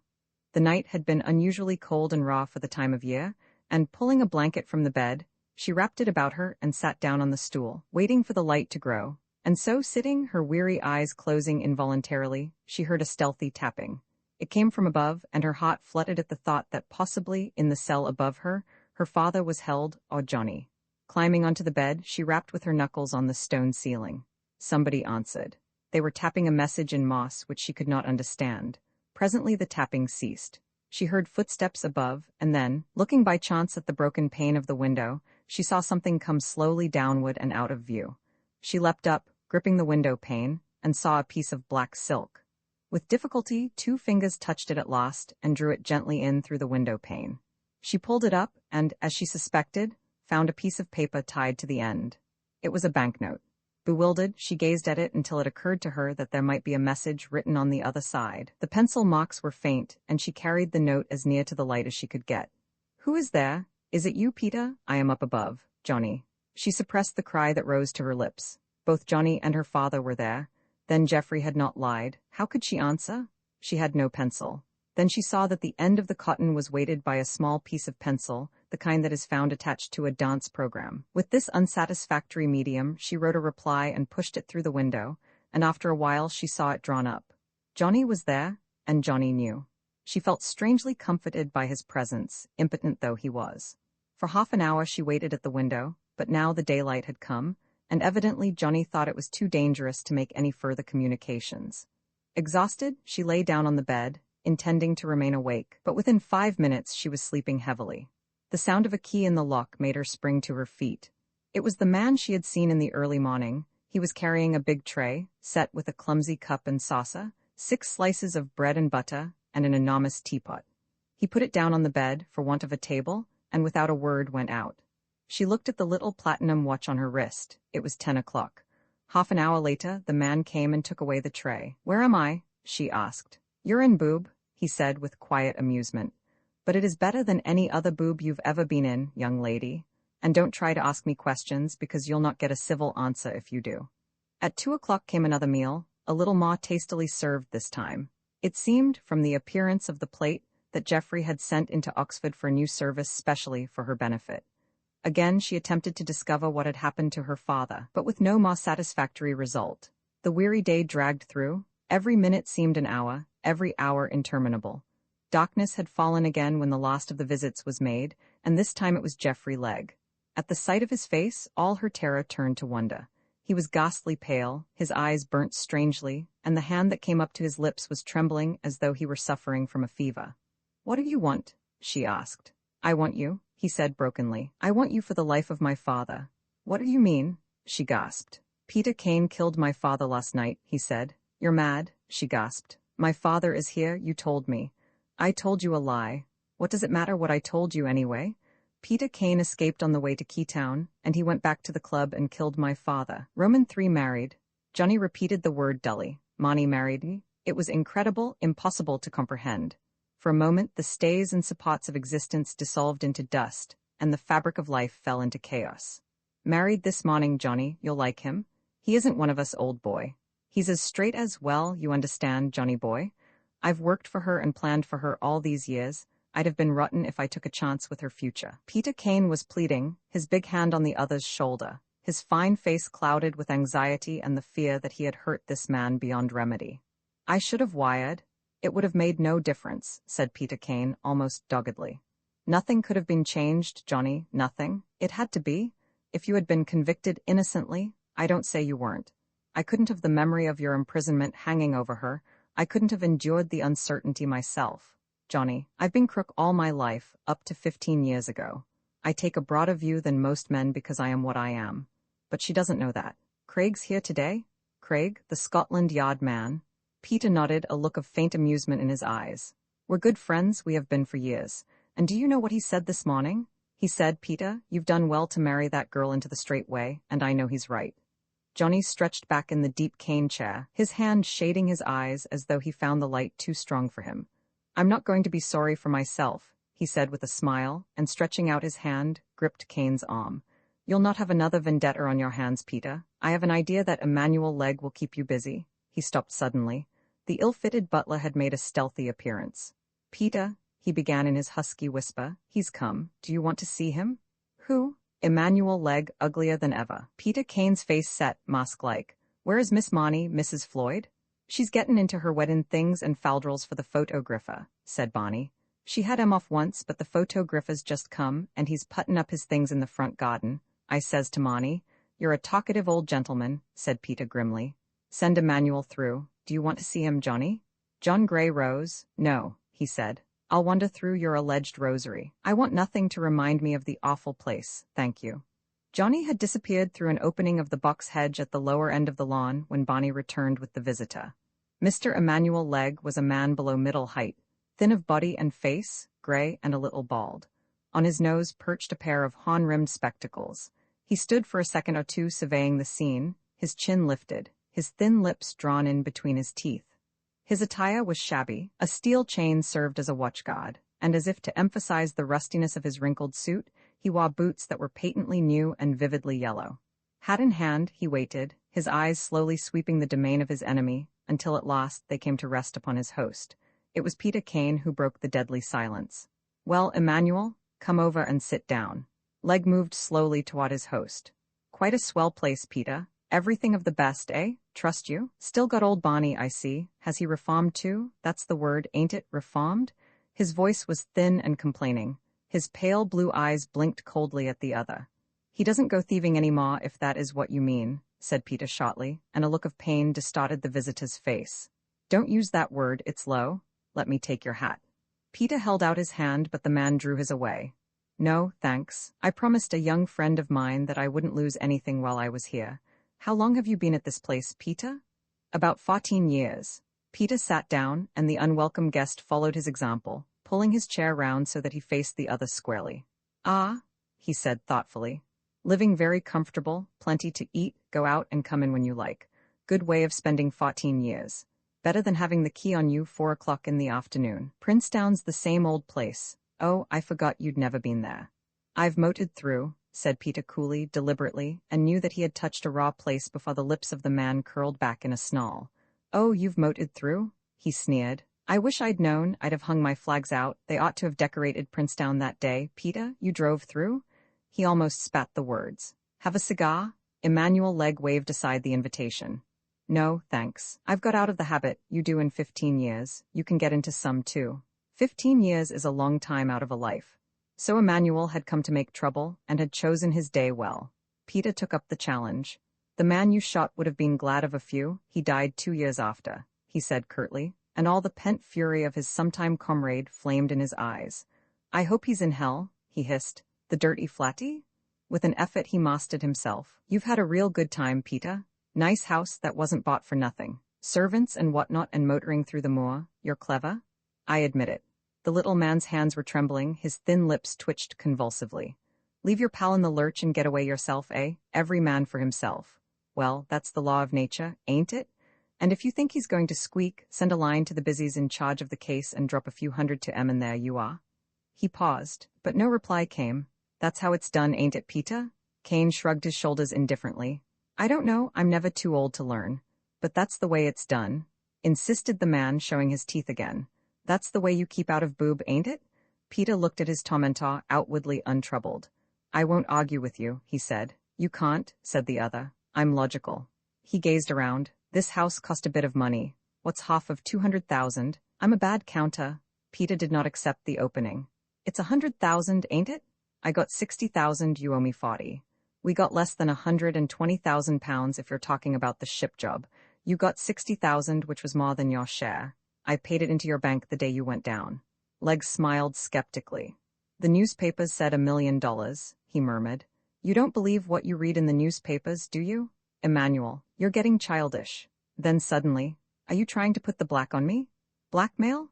Emmanuel was shocked. There's honor amongst friends surely, Peter. I only want what's right and fair. Peter laughed softly, amusedly. Comic, is it? You can afford to laugh at a poor old fellow who's been in stir for 15 years. The master of Manor Hill snapped round on him. If you'd been in hell for 50, I should still laugh. Emmanuel was sorry for himself. That was ever a weakness of his, he said as much.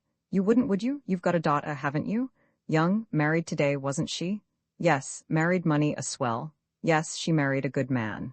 He doesn't know what you are, Peter. Emmanuel asked the question carelessly, and his host fixed him with a steely glance. No, what's the idea? Do you think you'll get 40,000 that way? I've got a boy. You've never sat in a damp cell with the mists of the moor hanging on the walls and thought till your heart ached? You can get people through their children. He paused. I could get you that way. In a second Peter Kane was towering above him, an ominous figure. The day my heart ached, he said slowly. Yours would not beat? You're an old man and you're afraid of death. I can see it in your eyes. I am afraid of nothing. I'd kill you? Before the ferocity of voice and mien, Legg shrank farther into his chair. What's all this talk about killing? I only want what's fair. Fond of her, ain't you, Peter? I'll bet you are. They say that you're crazy about her. Is she pretty? I don't suppose she takes after you. Young Johnny Gray was sweet on her too. Peter, I'll get you through her. So far he got, and then a hand like a steel clamp fell on his neck, and he was jerked from his chair. Peter spoke no word, but, dragging the squirming figure behind him, as if it had neither weight nor resistance, he strode up the narrow pathway by the side of the house, across the strip of garden, through the gate and into the road.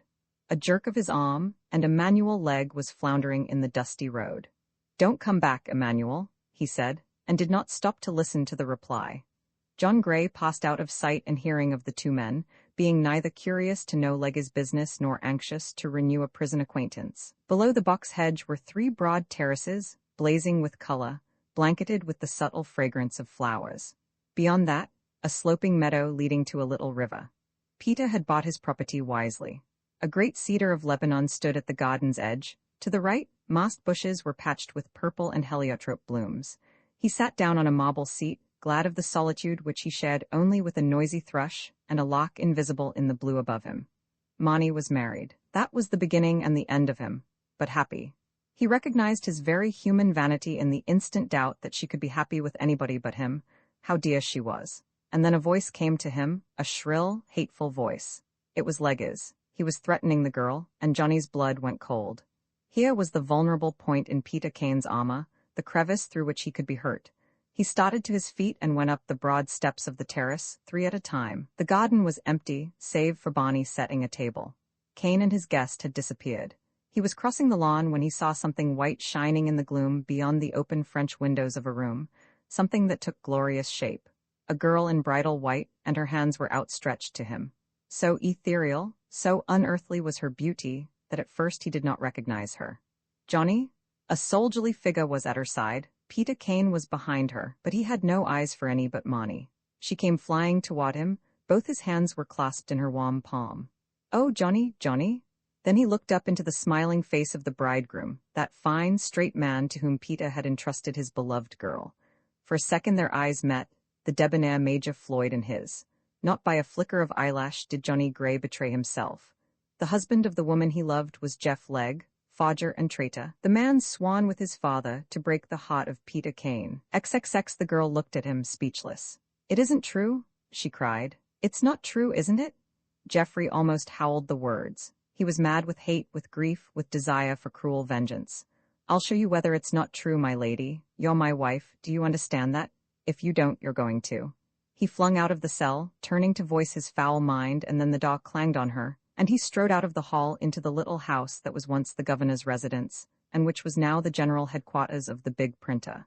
He poured himself out a stiff dose of whiskey and drank it undiluted, and the man who had accompanied him watched him curiously. Jeff, it looks to me as if it's time to make a getaway. We can't keep these people here very long. The men are scared too. Scared, are they?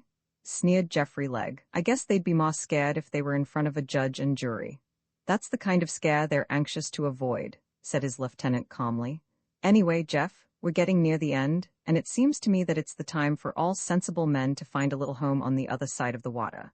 Legg thought for a long time, and when he spoke his voice was more calm. Perhaps you're right, he said. Tell them they can clear tonight. The other man was taken aback by the answer. Tonight, he said. Well, I don't know that there's that hurry. Tell them to clear tonight. They've got all the money they want. I'm shutting this down. Who killed your father? Peter Kane, snarled Legg. I've got the full strength of it. The police are hiding him up, but he did the killing all right. They found him on the premises in the morning. He sat a while, staring moodily at the glass in his hand. Let them go tonight, he said. Every one of them. I'll tell them myself. Do you want me to go? Asked the other. Legg nodded. Yes, I want to be alone. I'm going to fix 2 people tonight, he said between his teeth, and I'm fixing them good. Some of the men like Johnny Gray, they were in boob with him, suggested his assistant, but Jeffrey stopped him with an oath. That's another reason they can get out, he said, and they can't know too soon. He jumped to his feet and strode out of the room, the man following at a distance. There were 2 halls to the prison, and it was into the second that he turned. This was brilliantly illuminated. The doors had been removed from most of the cells, and several of them were obviously sleeping rooms for the half a dozen men who sat about a table playing cards. At only 4 places were the cell doors intact, for behind these were the delicate printing presses, which from morning till night were turning out and numbering French, American, and English paper currency. There was not one of the men at the table, or who came to the doors of their cubicles, attracted by the unusual appearance of Legg, who had not served long terms of imprisonment on forgery charges. Jeffrey had recruited them as carefully as a theatrical producer recruits his beauty chorus. They were men without homes, without people, mainly without hope, men inured to the prison system, and who found, in this novel method of living, a delightful variation of the life to which they were most accustomed. It was believed by the authorities that Keytown Jail was in the hands of a syndicate engaged in experimental work of a highly complicated character, and no obstacle had been placed in the way of laying power cables to the laboratories. Jeff had found the safest asylum in the land, and one which was more strongly guarded than any he could have built. His speech was short and to the point. Boys, I guess that the time has come when we've got to make the best of our way home. You've all enough money to live comfortably on for the rest of your lives, and I advise you to get out of the country as soon as you can. You have your passports, you know the way, and there's no time like the present. Do you mean that we've got to go tonight, Jeff? Asked a voice. I mean tonight? I'll have a car run you into London, but you'll have to leave your kit behind, but you can afford that. What are you going to do with the factory? That's my business, said Jeff. The proposal did not find universal favor, but they stood in such awe of the big printer that, though they demurred, they obeyed. By 10 o'clock that night the prison was empty, except for Jeffrey and his assistant. I didn't see Bill Hollis go, said the latter, but Jeffrey Legg was too intent upon his plans to give the matter a moment's thought. Maybe you'll see yourself go now, Jenkins, said he. You can take your 2-seater and run anywhere you like. Let me stay till the morning? Asked the man. You'll go tonight. Otherwise, what's the use of sending the other fellows away? He closed the big gate upon the car. He was alone with his wife and with the man he hated. He could think calmly now. The madness of rage had passed. He made a search of a little storeroom and found what he was looking for. It was a stout rope. With this over his arm and a storm lamp in his hand, he went out into the yard and came to a little shed built against the wall. Unlocking the rusty padlock, he pulled the doors apart. The shed was empty, the floor was inches thick with litter, and going back, he found a broom and swept it clean. With the aid of a ladder, he mounted to a beam that ran transversely across the roof and fastened one end of the rope securely. Coming down, he spent half an hour in making a noose. He was in the death house. Under his feet was the fatal trap that a pull of the rusty lever would spring. He wanted to make the experiment, but the trap would take a lot of time to pull up. His face was pouring with perspiration when he had finished. The night was close, and a flicker of lightning illuminated for a second the gloomy recesses of the prison yard. As he entered the hall, a low growl of thunder came to him, but the storm in his heart was more violent than any nature could provide. He tiptoed up the iron stairs to the landing, and came at last to know. And hesitated. His enemy could wait. Creeping down the stairs again, his heart beating thunderously, he stood outside the door of the condemned cell. The key trembled as he inserted it in the lock. No sound broke the stillness as the door opened stealthily, and he slipped into the room. He waited, holding his breath, not knowing whether she were awake or asleep, and then crept forward to the bed. He saw the outline of a figure. "Monty," he said huskily, groping for her face, and then two hands like steel clamps caught him by the throat and flung him backward. "I want you, Geoffrey Legge," said a voice, the voice of Johnny Gray. Roman 31 Johnny Gray came to consciousness with a violent headache and a sense of suffocating restriction, which he discovered was due to his wing collar holding tightly in spite of the rough usage that had been his. This fact would have been pleasing to Parker, but was intensely discomforting to the wearer, and in a minute he had stripped the offending collar from his throat and had risen unsteadily to his feet. The room in which he was had a familiar appearance. It was a cell, and Keytown Jail. He remembered Fenner's warning. So Fenner knew, Keytown Jail, sold by the government to Geoffrey Legge. The idea was preposterous, but why not? A timber merchant had bought a jail at Hereford, a firm of caterers had purchased an old prison in the north of England, and were serving afternoon teas in the cells. Now he understood. Keytown Prison was the headquarters of the big printer. The one place in the world that the police would never dream of searching, particularly if, as he guessed, Geoffrey Legge had offered some specious excuse for his presence and the presence of his company in this isolated part of the world. The sound of voices came faintly up to him, and he heard a door bang and the clicking of locks. And with that sound he recalled the happenings of the evening. It must be Peter. They had got him too. In spite of his discomfiture, in spite of the awful danger in which he knew he was, he laughed softly to himself. Above his bed was a window with scarcely a whole pane, but there was no escape that way. A thought struck him, and leaning down, he tapped a moss message on the floor. If it was Peter, he could understand. He heard the answering tap which came feebly, and when he signaled again, he knew that whoever was in the cell below had no knowledge of the Morse code. He searched his pockets and found a tiny scrap of pencil, but could find no paper, except a bundle of 5-pound notes, which his captors had not troubled to remove.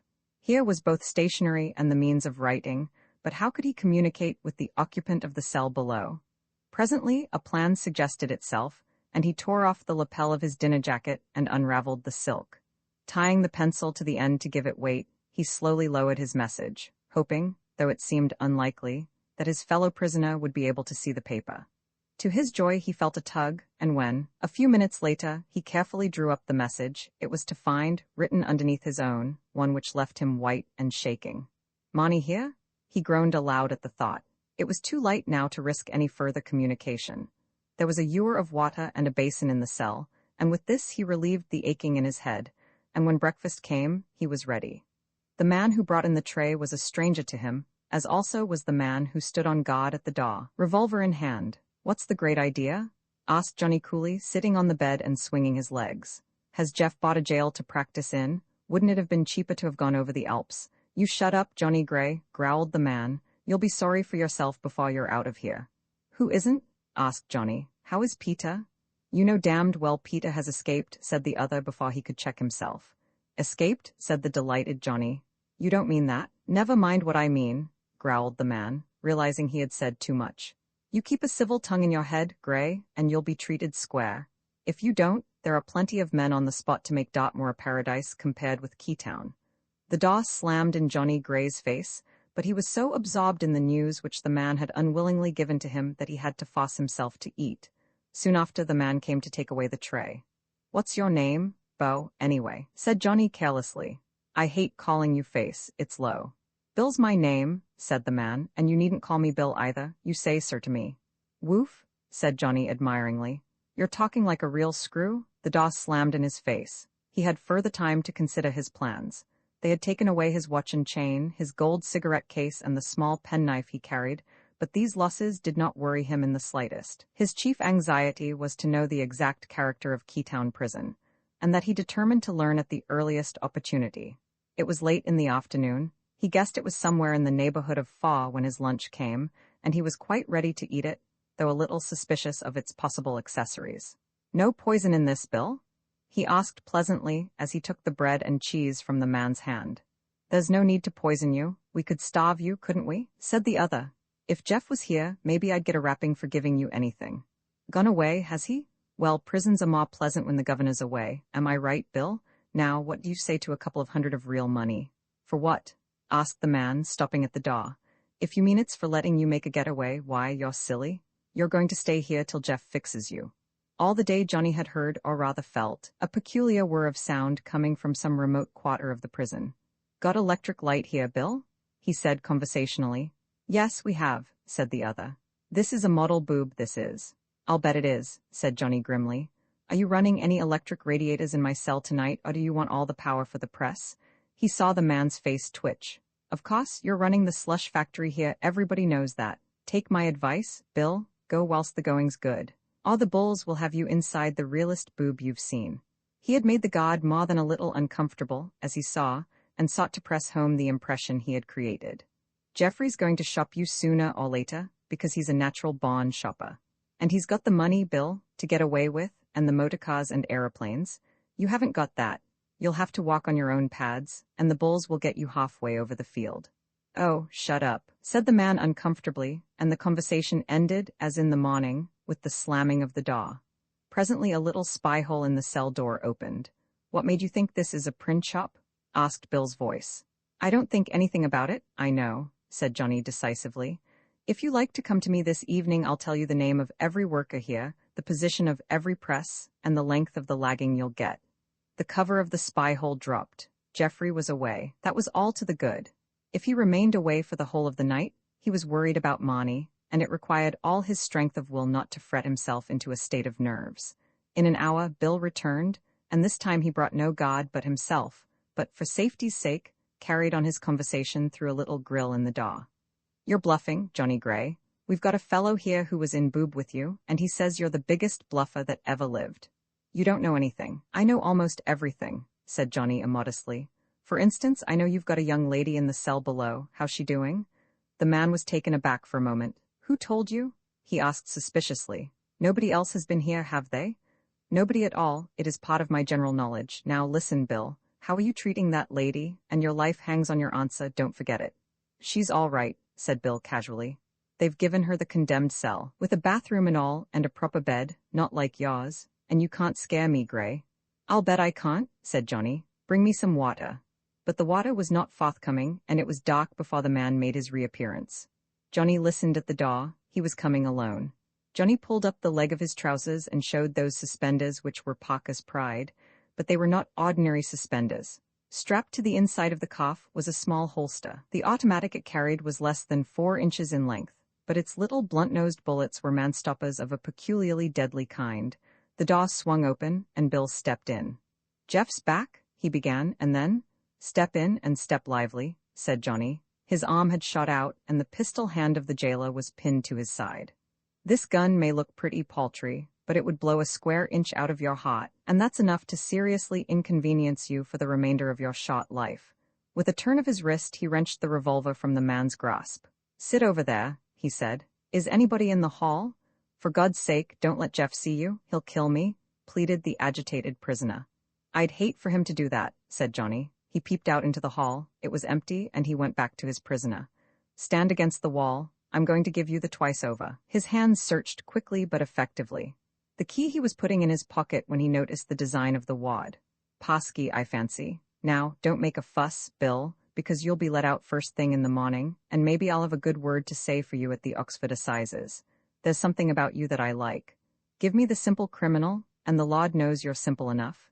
He stepped out of the cell, snapped the lock of the door, and, keeping in the shadow, walked swiftly along the gallery until he came to the open stairway onto the floor below. The hall was untenanted.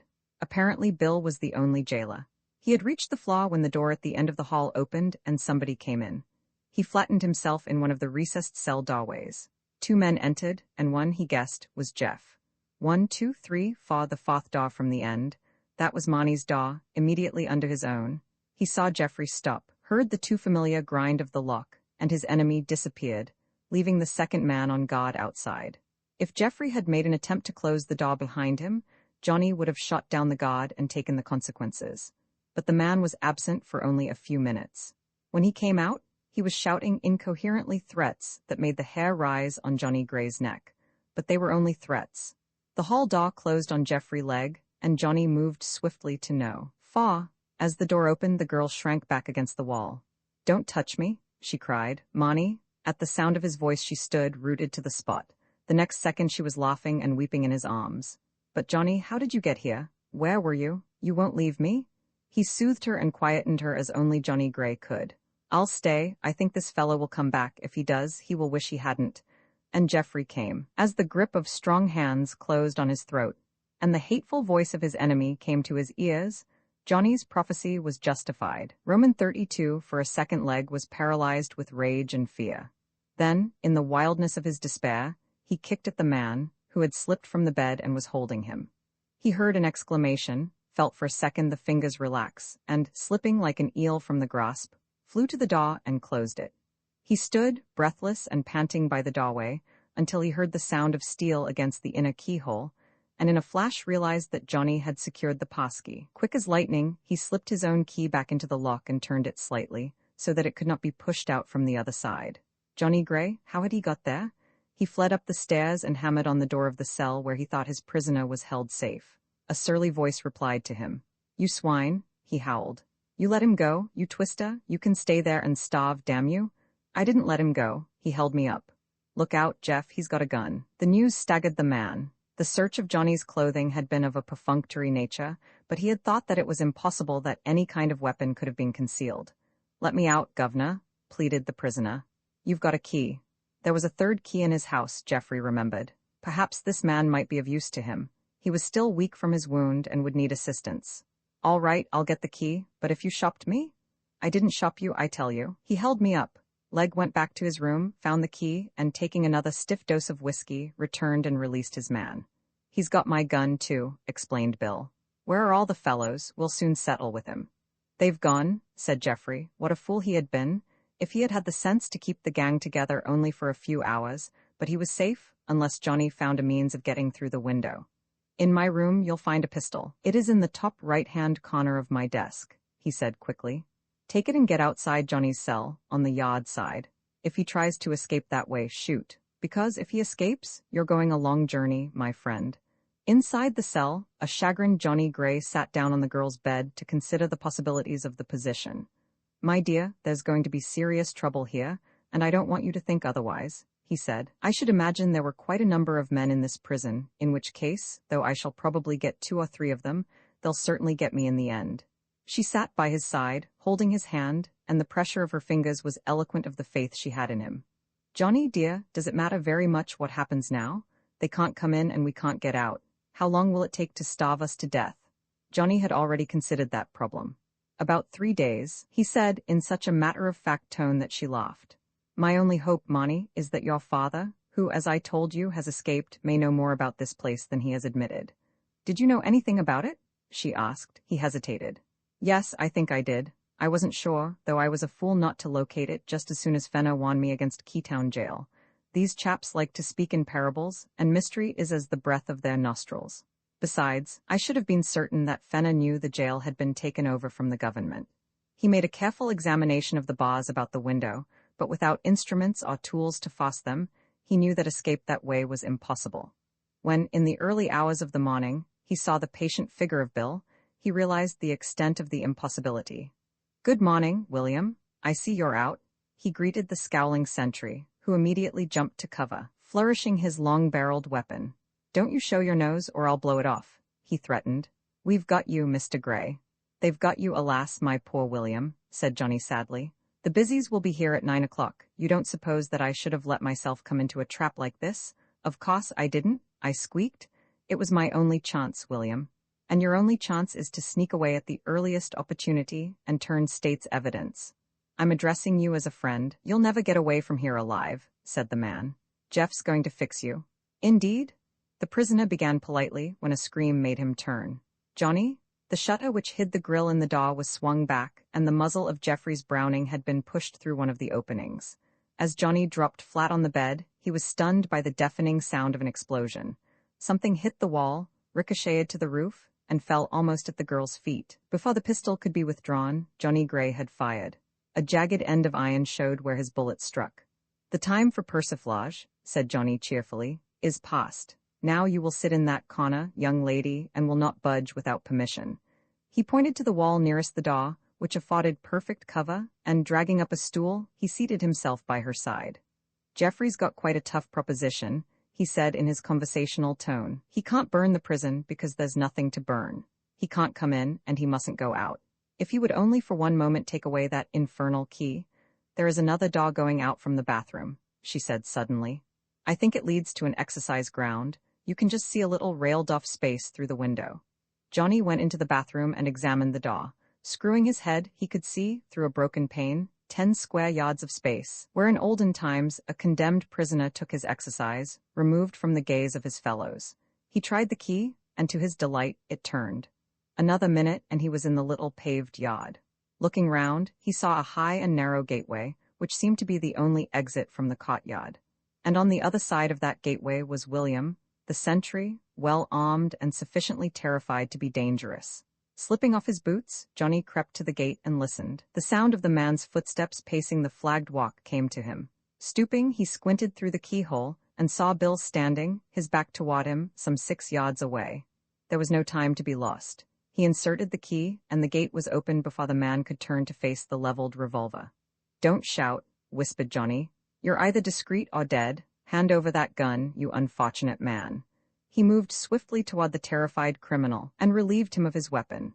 With a gesture, Johnny directed him to the exercise yard.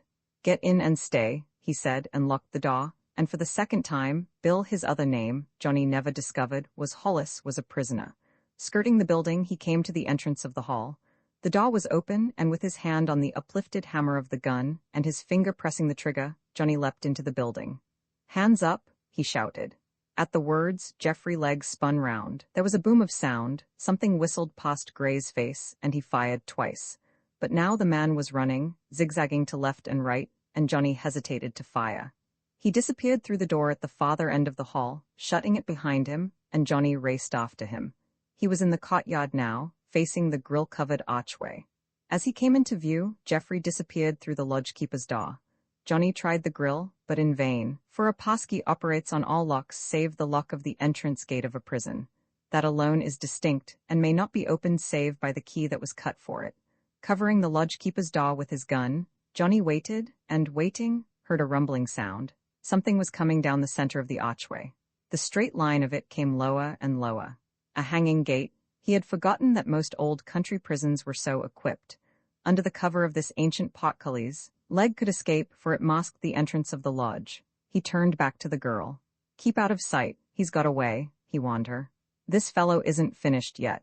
The gate was down. Jeffrey put on the overcoat he had left in the lodge, slipped his pistol into his pocket and opened the great gates. He had at least a dozen hours' start, he thought, as he stepped into the open. Please do not put your hand in your pocket, Mr. Jeffrey, said a plaintive voice. I should so hate to shoot a fellow creature. It would be a deed utterly repugnant to my finest feelings. Jeffrey raised his hands to their fullest extent, for Mr. Rita was not alone. Behind him were 4 armed policemen, a cordon of mounted constabulary, spread in a semicircle, cutting off all avenues of escape. And most ominous of all was the deadly scrutiny of Peter Kane, who stood at Rita's right hand. Roman 33, for the first time Jeffrey Legg felt the cold contact of handcuffs. He was led back to the Potter's lodge, whilst 2 of the policemen worked at the windlass that raised the hanging gate. It's a cop, Craig, he said, for the inspector in charge was that redoubtable thief-catcher. But I'm going to squeak all I know. Johnny Gray is in this. He's been working my slush for years. You'll find the presses in the second hall, but the other birds have done some quick flying. They've all flown into the police station at Oxford, said Craig, and they're singing their pretty little songs merrily. The Oxford police took a whole carload of them about 11 o'clock last night. Unfortunately, they weren't so ready to squeak as you. Johnny Gray's in it, I tell you. "Oh, how can you say such a thing?" said the shocked Mr. Rita. "I'm perfectly sure Mr. Gray is quite innocent." Geoffrey regarded him with a sneer of contempt. "You're a pretty funny busy. I suppose Craig brought you here?" "No," murmured Mr. Rita. "I brought myself here." "The only thing I can say about you," said Geoffrey Legge, "is that you're smarter than old Golden, and that's not saying much." "Not very much," murmured Mr. Rita, "but you're not smart enough to know that Johnny Gray has been in this business for years. Even while he was in prison?" suggested Mr. Reader innocently. "The opportunities are rather restricted, don't you think? But don't let us quarrel, Mr. Geoffrey." The portcullis was raised now, and in a few minutes the girl was in her father's arms. "Johnny, you've had a narrow squeak," said Craig as he shook the man's hand, "and there's some talk about you being in this slush business, but I'll not believe it till I get proof." "Who killed old Legge?" asked Johnny. The detective shook his head. "We don't know, but Stevens has disappeared, and Stevens was Fenner's brother. I got it from Mr. Rita, who seems to have remarkable sources of information." "Not at all," disclaimed the apologetic Rita. "I certainly have a remarkable source of information, and to that all credit must go. But I think you will confirm my statement, John, that Stevens is Fenner's brother?" To Peter's surprise, Johnny nodded. "Yes, I knew they were brothers, and it is unnecessary to say that their name was neither Stevens nor Fenner. It is pretty well established that the old man gave away Fenner, shopped him for the Berkeley Square job, and possibly Stevens got to know of this, and had been waiting his opportunity to settle accounts with Emmanuel. Have you caught him?" "Not yet," said Craig. "I hope you won't," said Johnny. "What are you going to do about me, Peter?" He put his arm round the girl's shoulder, and Peter smiled. "I suppose I'll have to let her marry you, Johnny, whether you're a crook or honest. I want you to go straight, and I'll make it worthwhile, that I can promise you." It was Mr. Rita who spoke, and may I offer an apology? I'm rather a wolf in sheep's clothing or a sheep in wolf's clothing. The truth is, my name is Golden. "Golden?" gasped Craig. "But I thought Golden was out of this business?" "He is out of it, and yet he is in it," explained Mr. Rita carefully.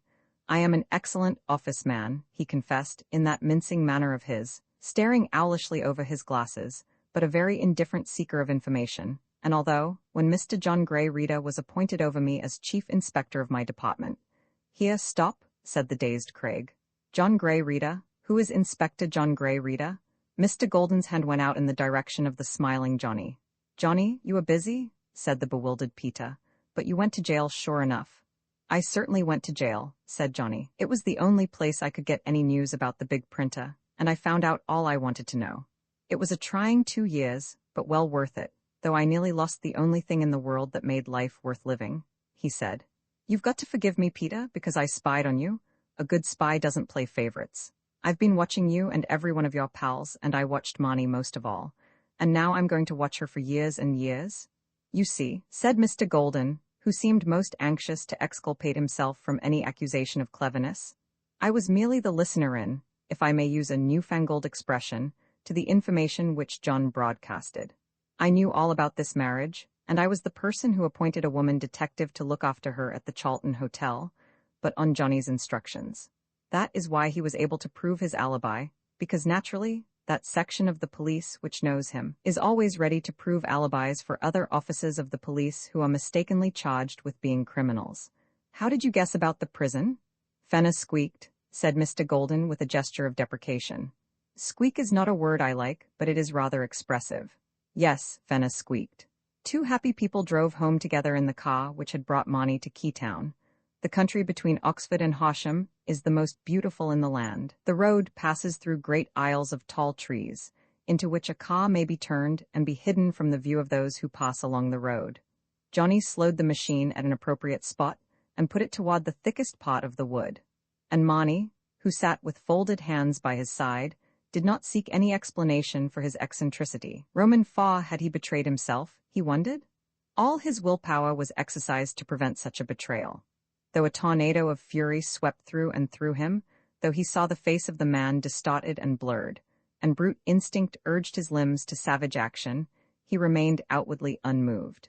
It was impossible for the beholder to be sure whether he had paled, for the sun and wind of Dartmoor had tanned his lean face the color of mahogany. For a while so terrific was the shock that he was incapable of speech or movement. Major Floyd was Jeff Legge? In a flash he realized the horrible plot. This was Emmanuel's revenge, to marry his crook son to the daughter of Peter Kane. Jeff was watching him narrowly, but by no sign did Johnny betray his recognition. It was all over in a fraction of a second. He brought his eyes back to the girl, smiling mechanically. She seemed oblivious to her surroundings, that her new husband stood by, watching her with a gleam of amusement in his eyes, that Peter was frowning anxiously, and that even old Bonnie was staring open-mouthed, meant nothing. "Johnny, poor Johnny, you aren't hating me, are you?"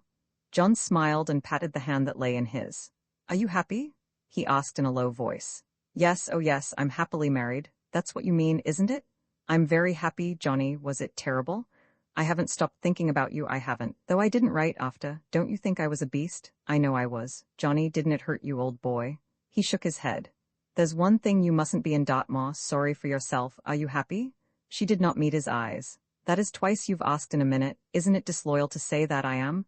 Don't you want to meet Jeffrey?" "Why, of course I want to meet Jeffrey." He crossed to the man, and Jeff Legg watched him. "I want you to meet Captain Gray, a very old friend of mine," she said with a catch in her voice. Jeffrey Legg's cold hand gripped his. "I'm glad to meet you, Captain Gray." Had he been recognized? Apparently not, for the face turned to him was puckered in an embarrassed smile. "You've just come back from East Africa, haven't you? Get any shooting?" "No, I didn't do any shooting," said Johnny. "Lots of lions, aren't there?" said Jeff. The lips of the ex-convict twitched. "In that part of the country where I was living, the lions are singularly tame," he said dryly. "Monty, darling, you're glad to see Gray on your wedding day, aren't you? It was good of you to come, Gray. Mrs. Floyd has often spoken about you." He put his arm about the girl, his eyes never leaving Johnny's face. He designed to hurt them both. She stood rigidly, neither yielding nor resisting, tense, breathless, pale. She knew, the realization came to John Gray like a blow. She knew that this man was a liar and a villain. She knew the trick that had been played upon her father. "Happy, darling." "Very, oh very." There was a flutter in her voice, and now Johnny was hurt and the fight to hold himself in became terrific. It was Peter who for the moment saved the situation. "Johnny, I want you to know this boy, the best in the world, and I want you to think with me that he's the best husband in the world for Monty." Jeff Legg laughed softly. "Mr. Kane, you embarrass me terribly. I'm not half good enough for her. I'm just an awkward brute that doesn't deserve my good luck." He bent and kissed the white-faced girl. Johnny did not take his eyes from the man. "Happy, eh? I'll bet you're happy, you rascal," chuckled Kane. Monty pulled herself away from the encircling arm. "Daddy, I don't think this is altogether amusing, Johnny." Her voice shook. The man from Dartmoor knew that she was on the verge of tears. "It takes a lot to bar me." John Gray found his voice. "Indeed, the happiness of young people, I feel very old just now, is a joy." "You're a Canadian, Major Floyd?" "Yes, a French Canadian, though you wouldn't guess that from my name. My people were habitant and went west in the 60s to Alberta and Saskatchewan, long before the railway came. You ought to go to Canada. You'd like it better than the place you've been to." "I'm sure I should." Peter had strolled away, the girl's arm in his. "No lions in Canada, tame or wild," said Jeff, regarding him from under his drooped eyelids. Gray had lit a cigarette. He was steady now, steady of nerve and hand. "I should feel lonely without lions," he said coolly, and then, "If you will forgive my impertinence, Major Floyd, you have married a very nice girl. The very, very best. I would go a long way to serve her, a long way, even back to the lions." Their eyes met. In the bridegroom's was a challenge. In Johnny Gray's cold murder. Jeff Legg's eyes fell and he shivered. "I suppose you like hunting?" he said. "Oh no, you said you didn't. I wonder why a man of your character went abroad." "I was sent," said Johnny, and he emphasized every word. "Somebody had a reason for sending me abroad. They wanted me out of the way. I should have gone anyhow, but this man hurried the process." "Do you know who it was?" The East African pretense had been tacitly dropped. Jeff might do so safely, for he would know that the cause of John Gray's retirement from the world was no secret. "I don't know the man. He was a stranger to me. Very few people know him personally. In his set, our set, not half a dozen people could identify him. Only one man in the police knows him." "Who is that?" interrupted the other quickly. "A man named Rita. I heard that in prison. Of course you knew I had come from Dartmoor." Jeff nodded with a smile. "That is the fellow who is called the Great Unknown," he said, striving to thin the contempt from his voice. "I've heard about him in the club. He is a very stupid person of middle age who lives in Peckham, so he isn't as much unknown as your mystery man." "It is very likely," said the other. "Convicts invest their heroes and enemies with extraordinary gifts and qualities. I only know what I have been told. At Dartmoor, they say Rita knows everything. The government gave him carte blanche to find the big printer. And has he found him?" asked Jeff Legg innocently. "He'll find him," said Johnny. "Sooner or later there will be a squeak. May I be there to hear it, said Jeff Legg, and showed his white teeth in a mirthless smile. Johnny was alone in the lower garden, huddled up on a corner of the marble bench, out of sight but not out of hearing of the guests who were assembling on the lawn. He had to think and think quickly. Marnie knew? But Marnie had not told, and Johnny guessed why. When had Jeff Legg told her? On the way back from the church, perhaps. She would not let Peter know, Peter, who deemed her future assured, her happiness beyond question.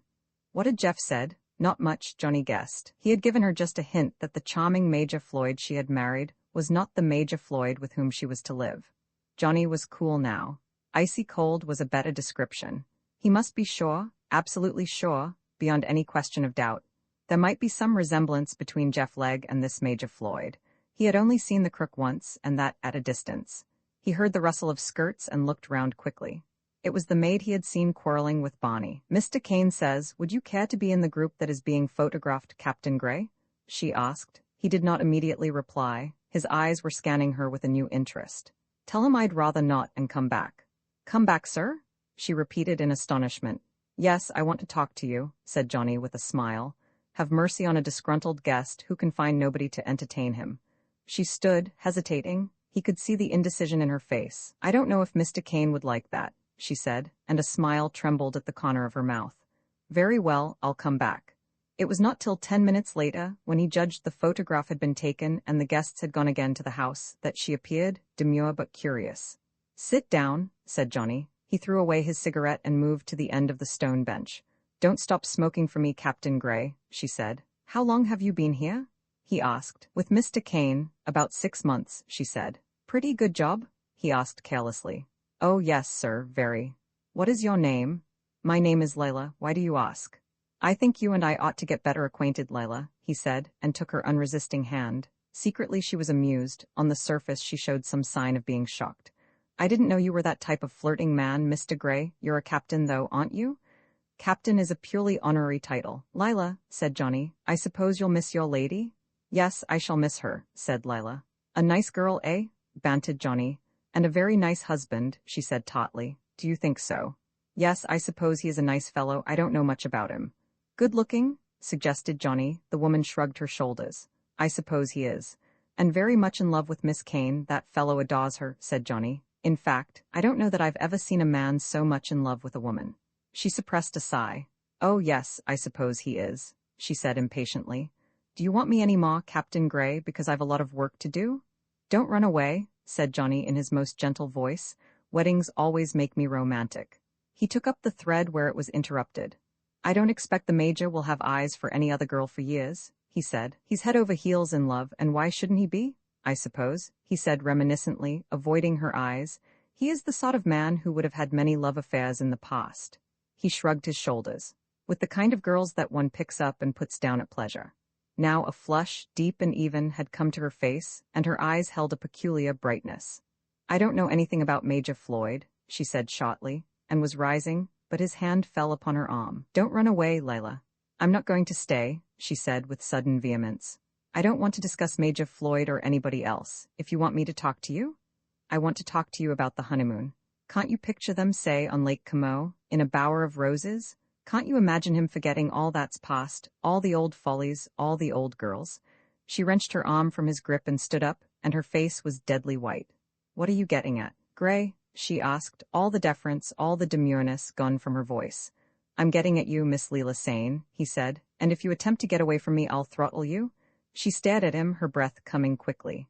"You were supposed to be a gentleman, too," she said. "I'm supposed to be Johnny Gray from Dartmoor. Sit down. What's the graft, Layla?" "I don't understand what you're talking about." "What's the graft?" asked Johnny with deadly calm. "Jeff Legg put you here to nose the house for him, and keep him wise as to what was going on." "I don't know Jeff Legg," she faltered. "You're a liar," said Johnny ungently. "I know you, Layla. You run with Legg and you're a cheap squeak. I've seen you a dozen times. Who is Major Floyd?" "Go and ask him," she said defiantly. "Who is Major Floyd?" The grip on her arm tightened. "You know," she said sullenly. "It's Jeff Legg." "Now listen, Layla, come here." He had released her, and now he crooked his finger. "Go and blow to Jeff, and I'll squeak on you both, you understand that? I'll put Jeff just where I want him to be. There's a vacant cell at Dartmoor anyway. That gives you a twinge, doesn't it? You're keen on Jeff." She did not reply.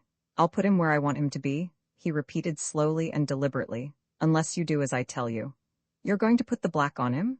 She said, her lips curling. Black doesn't mean anything in my young life, said Johnny, but I tell you this, that I'll find Rita and squeak the whole page full unless I have my way. What do you want? She asked. I want to know where they're going and where they're staying. I want to know their plans for the future. Are you married to him by any chance? A glance at her face gave him the answer. You're not? Well, you may be yet, Layla. Aren't you tired of doing his dirty work? Perhaps I am and perhaps I'm not, she replied defiantly. You can do nothing to him now anyway, Johnny Gray. He's got your girl, and if you squeaked like a garden of birds, you couldn't undo what that old godman did this morning. Jeff's too clever for you. He'll get you, Gray? If he knows, said Johnny quietly. But if he knows, Rita knows too, do you get that?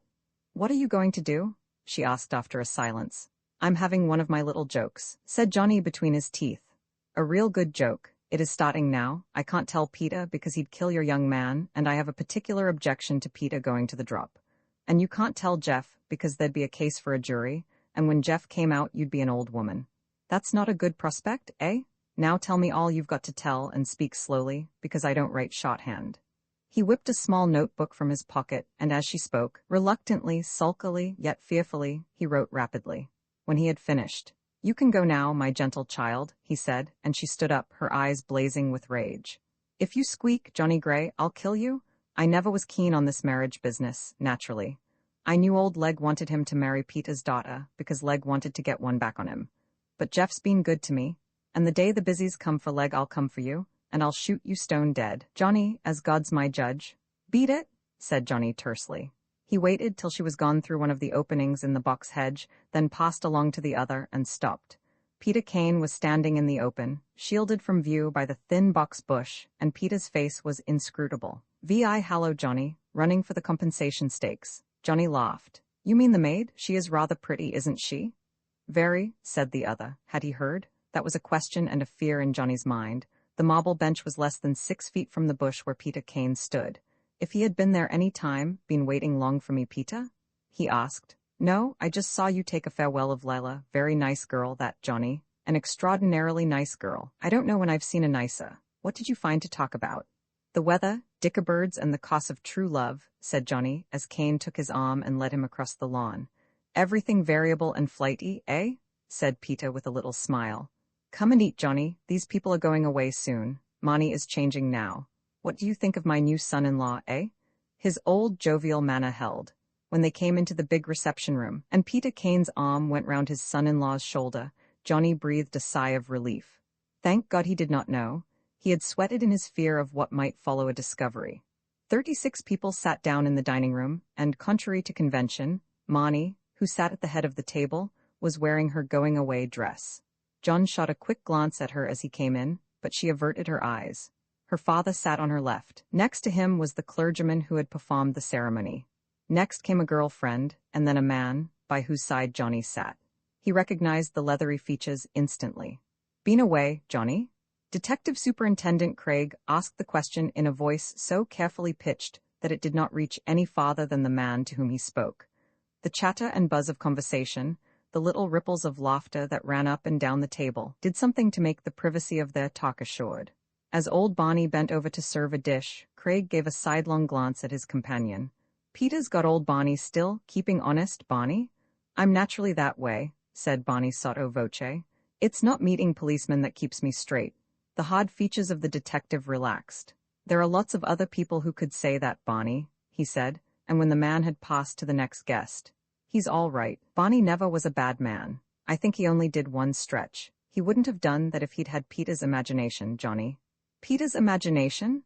I'm not referring to his present imagination, but the gift he had 15 years ago. Peter was the cleverest of them all. The brilliant way his attack was planned, the masterly line of retreat, the wonderful alibis, so beautifully dovetailed into one another that, if we had pinched him, he'd not only have been discharged, but he would have got something from the poor box. It used to be the life ambition of every young officer to catch him, to find some error of judgment, some flaw in his plan. But it was police-proof and foolproof. He'd blush to hear you, said the other dryly. But it's true, Johnny. The clever letters he used to write, all to fool us. He did a lot of work with letters, getting people together, luring Em to the place he wanted Em, and where their presence served him best. I remember how he got my chief to be at Charing Cross under the clock at 9:10, and showed up himself and made him prove his alibi. He laughed gently. I suppose, said Gray, people would think it remarkable that you and he are such good friends. They wouldn't say it was remarkable, they'd say it was damned suspicious, growled the other. Having a drink, he said suddenly, and pulled a wine bottle across the table. No, thanks, I seldom drink. We have to keep a very clear head in our business. We can't afford to dream. We can't afford anything else, said Craig. Why our business, old man? You're out of that. Johnny saw the girl look toward him. It was only a glance, but in that brief flash he saw all that he feared to see, the terror, the bewilderment, the helplessness. He set his teeth and turned abruptly to the detective. How is your business? He asked. Quiet. I'm sorry to hear that, said John Gray with mock concern, but trade's bad everywhere, isn't it? What sort of time did you have in the country? Asked Craig, and his companion grinned. Wonderful. My bedroom wanted papering, but the service was quite good. Craig sighed. Ah well, we live and learn, he said heavily. I was sorry about it, Johnny, very sorry. It's a misfortune, but there's no use grieving about it. You were one of the unlucky ones. If all the people who deserved prison were in prison, why, there wouldn't be any housing problems. I hear there were quite a lot of stars there, Craig went on. Harry Becker and young Lou Storing, why, old Leg must have been there in your time. And another fellow, now what's his name? The slush man, Kappa, that's it, ever see him? Yes, he and I were once harnessed to the same cot. Ah, said Craig encouragingly. I'll bet you heard a few things. He'd talk to you. He did. Craig bent toward him, lowering his voice. Suppose I told you a certain pot he coppered you, and suppose I said I've reason to believe that your copper is the man I want. Now couldn't we exchange confidences? He asked. Yes, we might squeak together, and it would sound like one of those syncopated orchestras, but we won't. Honestly, Craig, I can't tell you about the big printer. Reader ought to know all about him. Rita? Said the other scornfully. An amateur, all this faldalal about Secret Service men gets my goat. If they'd left the matter to the police, we'd have had the big printer. Ever seen him, Johnny? No, said Johnny untruthfully. Rita, eh? Said the thoughtful detective. They used to have an office man named Golden once, an old fellow that thought he could catch slushes by sitting in an office and thinking hard. Reader isn't much better by all accounts. I saw him once, a soft fellow on the edge of senile decay. Craig sighed deeply, looked up and down the happy bod with a bleak and grudging glance, and then, just for a little hot-to-hot talk, I know where you could get an easy monkey, Johnny, he said softly. Johnny did not smile. It would have to be a monkey on a stick, Craig. We're both men of the world, interrupted the detective imploringly. Yes, said Johnny Gray, but not the same world, Craig. One last despairing effort the detective made, though he knew that, in angling for a squeak, he might as well have tried Peter himself. The Bank of England will pay £1,000 for the information I want. And who can afford it better? Said Johnny haughtily. Now, shut up, Craig. Somebody's going to make a speech.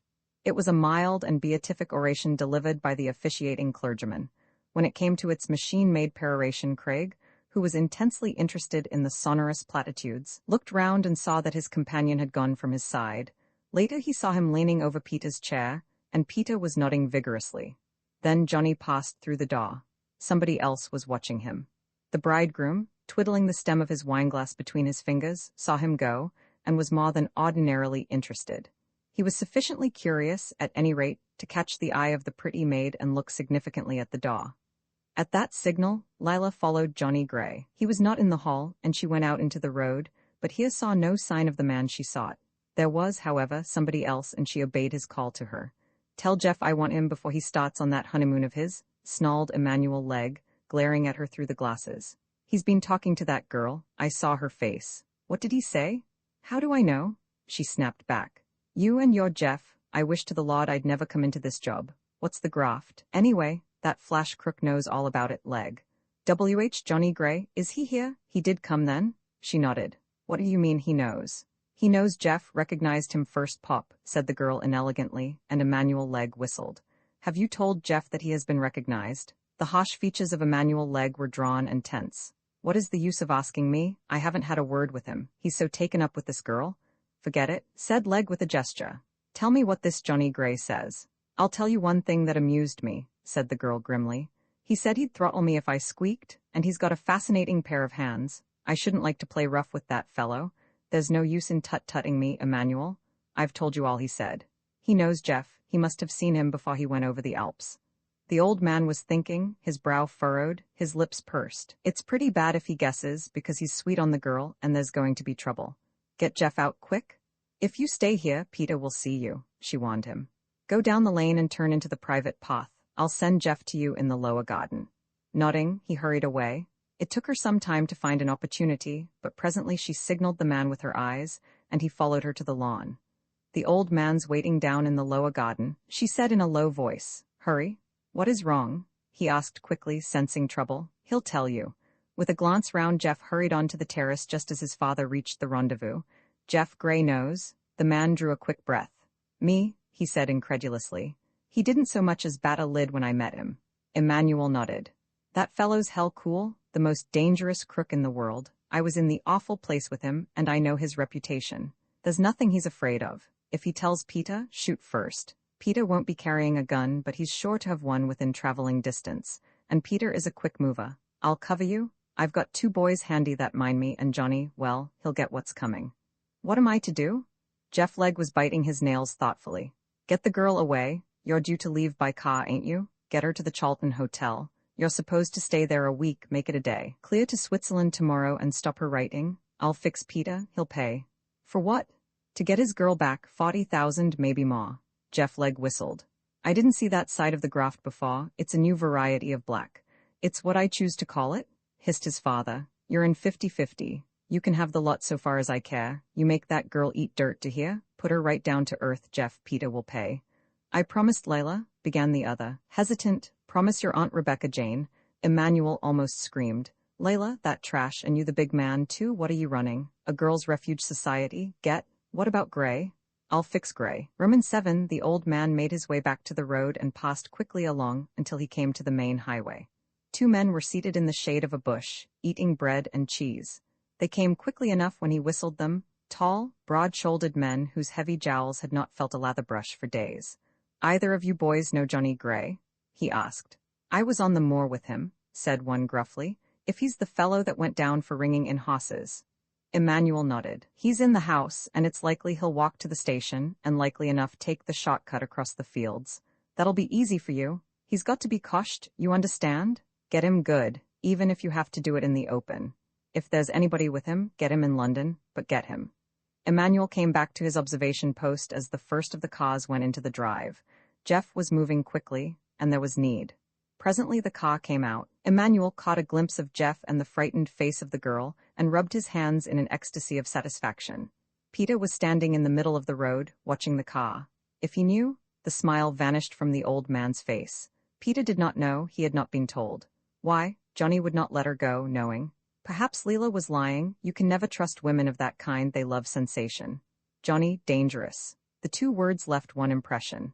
And there was Johnny, standing, one hand in pocket, the other waving at the car as it came into brief view on the Shawham Road, as unconcerned as though he were the least interested.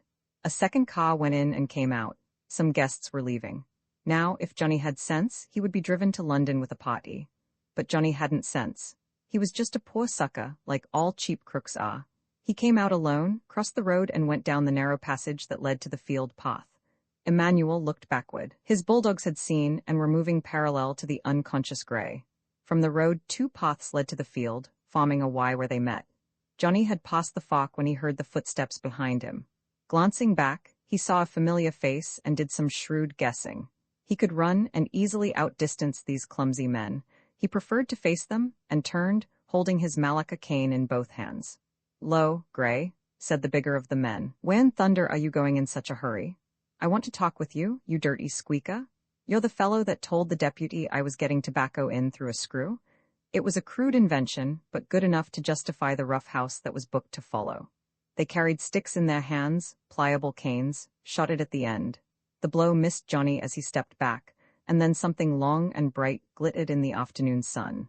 The scabbard of the sawed cane he held defensively before him. The sawed, thin and deadly, was pointed to the nearer of his enemies. They stopped, Saxon-like, appalled by the sight of steel. Bad boy, said Johnny reproachfully. The razor-pointed rapier flickered from face to face and the men stumbled back, getting into one another's way. One of the men felt something wet on his cheek and put up his hand.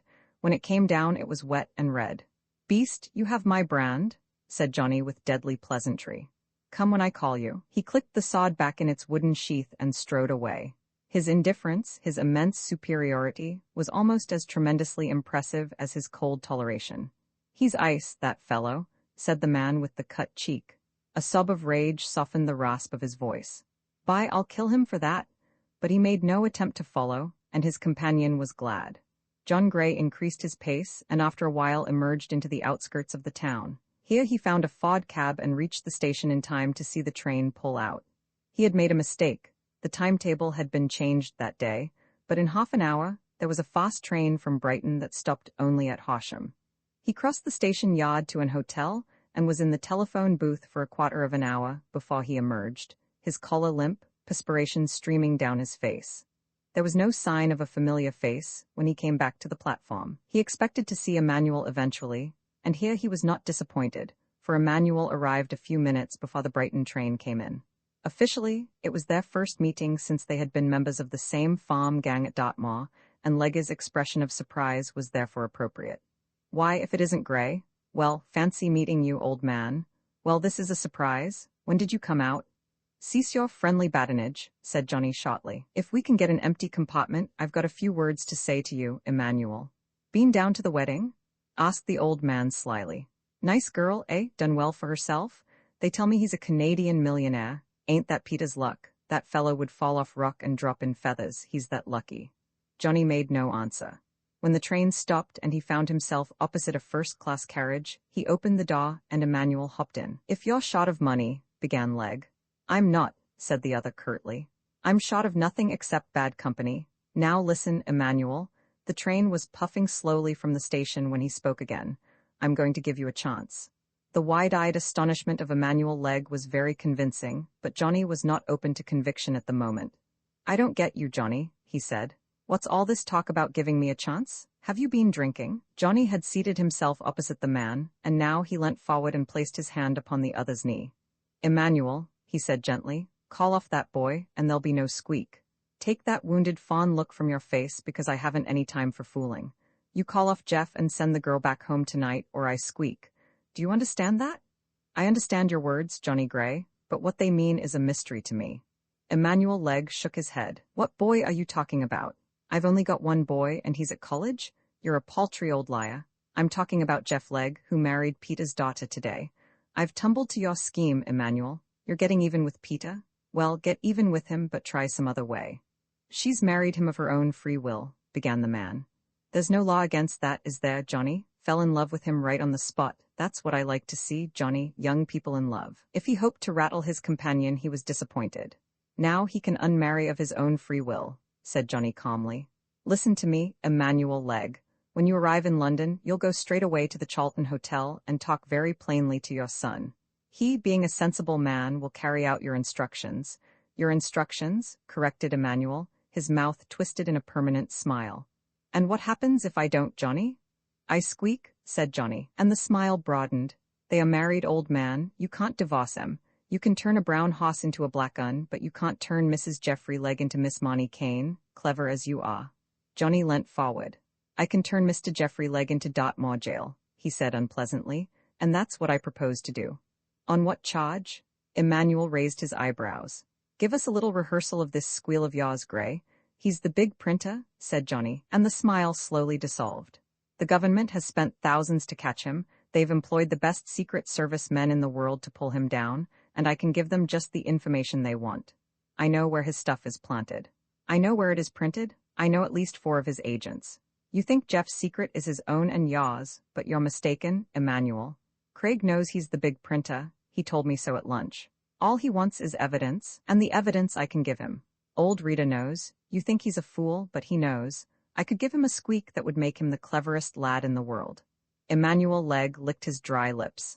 Going in for the con business, Johnny? He asked banteringly. There was no amusement in his voice. What a confidence man you'd make. You look like a gentleman and talk like one. Why, they'd fall for you and never think twice. But that confidence stuff doesn't mean anything to me. Johnny, I'm too old and too wide to be bluffed. There's no bluff here, interrupted Johnny. I have got your boy like that. He held out his hand and slowly clenched it. For fully 5 minutes Emmanuel Legge sat huddled in a corner of the compartment, staring out upon the flying scenery. You've got him like that, have you, Johnny boy? he said gently. Well, there's no use deceiving you, I can see. Slush is funny stuff, they call it phony in America. Did you know that? I guess you would, because you're well educated. But it's good slush, Johnny. Look at this, he's a note, is it good or bad? His fingers had gone into his waistcoat pocket and withdrew a thin pad of paper an inch square. Fold by fold he opened it out and showed a 5-pound note. He caressed the paper with finger and thumb. The eyes behind the powerful glasses gleamed, the thin-lined face softened with pride. Is it good or bad, Johnny? Though the day was bright and hot, and not a cloud was in the sky, the 4 electric lamps in the carriage lit up suddenly. In the powerful light of day, they seemed pale ghosts of flame, queerly dim. As the sunshine fell upon them, their shadows were cast upon the white cornice of the carriage. There's a tunnel coming, said Emmanuel. It will give you a chance of seeing them at their best. Feel Johnny? The real paper, bankers have fallen for With a roar the train plunged into the blackness of the tunnel. Emmanuel stood with his back to the carriage door, the note held taut between his hands. There's only one flaw, the watermark. I'm giving away secrets, eh? Look. He stretched his arms up until he held the note against one of the bracket lamps. To see, John Gray had to come behind him and peer over his shoulder. The thunder of the train in the narrow tunnel was almost deafening. Look at the F, shouted Emmanuel. See, that F in 5. It's printed too shallow. As Johnny bent forward, the old man thrust at him with his shoulder, and behind that lurch of his was all the weight and strength of his body. Taken by surprise, John Gray was thrown from his balance. He staggered back against the carriage door, felt it give, and tried to recover his equilibrium. But the thrust was too well timed. The door flew open, and he dropped into the black void, clutching as he did so the window ledge. For a second, he swayed with the in and out swinging of the door. Then Leggy's clenched fist hammered down on his fingers, and he dropped. Roman 8, he struck a layer of thick sand and turned a complete somersault. The wall of the tunnel caught and almost dislocated his arm, and he rebounded toward the whirling wheels. One wheel flicked him back against the wall, and he slid, his arms covering his face, the flint ballast of the road ripping his sleeves to ribbons. He was alive. The train had passed.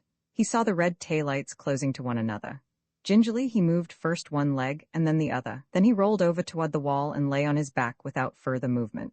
His heart was pounding furiously. He felt a soreness working through the numb overlay of shock. Shock sometimes killed men. His heart was going faster yet. He experienced a horrible nausea, and he found himself trembling violently. The proper thing to do was to inject a solution of gum acacia into his veins. His thoughts were curiously well ordered. Doctors did that. He remembered the doctor telling him at Dartmoor. But there was no gum acacia to be had 10 minutes later. He lifted his body on his elbow and struggled to a sitting position. His head swam, but it did not ache. His arms, he felt them carefully. They were very sore, but no bones were broken. A roadman at the exit of the tunnel nearly dropped with amazement as a grimy young man whose clothes were in rags emerged, limping. I fell out, said Johnny. Can you tell me if there is anywhere I can hire a car? The roadman was going off duty and was willing to act as guide. Johnny hobbled up the steep slopes of the railway cutting, and with the assistance of the interested workman, traversed a wide field to the road. And then came a blessed sportsman on his way back from Gatwick races, and he was alone in his car. At first he looked suspicious at the bruised and ragged figure that had held him up. In the end he flung open the door by his side. Step up, he said. To the railway worker Johnny had a few words to say. Here's 5, he said. 2 for your help and 3 to stop your talking. I don't want this business to be reported, you understand? The truth is, I had been looking on the wine when it was red and gaveth its color aright. Johnny had evidently touched a sympathetic chord. You mean you was boozed? Said the man. You can trust me. The angel who drove him to London was not a talkative angel. Beyond expressing the wish that something drastic had happened to him before he went racing, and the advancement of his view that all racing was crooked and all jockeys thieves, he contributed little to the entertainment of his passenger, and the passenger was glad. At the first cab rank they struck, it was in Sutton, Johnny insisting upon alighting. I'll take you home if you like, said his gloomy benefactor. Gently the other declined. My name is Lawford, said the motorist in a sudden outburst of confidence. I've got an idea I know your face. Haven't I seen you on the track? Not for some time, said Johnny. Rather like a fellow I once met, well, introduced to fellow named Gay or Gray, regular rascal. He got time. Thanks, said Johnny. That was I. And the hitherto reticent Mr. Lawford became almost conversational in his apologies. The young man finished the journey in a Sutton taxi and reached Queen's Gate late in the afternoon. Parker, who opened the door to him, asked no questions. "I have laid out another suit for you, sir," he returned to the study to say, the only oblique reference he made to his employer's disorder. As he lay in a hot bath, soaking the stiffness out of his limbs, Johnny examined his injuries. They were more or less superficial, but he had had a terribly narrow escape from death, and he was not wholly recovered from the violence of it. Emmanuel had intended his destruction. The attempt did not surprise him. Men of Legge's type worked that way. He met them in Dartmoor. They would go to a killing without fire of rage or frenzy of despair. Once he had seen a convict select with deliberation and care a large jagged stone and drop it upon the head of a man working in the quarry below. Fortunately, Awada had seen the act, and his shout saved the intended victim from mutilation. The assailant had only one excuse. The man he had attacked had slighted him in some way. In the hearts of these men lived a cold beast. Johnny often pictured it, an obscene shape with pale, lidless eyes and a straight slit of a mouth. He had seen the beast staring at him from 100 distorted faces, had heard its voice, had seen its hatefulness expressed in actions that he shivered to recall. Something of the beast had saturated into his own soul. When he came from his bath, the monsieur whom Parker had summoned was waiting, and for half an hour he groaned under the kneading hands. The evening newspaper that Parker procured contained no news of the accident. Emmanuel was hardly likely to report the matter, even for his own protection. There were explanations he could offer. Johnny thought of several. Free from the hands of the monsieur, he rested in his dressing gown. "Has anybody called?" he asked. "A Mr. Rita, sir." Johnny frowned. "Mr. Rita?" he repeated. "What did he want?" "I don't know, sir. He merely asked for you." "A middle-aged man with rather a sad face," said Parker. "I told him you were not at home and that I would take any message for you, but he gave none." His employer made no reply. For some reason, the call of the mysterious Mr. Rita worried him more than the memory of the tragic happening of that afternoon. More, for the moment, than the marriage of Monty Kane. Roman 9, Monty made her journey to London that afternoon in almost complete silence. She sat in a corner of the limousine and felt herself separated from the man she had married by a distance which was becoming immeasurable. Once or twice she stole a timid glance at him, but he was so preoccupied with his thoughts that he did not even notice. They were not pleasant thoughts, to judge by his unchanging scowl. All the way up he nibbled at his nails, a wrinkle between his eyes. It was not until the big car was bowling across one of the river bridges that the strain was relieved, and he turned his head, regarding her coldly. "We're going abroad tomorrow," he said, and her heart sank. "I thought you were staying in town for a week, Jeff," she asked, trouble in her eyes. "I told father. Does it matter?" he said roughly, and then she found courage to ask him a question that had been in her mind during that dreary ride. "Jeff, what did you mean this morning, on the way back from the church? You frightened me." Jeff Legge chuckled softly. "I frightened you, did I?" he sneered. "Well, if that's all that's going to happen to you, you're a lucky girl. But you're so changed," she was bewildered. I didn't want to marry you. I thought you wanted, and father was so very anxious. Your father was very anxious that you should marry a man in good society with plenty of money," he said, emphasizing every word. "Well, you've married him, haven't you? When I told you this morning that I'd got your father like that," he put out his thumb suggestively, "I meant it. I suppose you know your father's a crook?" The beautiful face flushed and went pale again. "How do you say that?" she asked, her voice trembling with anger. "You know it isn't true, you know?" Geoffrey Legge closed his eyes wearily. "There's a whole lot of revelations coming to you, my good girl," he said, "but I guess we'd better wait till we reach the hotel." Silence followed, until the car drew up before the awning of the Charlton, and then Jeff became his smiling, courteous self, and so remained until the door of their sitting room closed upon them. "Now, you've got to know something, and you can't know it too soon," he said, throwing his hat upon a settee. "My name isn't Floyd at all. I'm Geoffrey Legge. My father was a convict until 6 months ago. He was put in prison by Peter Kane." She listened, open-mouthed, stricken dumb with amazement and fear. "Peter Kane is a bank robber, or he was till 15 years ago, when he did a job with my father, got away with $1 million and squeaked on his pal." "Squeaked?" she said, bewildered. "Your father betrayed him," said Geoffrey patiently. "I'm surprised that Peter hasn't made you acquainted with the technical terms of the business. He squeaked on his pal, and my father went down for 20 years. "It is not true," she said indignantly. "You are inventing this story. My father was a broker. He never did a dishonest thing in his life, and if he had, he would never have betrayed his friend." The answer seemed to amuse Legge. "Broker, was he? I suppose that means he's a man who's broken into strong rooms. That's the best joke I've heard for a long time. Your father's crook. Johnny knows he's crook. Craig knows he's crook. Why in hell do you think a broker should be a pal of a busy? And take that look off your face. A busy is a detective. Peter has certainly neglected your education. Johnny knows? She said, horror-stricken. Johnny knows father is, I don't believe it. All you have told me is lies. If it were so, why should you want to marry me? Suddenly she realized the truth and stood, frozen with horror, staring back at the smiling man. You've guessed, eh? We've been waiting to get under Peter's skin for years, and I guess we've got there. And now, if you like, you can tell him. There's a telephone, call him up. Tell him I'm Jeff Legg, and that all the wonderful dreams he has had of seeing you happy and comfortable are gone. Phone him. Tell him you never wanted to marry me, and it was only to make him happy that you did. You've got to break his heart anyway. You might as well start now. He'd kill you, she breathed. Maybe he would, and that'd be a fine idea too. We'd have Peter on the trap. It would be worth dying for. But I guess he wouldn't kill me. At the sight of a gun in his hands, I'd shoot him like a dog. But don't let that stop you telling him, Monty darling. He stretched out his hand, but she recoiled from him to horror and loathing. You planned it all, this was your revenge? He nodded. But Johnny doesn't know. She saw the change in the man's face, that suave assurance of his vanish. He does know. She pointed an accusing finger at him. He knows, but he let you go, honey, said Jeff. He's one of us and we never squeak, one of us. He repeated the words mechanically. She sat down and covered her face with her hands, and Jeffrey, watching her, thought at first that she was crying. When she raised her face, her eyes were dry, and more extraordinary to him, the fear that he had seen was no longer there.